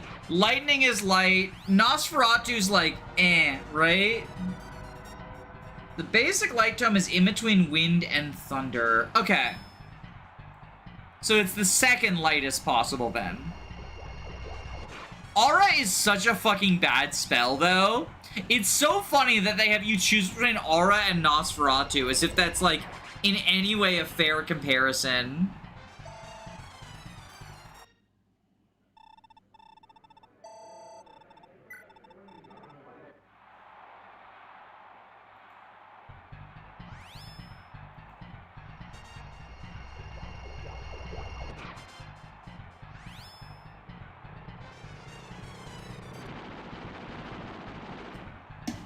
Zero hit, baby. That's just the said difference. That's just the said difference.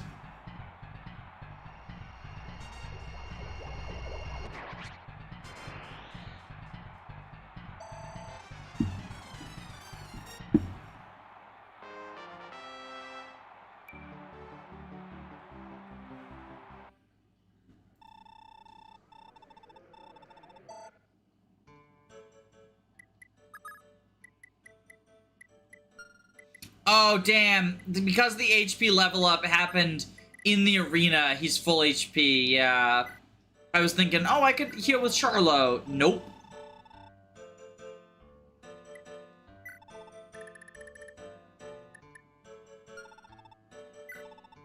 I believe this is sleep?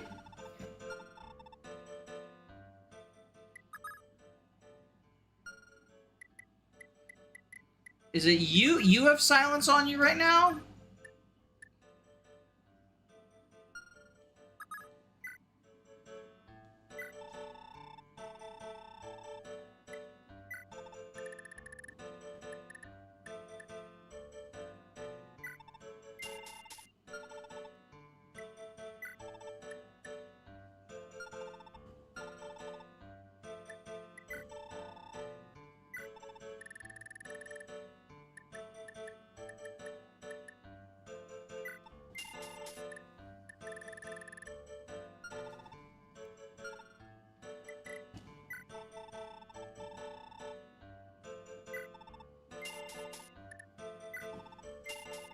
Oh, I bought 2 wins. Whoops. Bargain moment.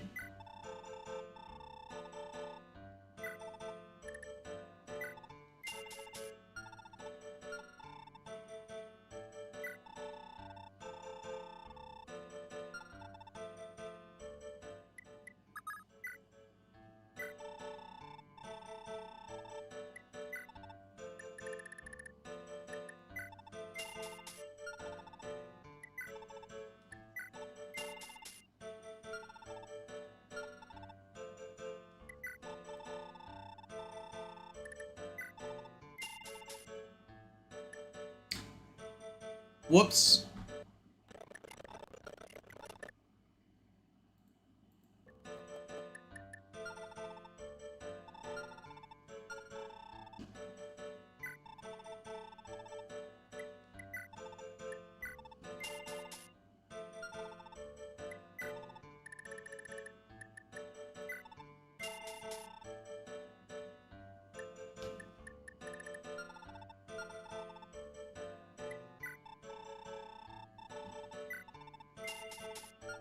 Do that.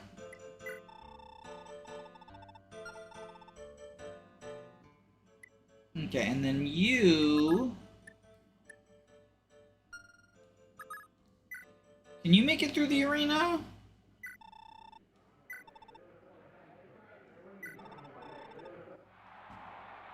That broken staff almost looks like the male gender. What?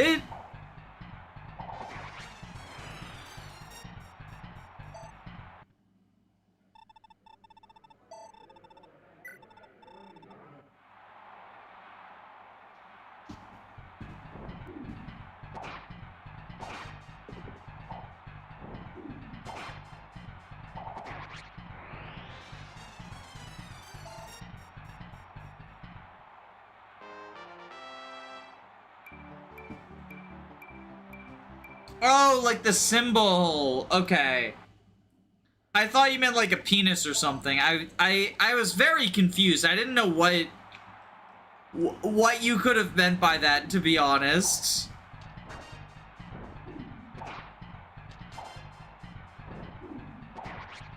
$20 magic. She's incredible.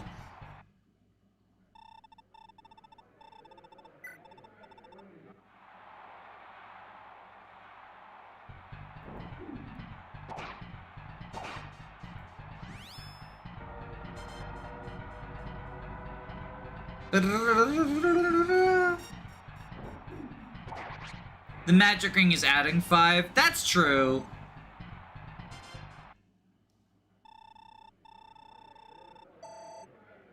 But it's good. She's good enough, you know, right?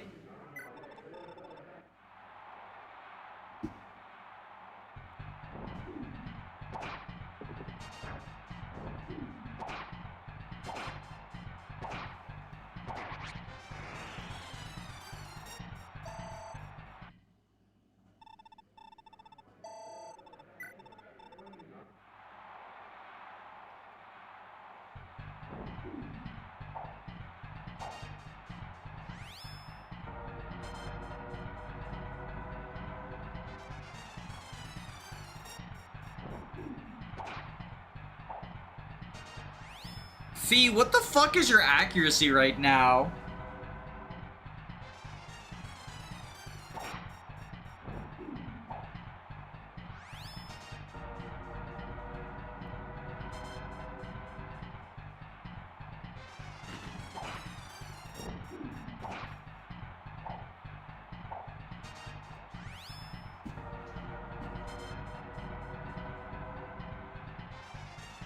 Like, it's 70%. Can you just, like, hit?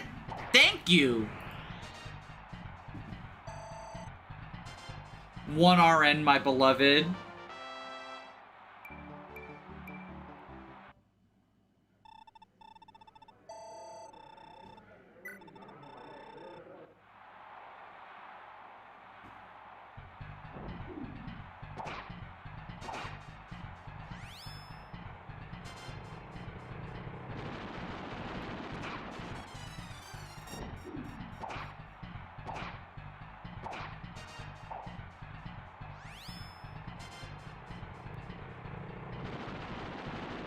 Can anyone else become the unit that uses magic weapons with the right tab? I think Fee is kind of perfect for it because she gets magic on promotion. And she can inherit swords.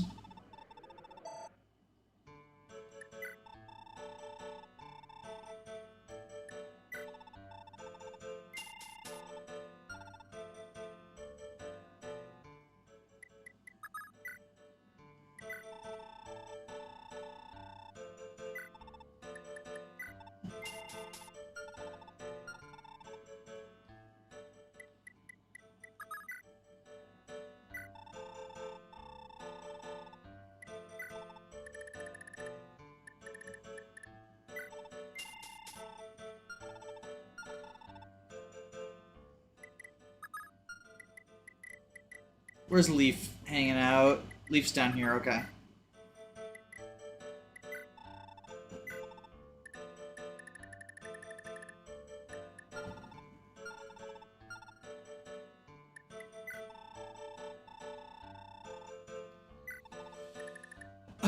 Sell the warp staff, I think.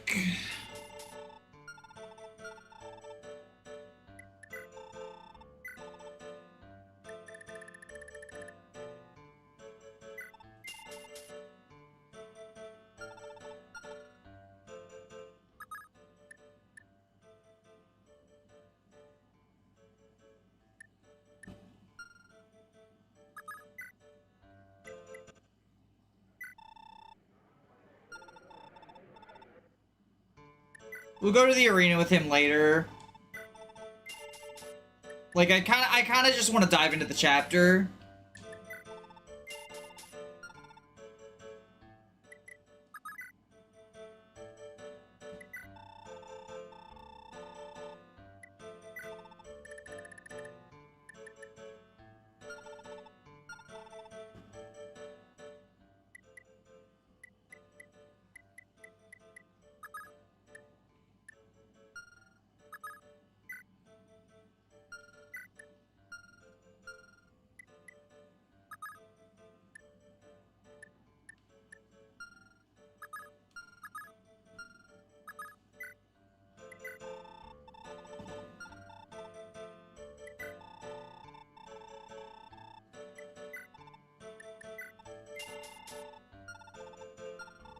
I have the sleep edge so that we give less money to Charlo.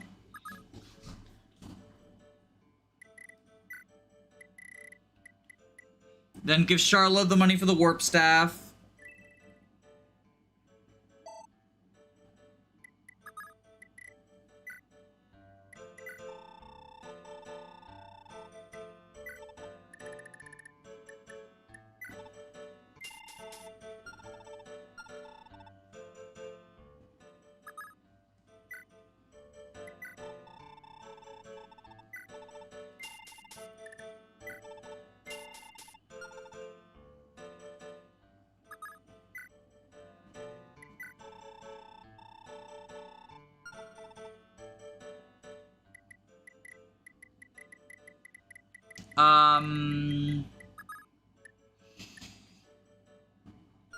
You're good.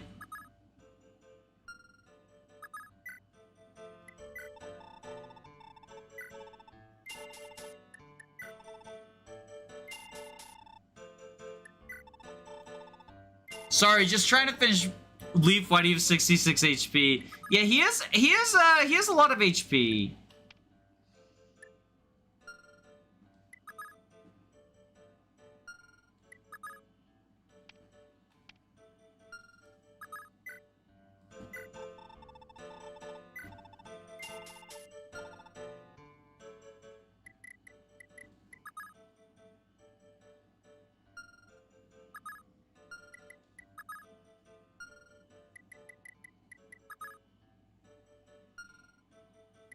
You have a physic.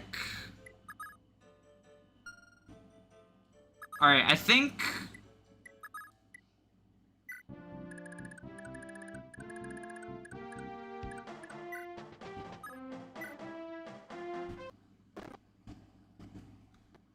Let's see, actually, which one of them...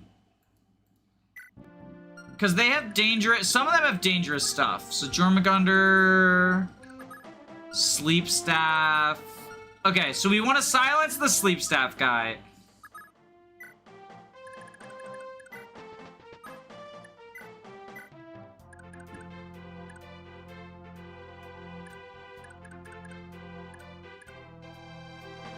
I believe you're the Sleep Staff guy.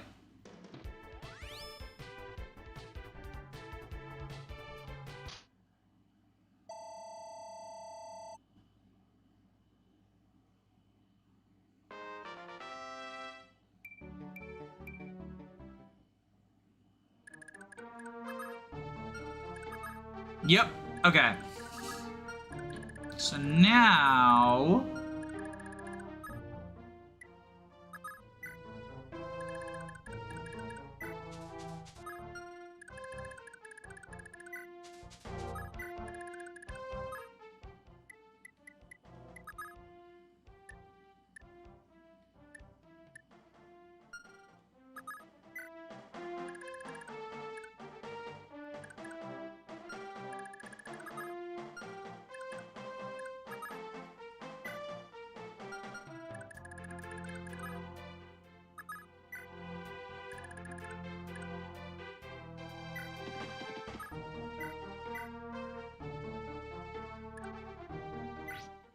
You Jav.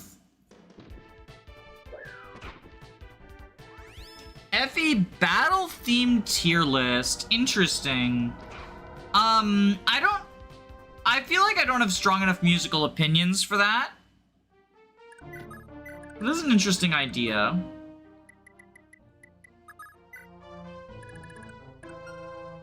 Okay.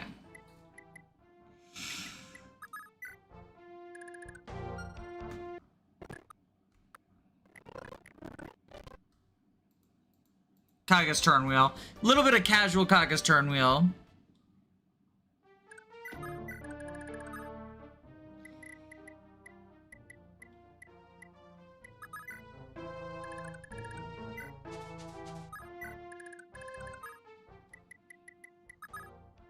Who currently has warp? Charlo has warp. Gian has return. Okay.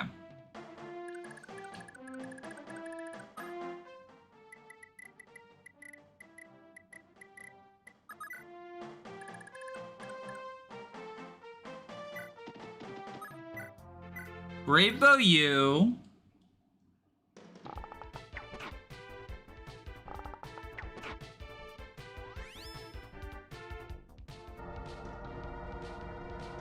Such an epic Lester moment.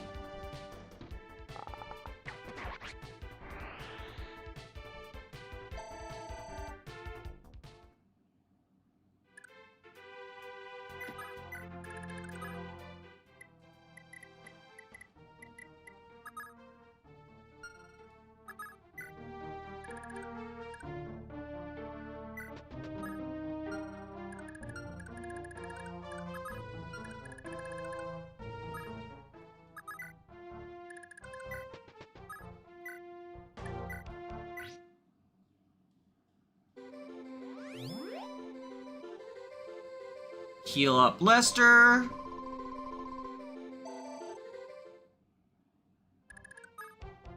Nana returns Charlo. Bling, bling, bling, bling, bling, bling, bling.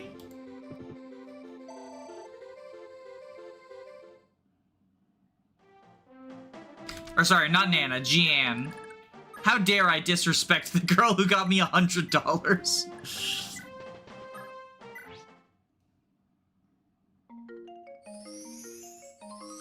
Rare FE7W. Does FE7 have good battle music? I genuinely can't remember it, but I believe you. Fire Emblem in general tends to have just very, very good music.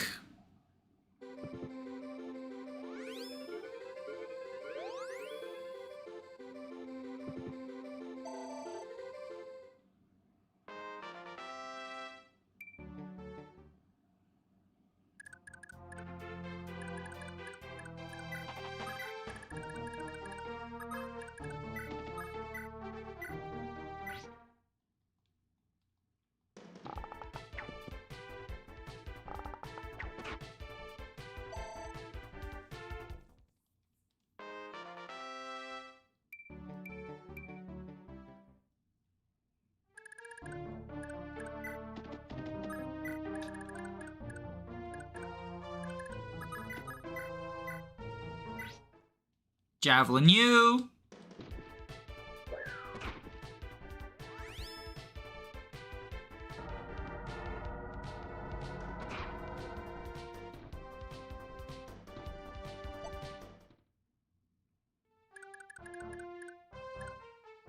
It's better than 6. 6 just kind of sounds generic.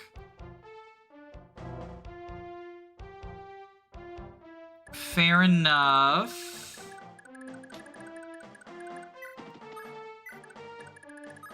Who has my other physic? Is it you? No, you've recover. Is it you? Yeah, okay.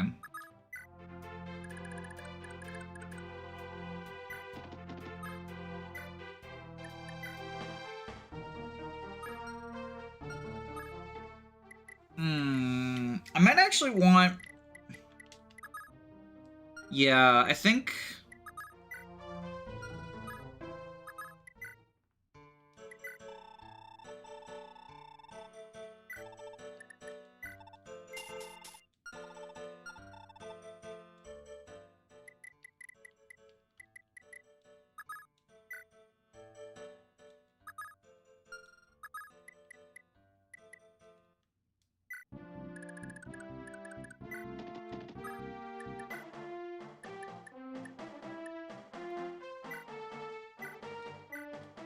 Mendiu.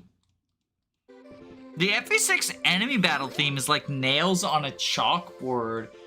Interesting. I like FE6's soundtrack. This is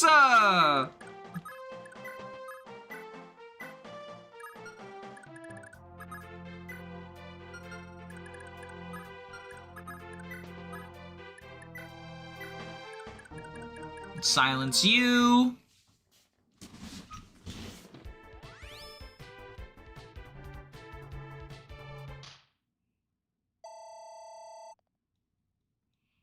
Certain bosses have unique themes as well. Yeah, like the Black Knight's theme is pretty epic. Nice final level up said. Strength, the most important stat for you.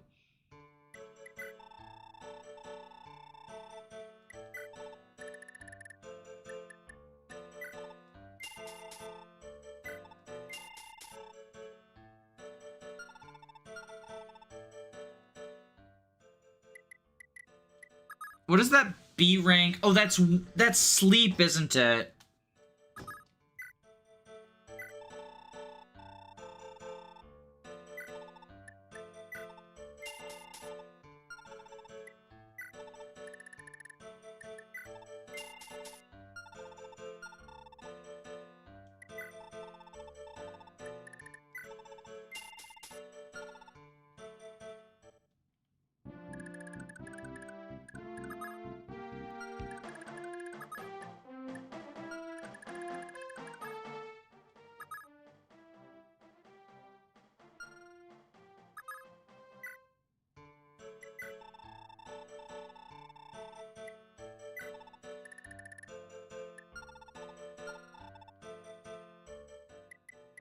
Unfortunately, we don't have a magic ring available, do we?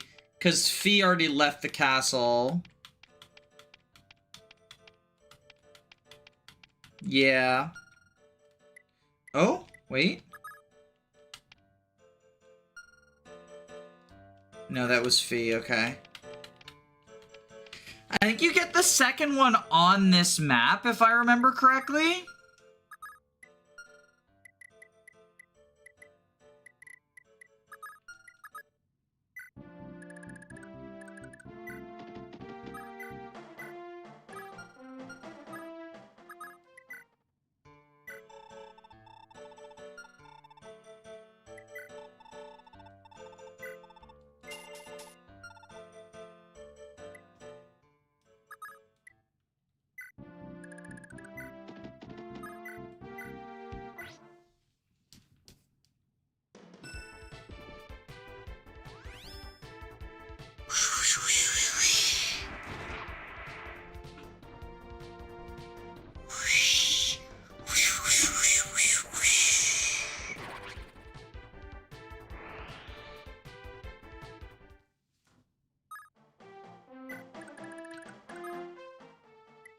Alright, I think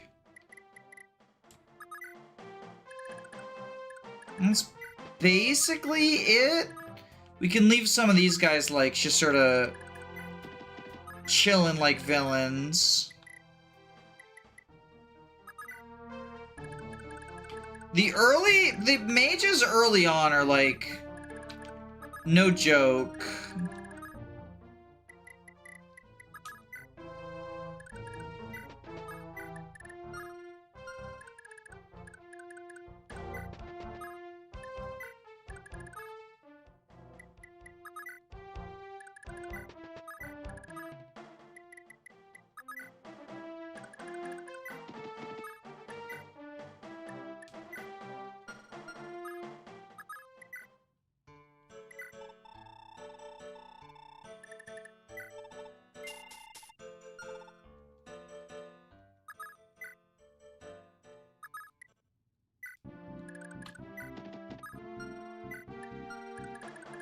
You go here.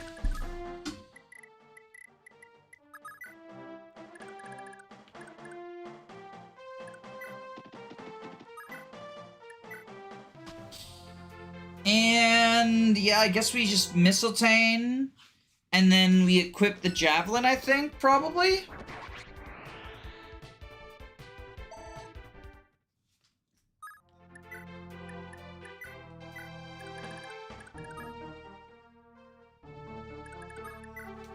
And end like this, and hopefully this is good enough?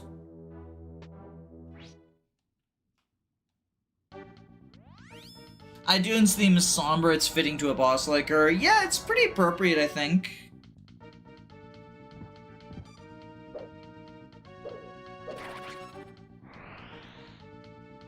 Oh no, wait, shit. Forest hit rate. Forest hit rate, oh no. Because I was just gonna, like, vantage sweep, and then I realized, like, they have the forest. They have the high ground, Anakin.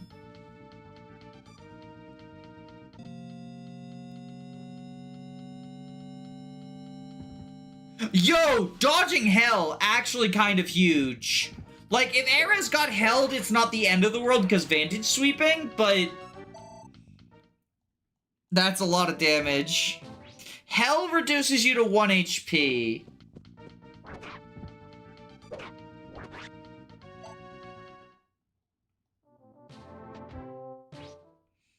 Okay, the vantage sweeping is online now.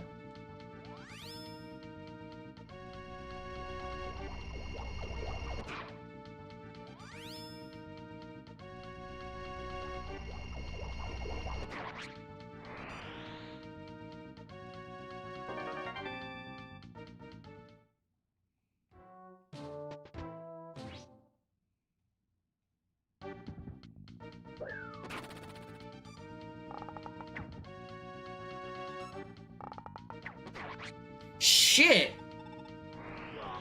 Okay, well, that's not great. But I have a solution for this.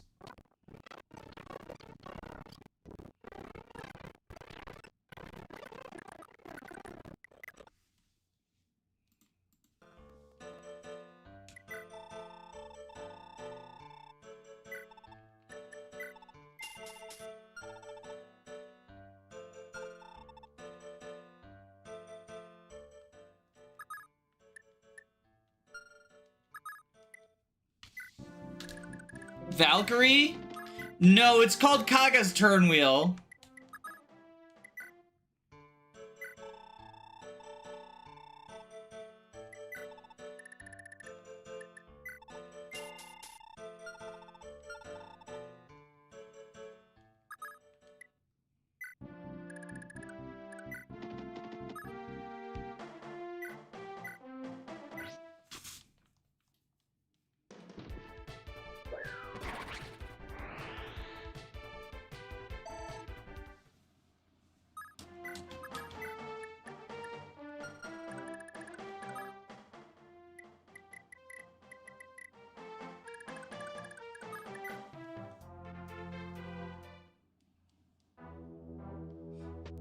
You can use Hell against Julia with the Zerk. Yeah.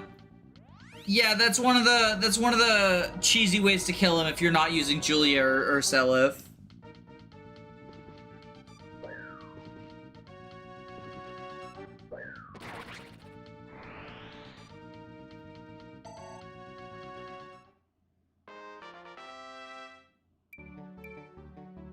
So now that we have the power ring, we kill that sniper with a crit.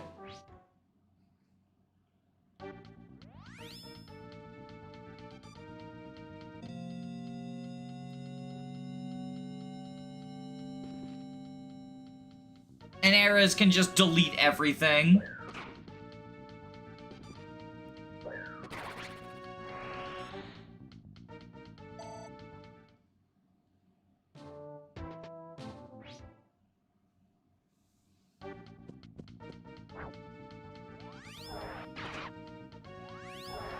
Jesus Christ, Combat Lana.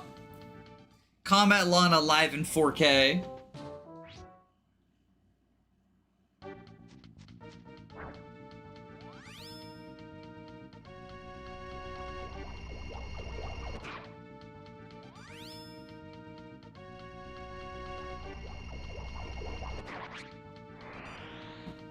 Tinny can talk to Lewyn this chapter. Yeah, I'm currently leaving her in the castle just because the first turn is pretty chaotic and she is very frail.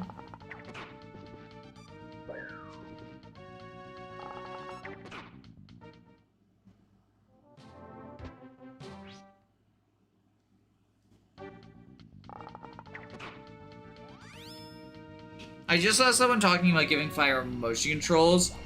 I feel like the majority of those what if Fire Emblem had a gimmick stuff is AI slop. Like, what if Fire Emblem was open world? What if Fire Emblem was motion controls? What if Fire Emblem was choose your own adventure visual novel? I feel like that's like rage bait AI slop. Someone just like types into ChatGPT, write me an article about open world Fire Emblem, and then the article spits out like some shit, and then they throw it up on their like the gamer website with 7,000 Night Altenna, Sleepy Pie, ads all over the place.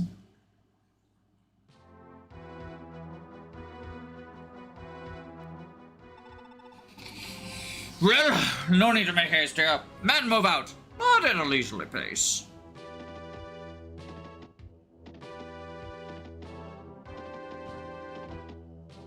What if Fire Emblem was good?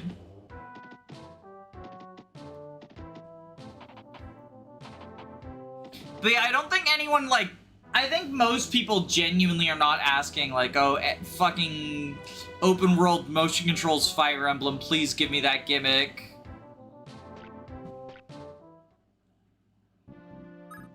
I think that's just people trying to rage bait using ChatGPT.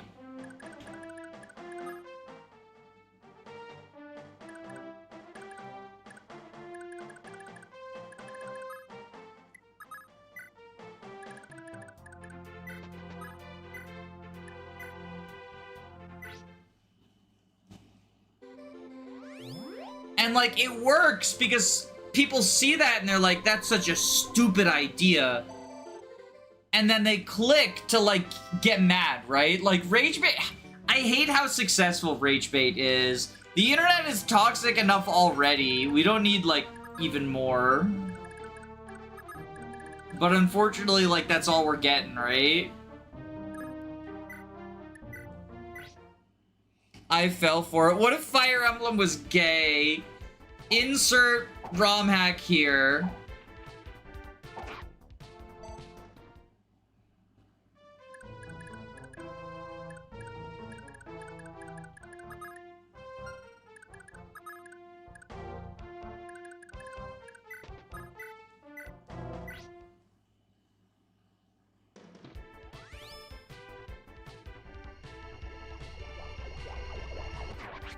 You know it's successful Rage Bait because it's only a theoretical video title and I'm already mad.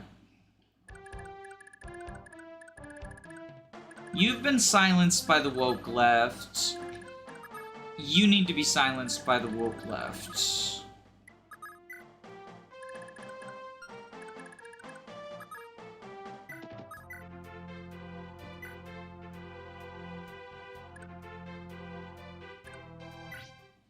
So we do need to dance for you. I mean, like, so... The funny thing is, if there was going to be a time to give Fire Emblem motion controls, it would have been Radiant Dawn, right? And it would function, basically just the Wiimote would function like a mouse. You know what, actually, okay, actually, unironically, this is not me rage baiting, this is not anything else. I think if the Switch 2's mouse gimmick was implemented into the new Fire Emblem, not as mandatory controls, but as an option, that might actually be good. Like, the mouse gimmick, I haven't really seen it used for anything. DK Bonanza uses it for, like, the art, right? Where I made Loss. I made the Bad Apple Loss. And I know Mario Party had that shitty, absolute god-awful fucking, DLC with mouse minigames that was like $20 for like a dozen minigames.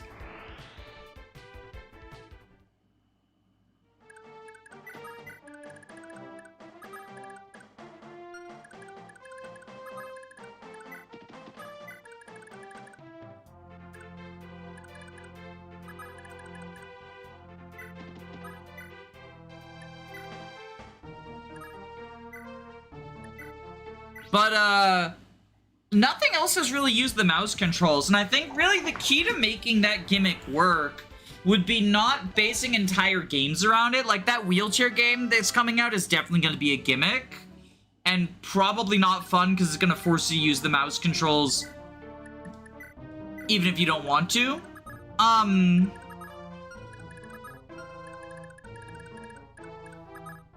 But instead, I think the solution would be...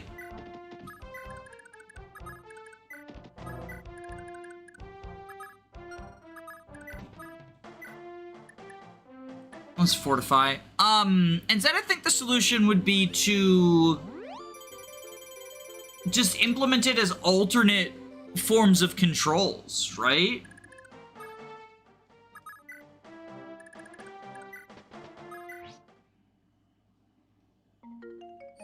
I've been playing, like, some SRPG studio games recently, and it's nice to just have the option to use mice, even if I'm usually going to opt for, like, keyboard. I prefer controller over anything, but, like, being able to just, like, click and go through something fast is nice. Now, obviously, the downside is with the Switch, you can't really, like, smoothly make that switch. That wasn't even an intentional pun. But, like, the nice thing about having a keyboard and mouse is, like, I'm playing on the controller right now, but if there were mouse controls, I could immediately grab the mouse and switch over.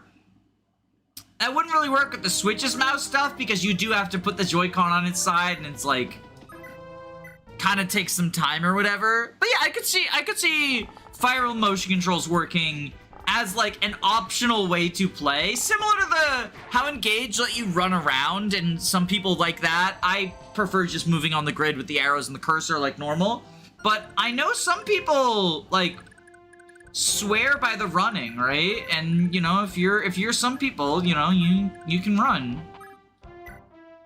I'll let you have that one.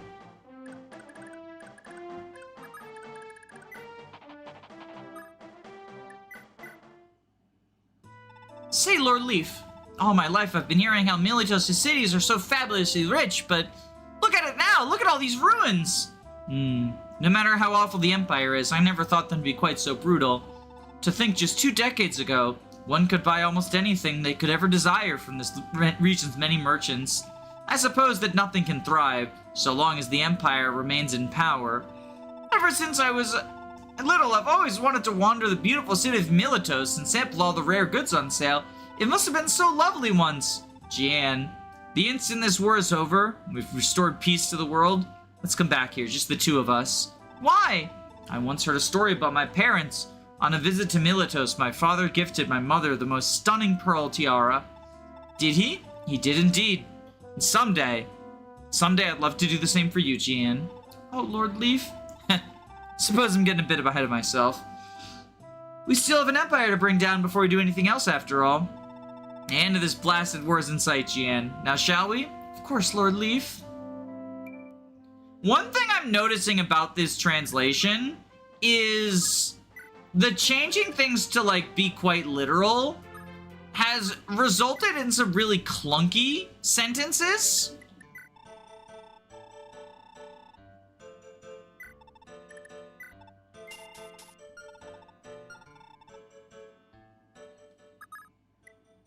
For example, that right there, like, I had to correct it in real time. One can purchase anything one might desire. Just the repeated use of one feels wrong.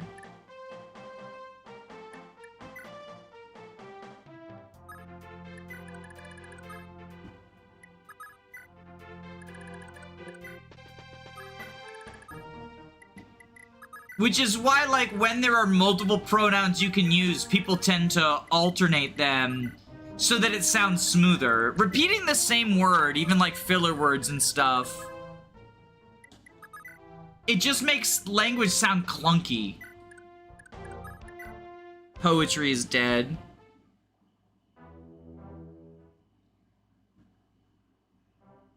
I mean, it's not even necessarily poetry, like, it is prose, but I just think it's better prose to not repeat the stuff, you know? I mean, that's part of why pronouns exist. In addition to obviously, like, pushing our woke leftist agenda, it's so that you can say, like, you know, Brian went to the store and took Brian's wallet out to purchase a milk. And then instead you say, like, you know, Brian went to the store and took her wallet out to purchase a milk. And that's right, Brian was a girl. I bet you didn't expect that. You're so close-minded, you don't even think doctors can be girls. I can't operate on that boy, he's my son!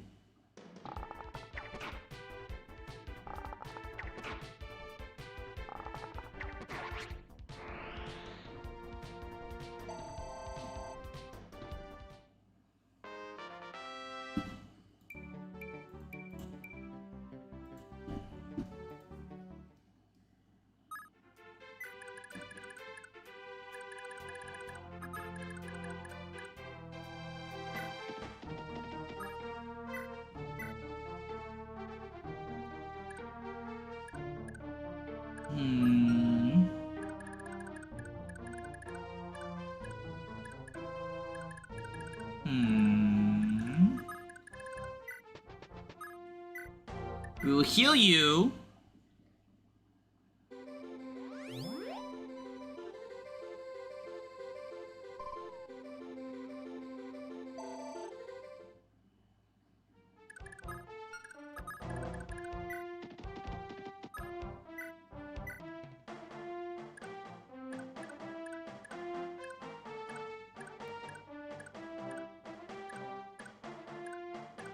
I think we grab Arthur.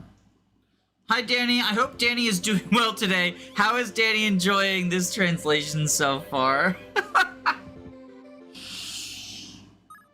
Now you finally defeated the leftists.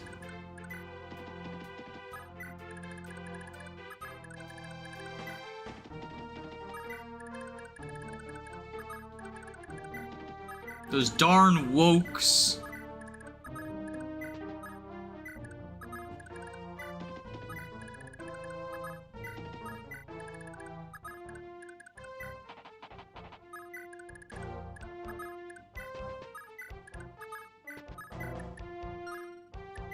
Banana, banana, banana, banana, banana.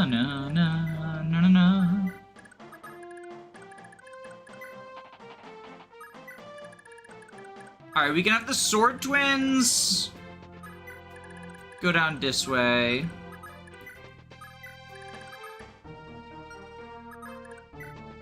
Oh, she can't even talk to Lewyn yet. I guess that's later.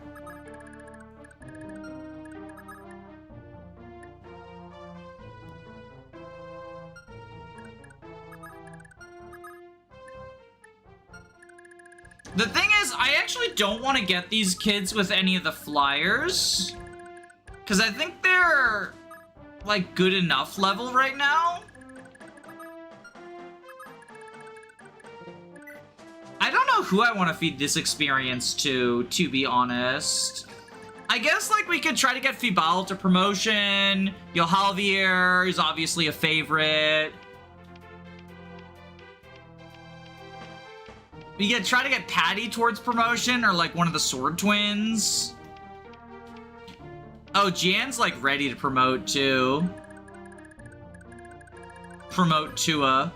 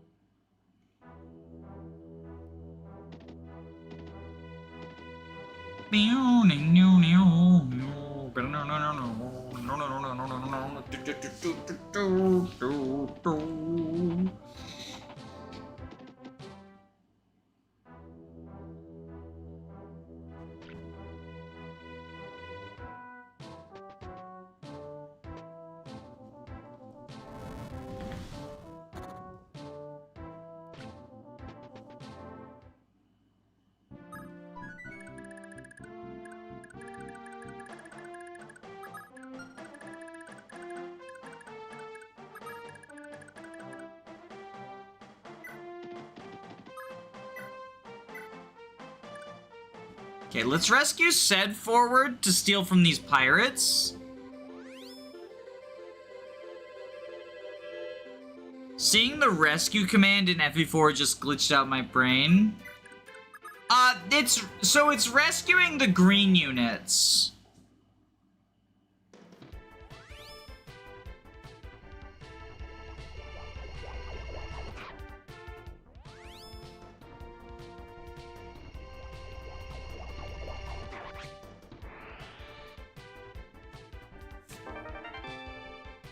You eat them and you get experience from it.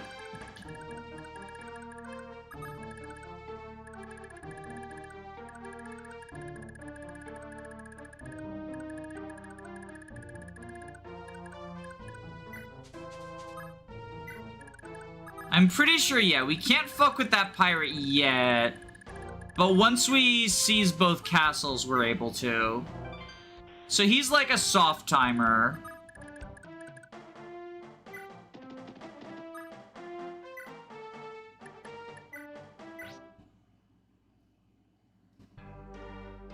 It's you! Yourself! God, if not for you, Bloom in the Ishtar would still be. You will not escape me! Talking a lot of shit for someone who gets cripped by a brave sword.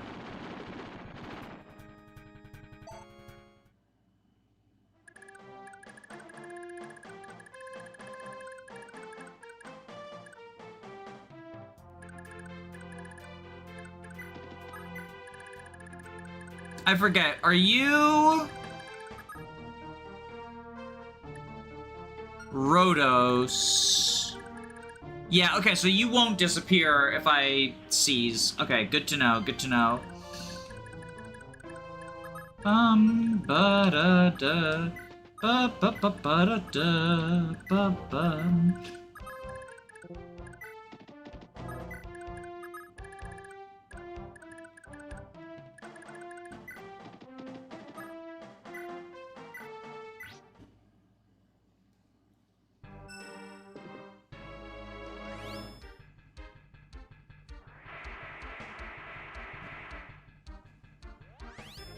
Hilda moment.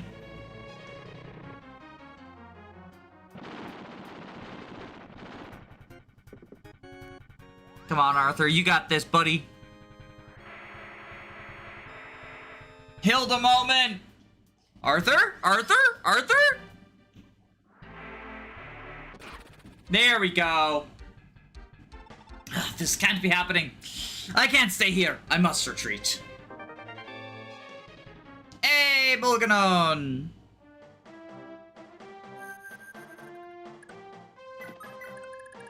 Bum bum bum ba da da da.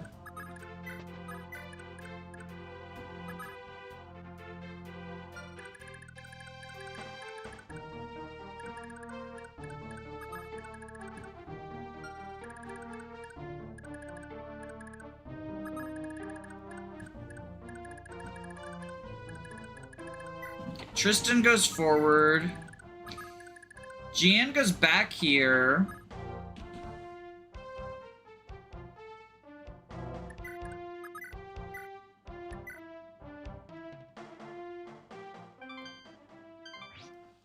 Charlo sends her home.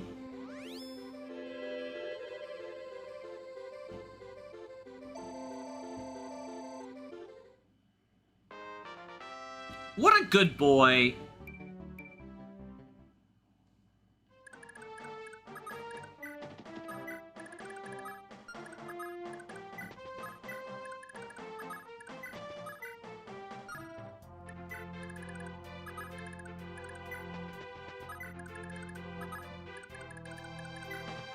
Bum ba da ba bum ba rum ba dum bum bum ba.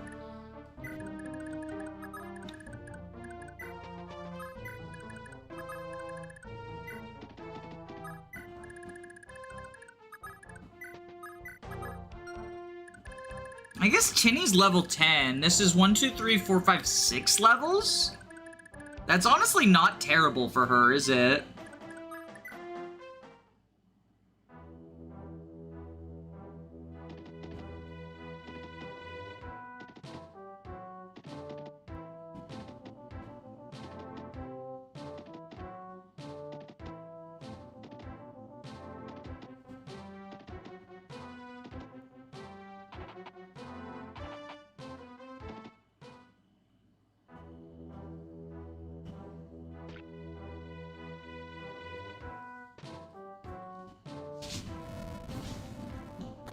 Bum bum bum bum bum bum bum brum.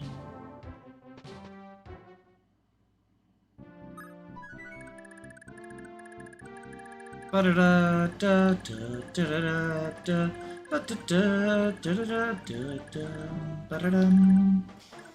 Okay, if we do this.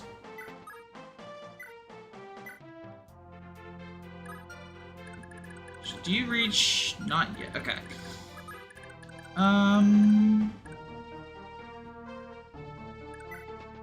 Actually, we can have you steal instead.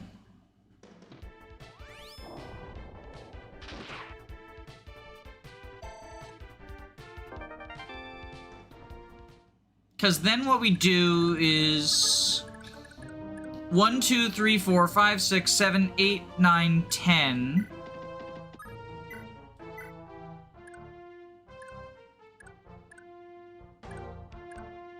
Go Rescue Ranger.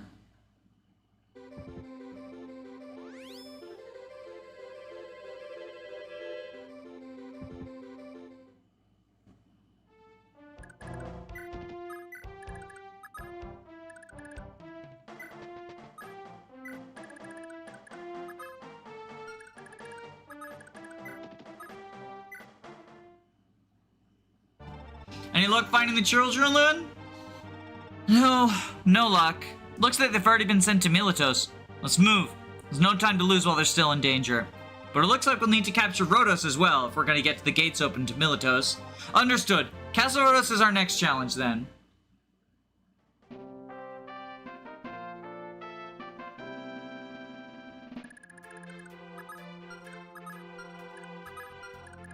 Alright, I think we have Arthur go up here so that everyone attacks Ced, so that Ced can steal all their money.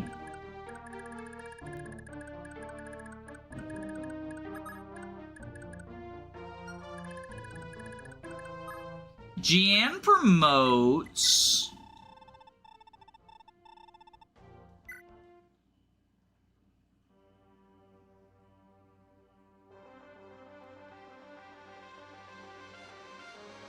Who do we need to use Valkyria on? No one? But we did just break the sleep staff, so that's another 3,000 gold. Or not sleep, silence.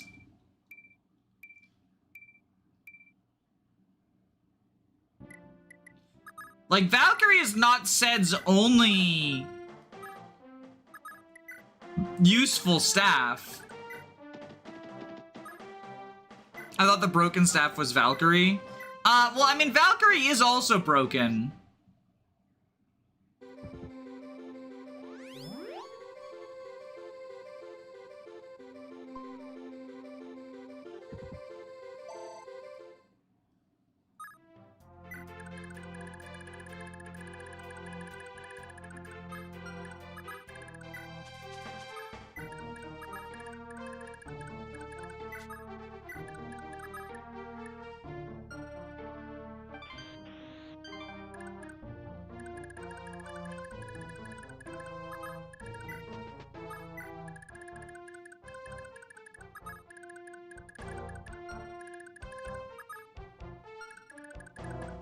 Like, to be clear, Valkyrie is also broken. We just don't need it right now, right?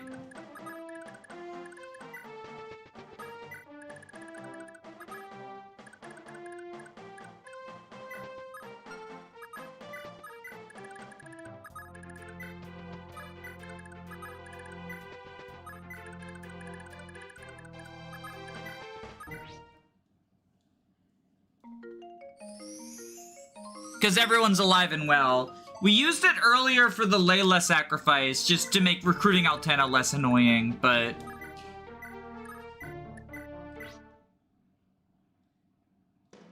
yeah, you know. Valkyrie's cool, but it enables some strategies that, like, you know, you need sacrifices for, but ultimately it's just not such a huge deal.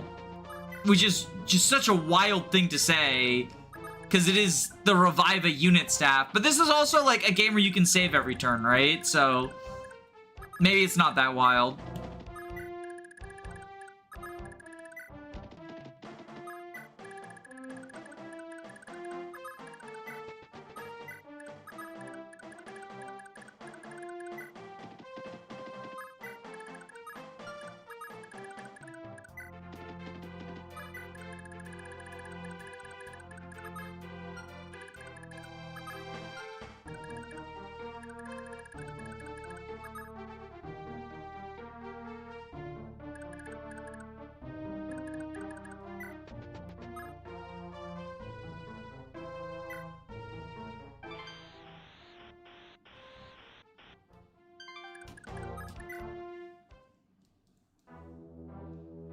Chat, any ideas for who we should give the children to? The rescues? I think maybe Tinny would honestly be kind of epic.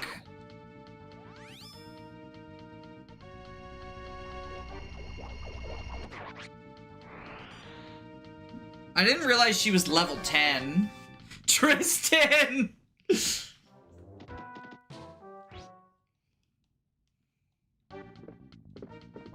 Why are you attacking Selif? What is wrong with you, you dumb axe knight? Riddell, train your men better.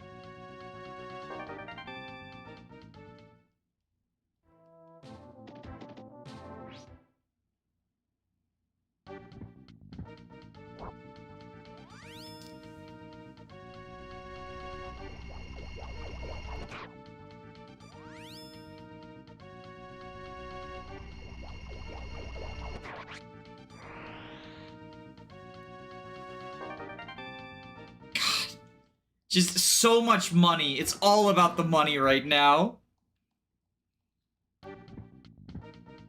It's all about the money.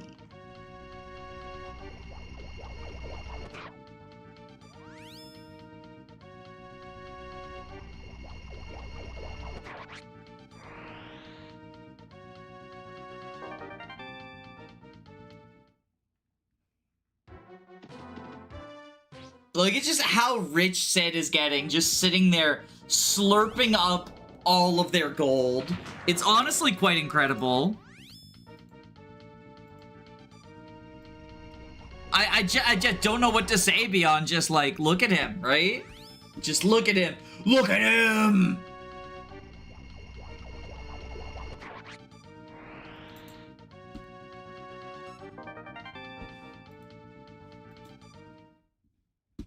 And like, yeah, it's just look at him.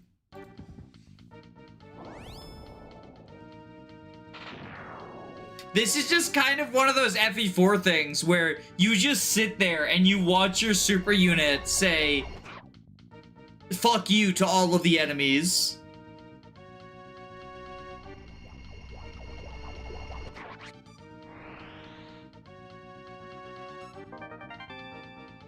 I've said before, I feel like people want the infantry units in Fire Emblem 4 to be better than they are for the most part. Because people will hype up, like, you know, Larse, people will hype up Ayra, Jamka, that sort of thing, right?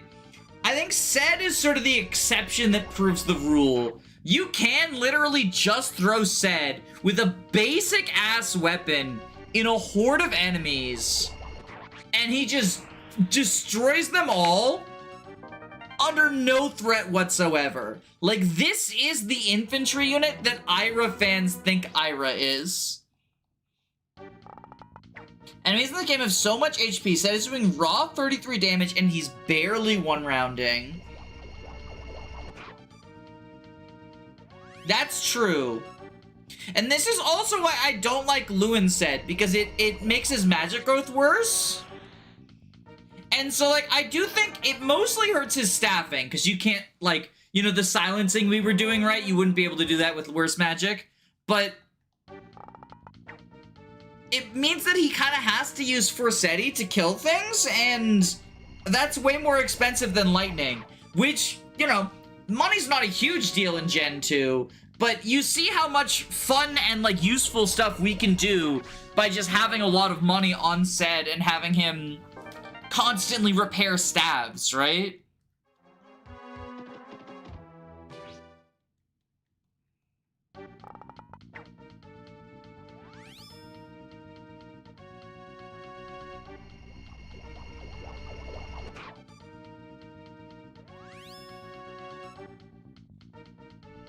$33 accounting for enemy defense.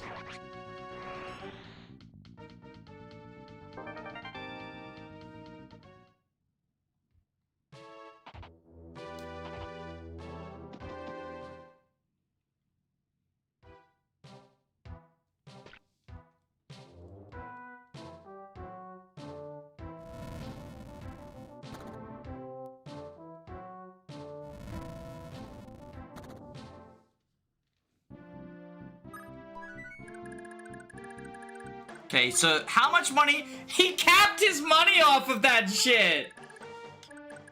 Ridiculousness. Ridiculousness. Thank you, rebels. It's been far too long since I've had an honest battle. Brave Sword versus Brave Sword. This is... And he doubles Seliph? Oh, no. Wait, this is... Uh-oh.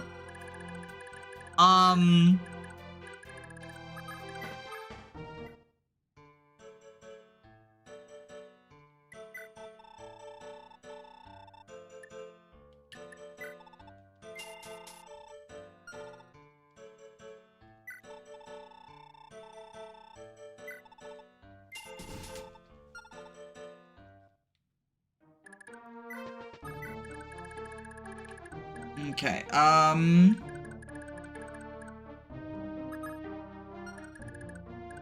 2, 3, 4, 5, 6, 7, 8, 9, 10.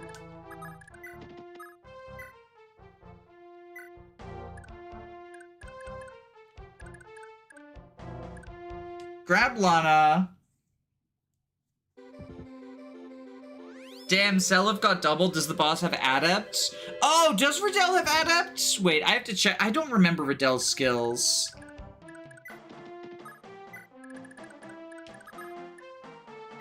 Nope, just pursuit and critical.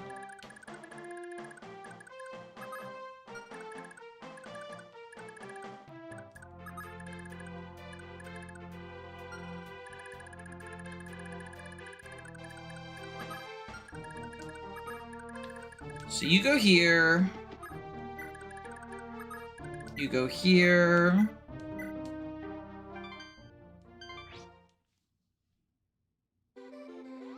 Seliph got naturally doubled.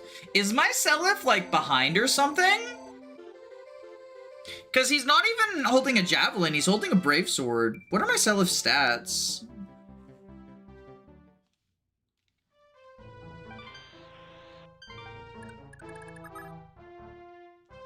$20 speed. Can someone run his averages?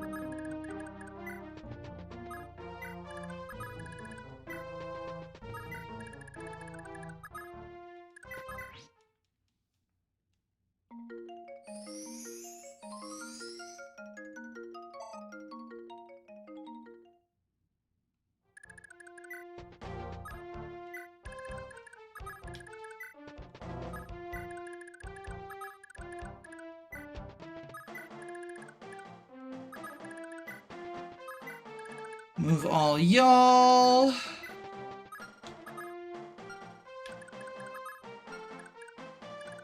Faval can promote off of just these guys. Does anyone else, like, really... Like, I think Tinny... Let's just do Faval. Fuck it. Fucking Fraudster gets to promote. We'll make him a sniper. Stinky sniper.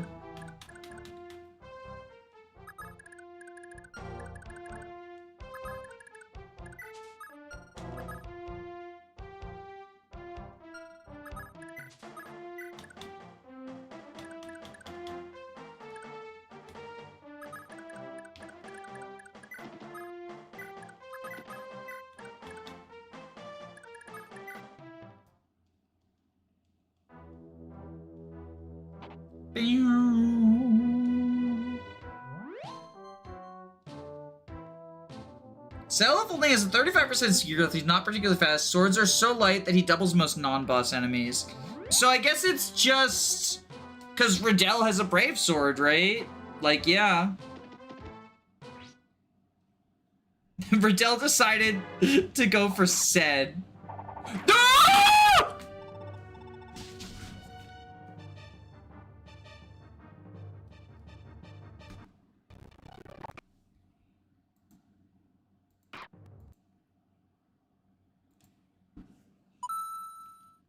Washed.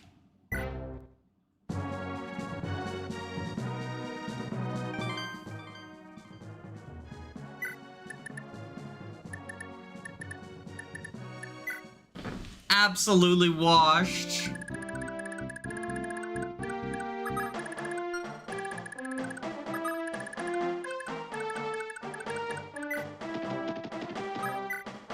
Alright, fine. Let's kill the Valkyrie then.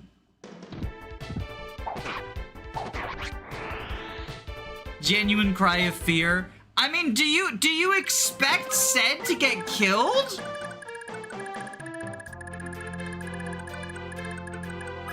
Because I don't.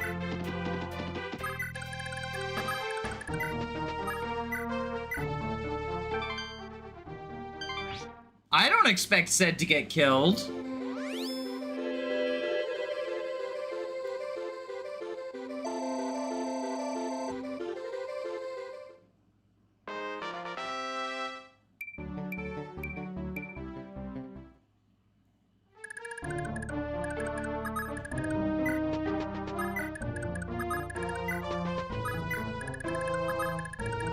Somebody clip that. You can if you want. You can if you want. If you think that is a clip-worthy moment, go ahead. I will, you know, turn it into a short or whatever.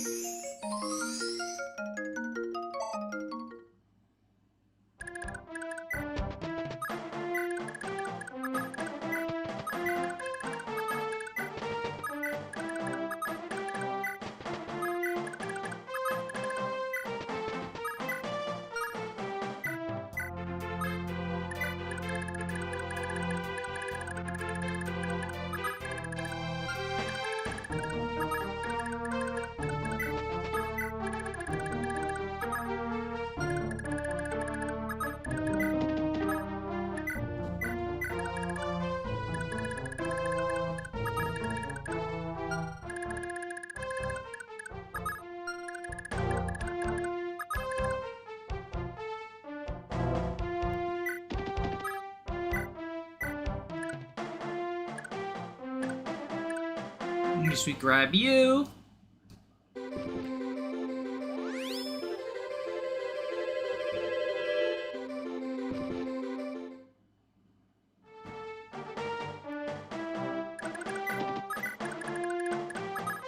Send you up there.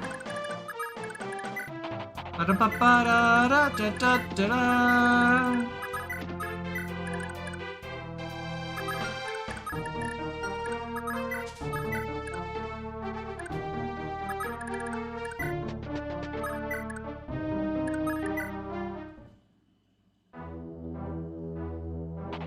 I love the music on this map. It is pretty baller.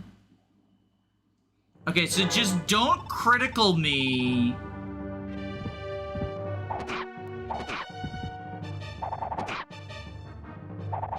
Never mind, I am the one who criticals. So this is how the gods will my fate.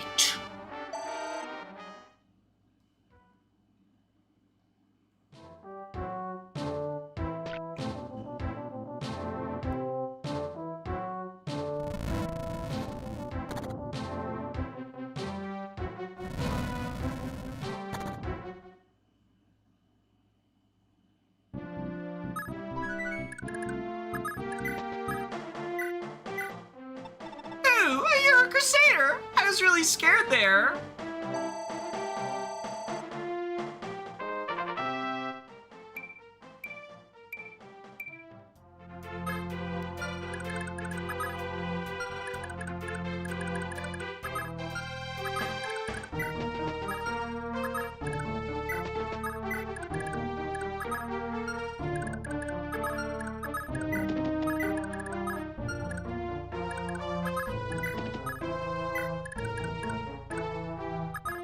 Go here. Danceroni, danceroni.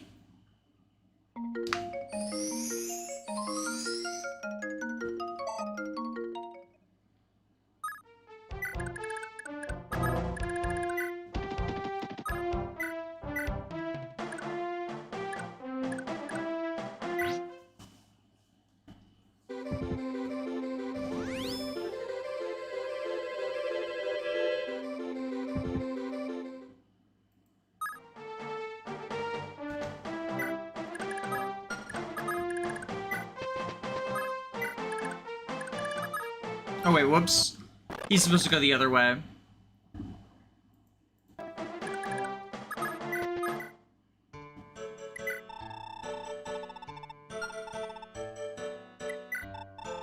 Okay, let's fix the silent staff and the lightning.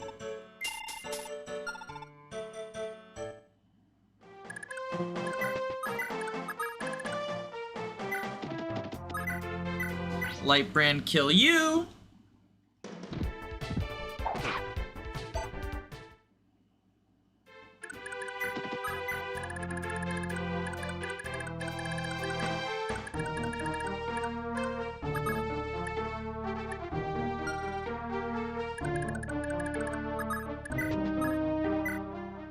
Oh, noble crusader, we beg of you, save all children! The children. The Dark Priests want to sacrifice them to their god!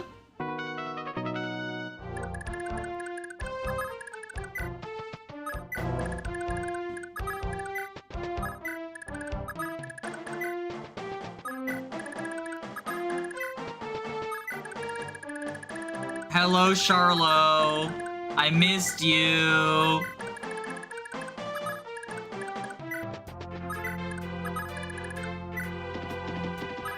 Is that Leaf's Lightbrand? Yeah, well, because she's like a magical unit, right? She actually has a magic stat, unlike Nana. So I thought, you know, give it to her, right?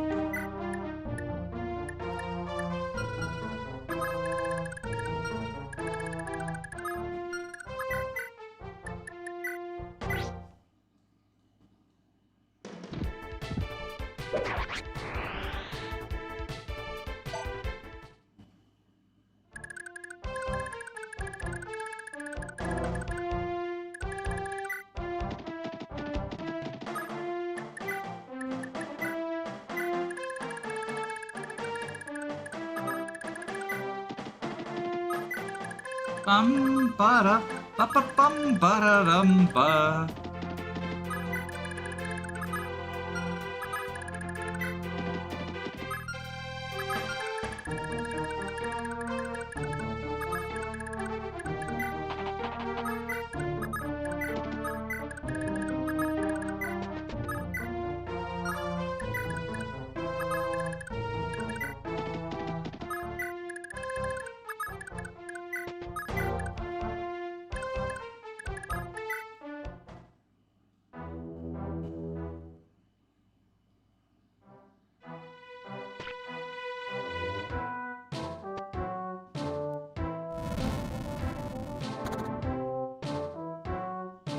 Force said he's giving them a discount on Valkyria because he's using it to revive Lewyn. What?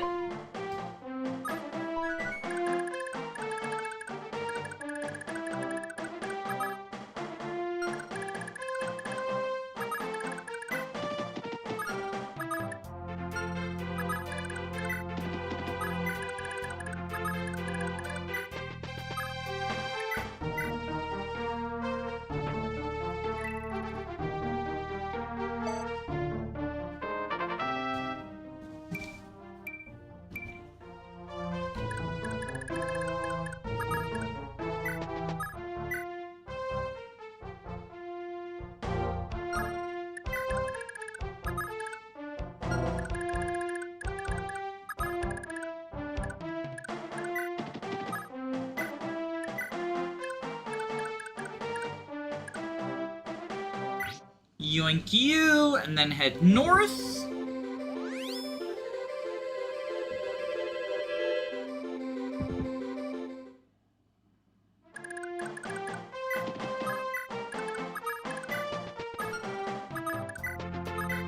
You lightning.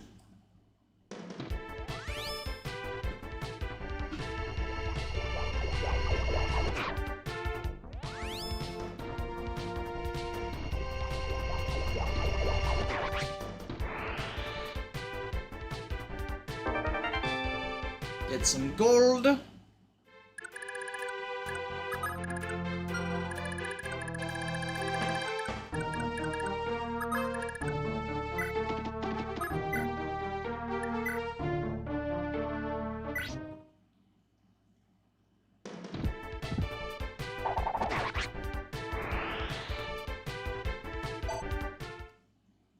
Go here, equip the barrier sword.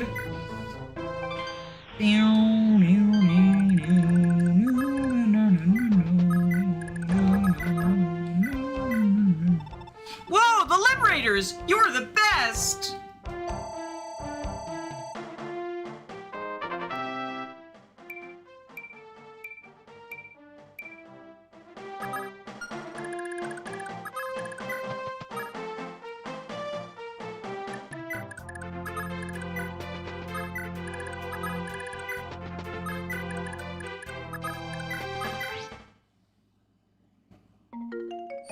I think it would be so much better if my cavalry could rescue my infantry. Master Knight leave. Say no more, fam.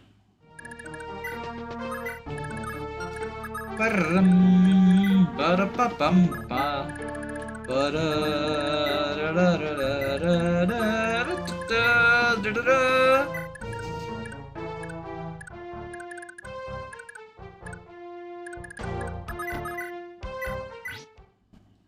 Sophie Ball is gonna rescue all the children. He's hungry. He needs to eat their flesh.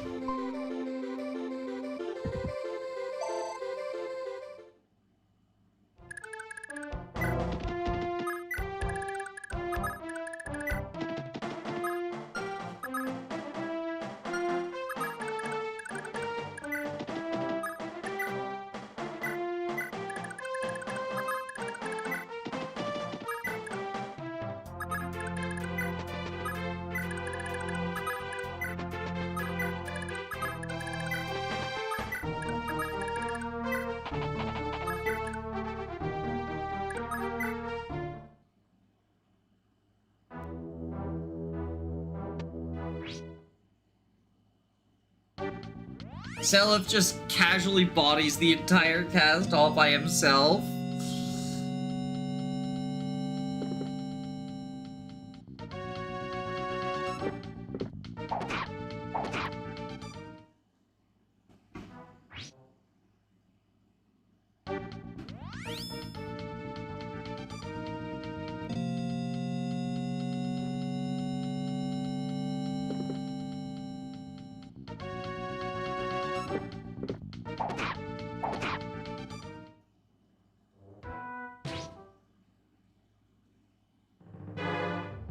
Behold, in your final moments, you'll cower in fear of my dark sorcery.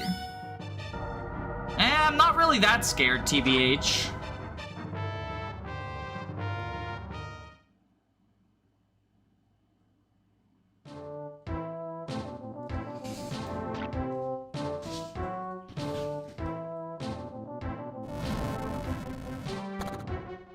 I was more scared of Verdell, honestly.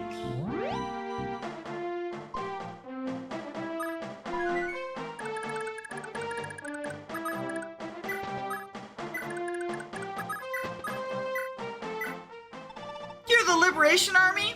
Wow, you're amazing!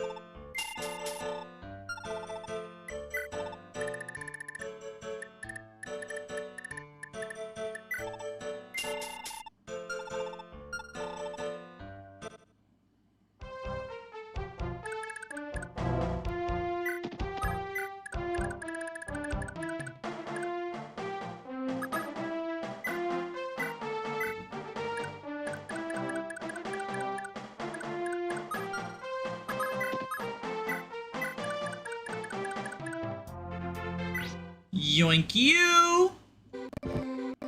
Clement is back. Man is living his best life.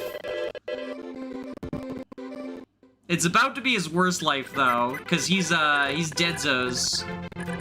He's about to be deadery do.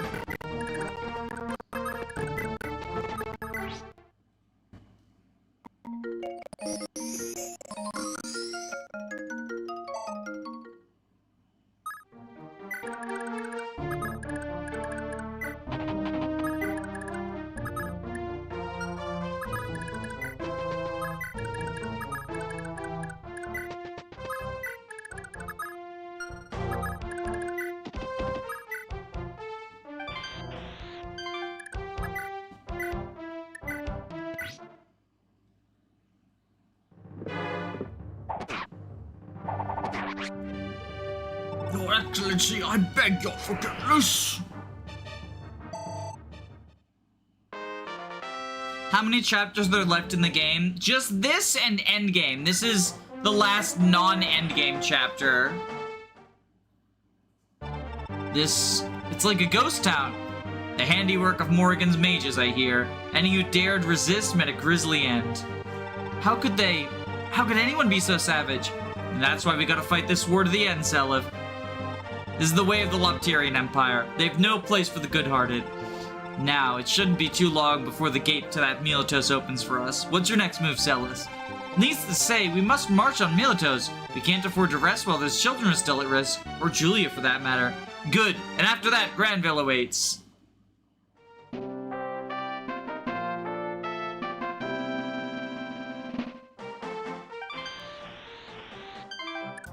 Hi, Charlo.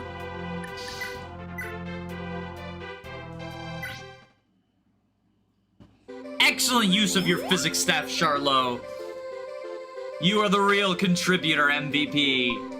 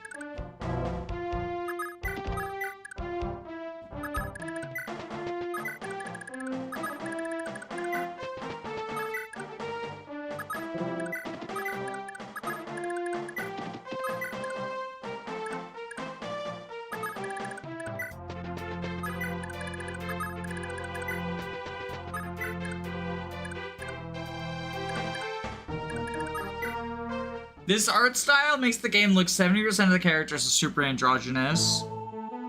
Yeah, I can definitely see that. There's some certain gender going on. It's been a long time, Ishtar. How fare you of late? Oh, Your Majesty, what brings you here? Listen, Ishtar. Release the captive children. I know you care no more for these foul deeds than I do. My apologies, sir, but I'm on Prince Julius's... Pay Julius's orders no mind. I'll be having word with him soon, but this is an order from your Emperor, Ishtar. Has Julius bent you such that you no longer listen to the word of your liege? No, never, your highness. I think not, father. Ishtar is mine. Your selfish ways are so bothersome. Julius, how dare you? Why, father, it almost sounds as if you don't know any better. Old age must already be dulling that once brilliant mind of yours. Why not retire before it grows still feebler? Unless... Don't tell me you seriously still believe you can banish me. No, I know better than to try something so futile again. I have no further objection. That's better! Now then, begone! Return to your post and haunt my sight no more. Defending Jalfi is crucial. Don't fail me for once in your sorry life, father. Yes, Julius, at once. Oh, how the mighty have fallen. Never would you think this wretch, now clinging to the ghost of a crown, was once the most powerful man in Junko. Ah, Manfroy. Where is Julia? Have you restored her memory yet? Your dear little sister is at Chalfie, burdened once more by her old memories. Never have I seen such horror as when she recalled how you, her brother, had almost killed her, or how her dearly departed mother's spirit hid her clear of the castle in your clutches. Indeed. Near everyone puts up some defiance to death by my hand. Yet Deirdre never so much flinched in the end. She accepted her own demise, all to save Julia, with that little strength she had. Julia possessed the foul powers of that ghoul Naga, just as Deirdre once did. Nothing is more crucial than killing her now, Manfroy, lest we lose the chance. You overestimate her threat, my lord. After all, the Book of Naga remains in the strictest lock and key in Valhalla. Without it, I cannot fathom how Naga's soul could ever come to dwell within the girl. How many times must I explain, Manfroy? Every last one of the avatars of Naga, the heirs of Hyme, must be purged from existence.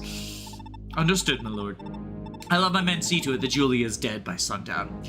Do not fail me, Manfroy! Now then, I suppose I'm needed in the capital. I shall ensure that the holding Nailtos territory is the church's highest priority.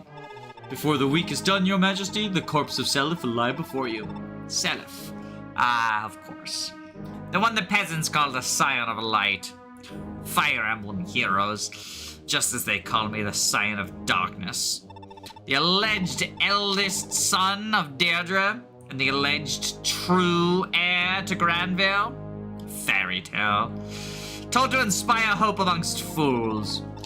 He poses a threat to us nonetheless, my lord. The sooner we depose of him, the better.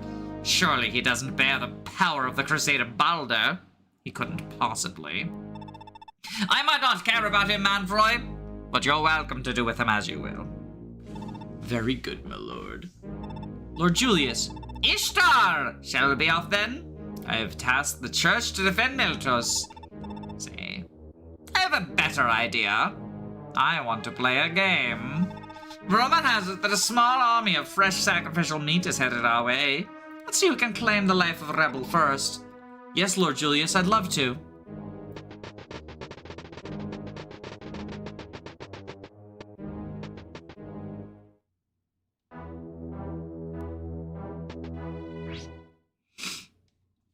Oh hey, Shannan gets to do some more combat. We haven't seen that in a while. Get fucked, mercenary!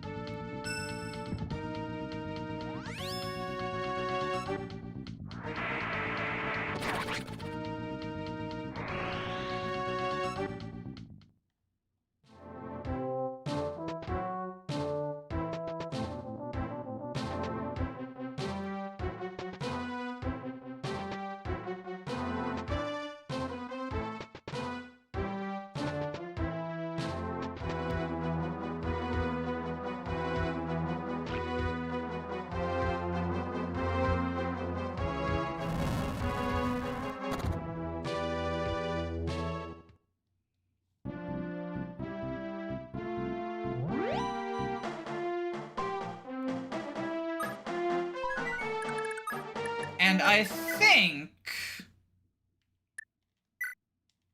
this is a good place to call it for tonight. I'm getting hungry. I'm getting tired. So I think we're gonna head out.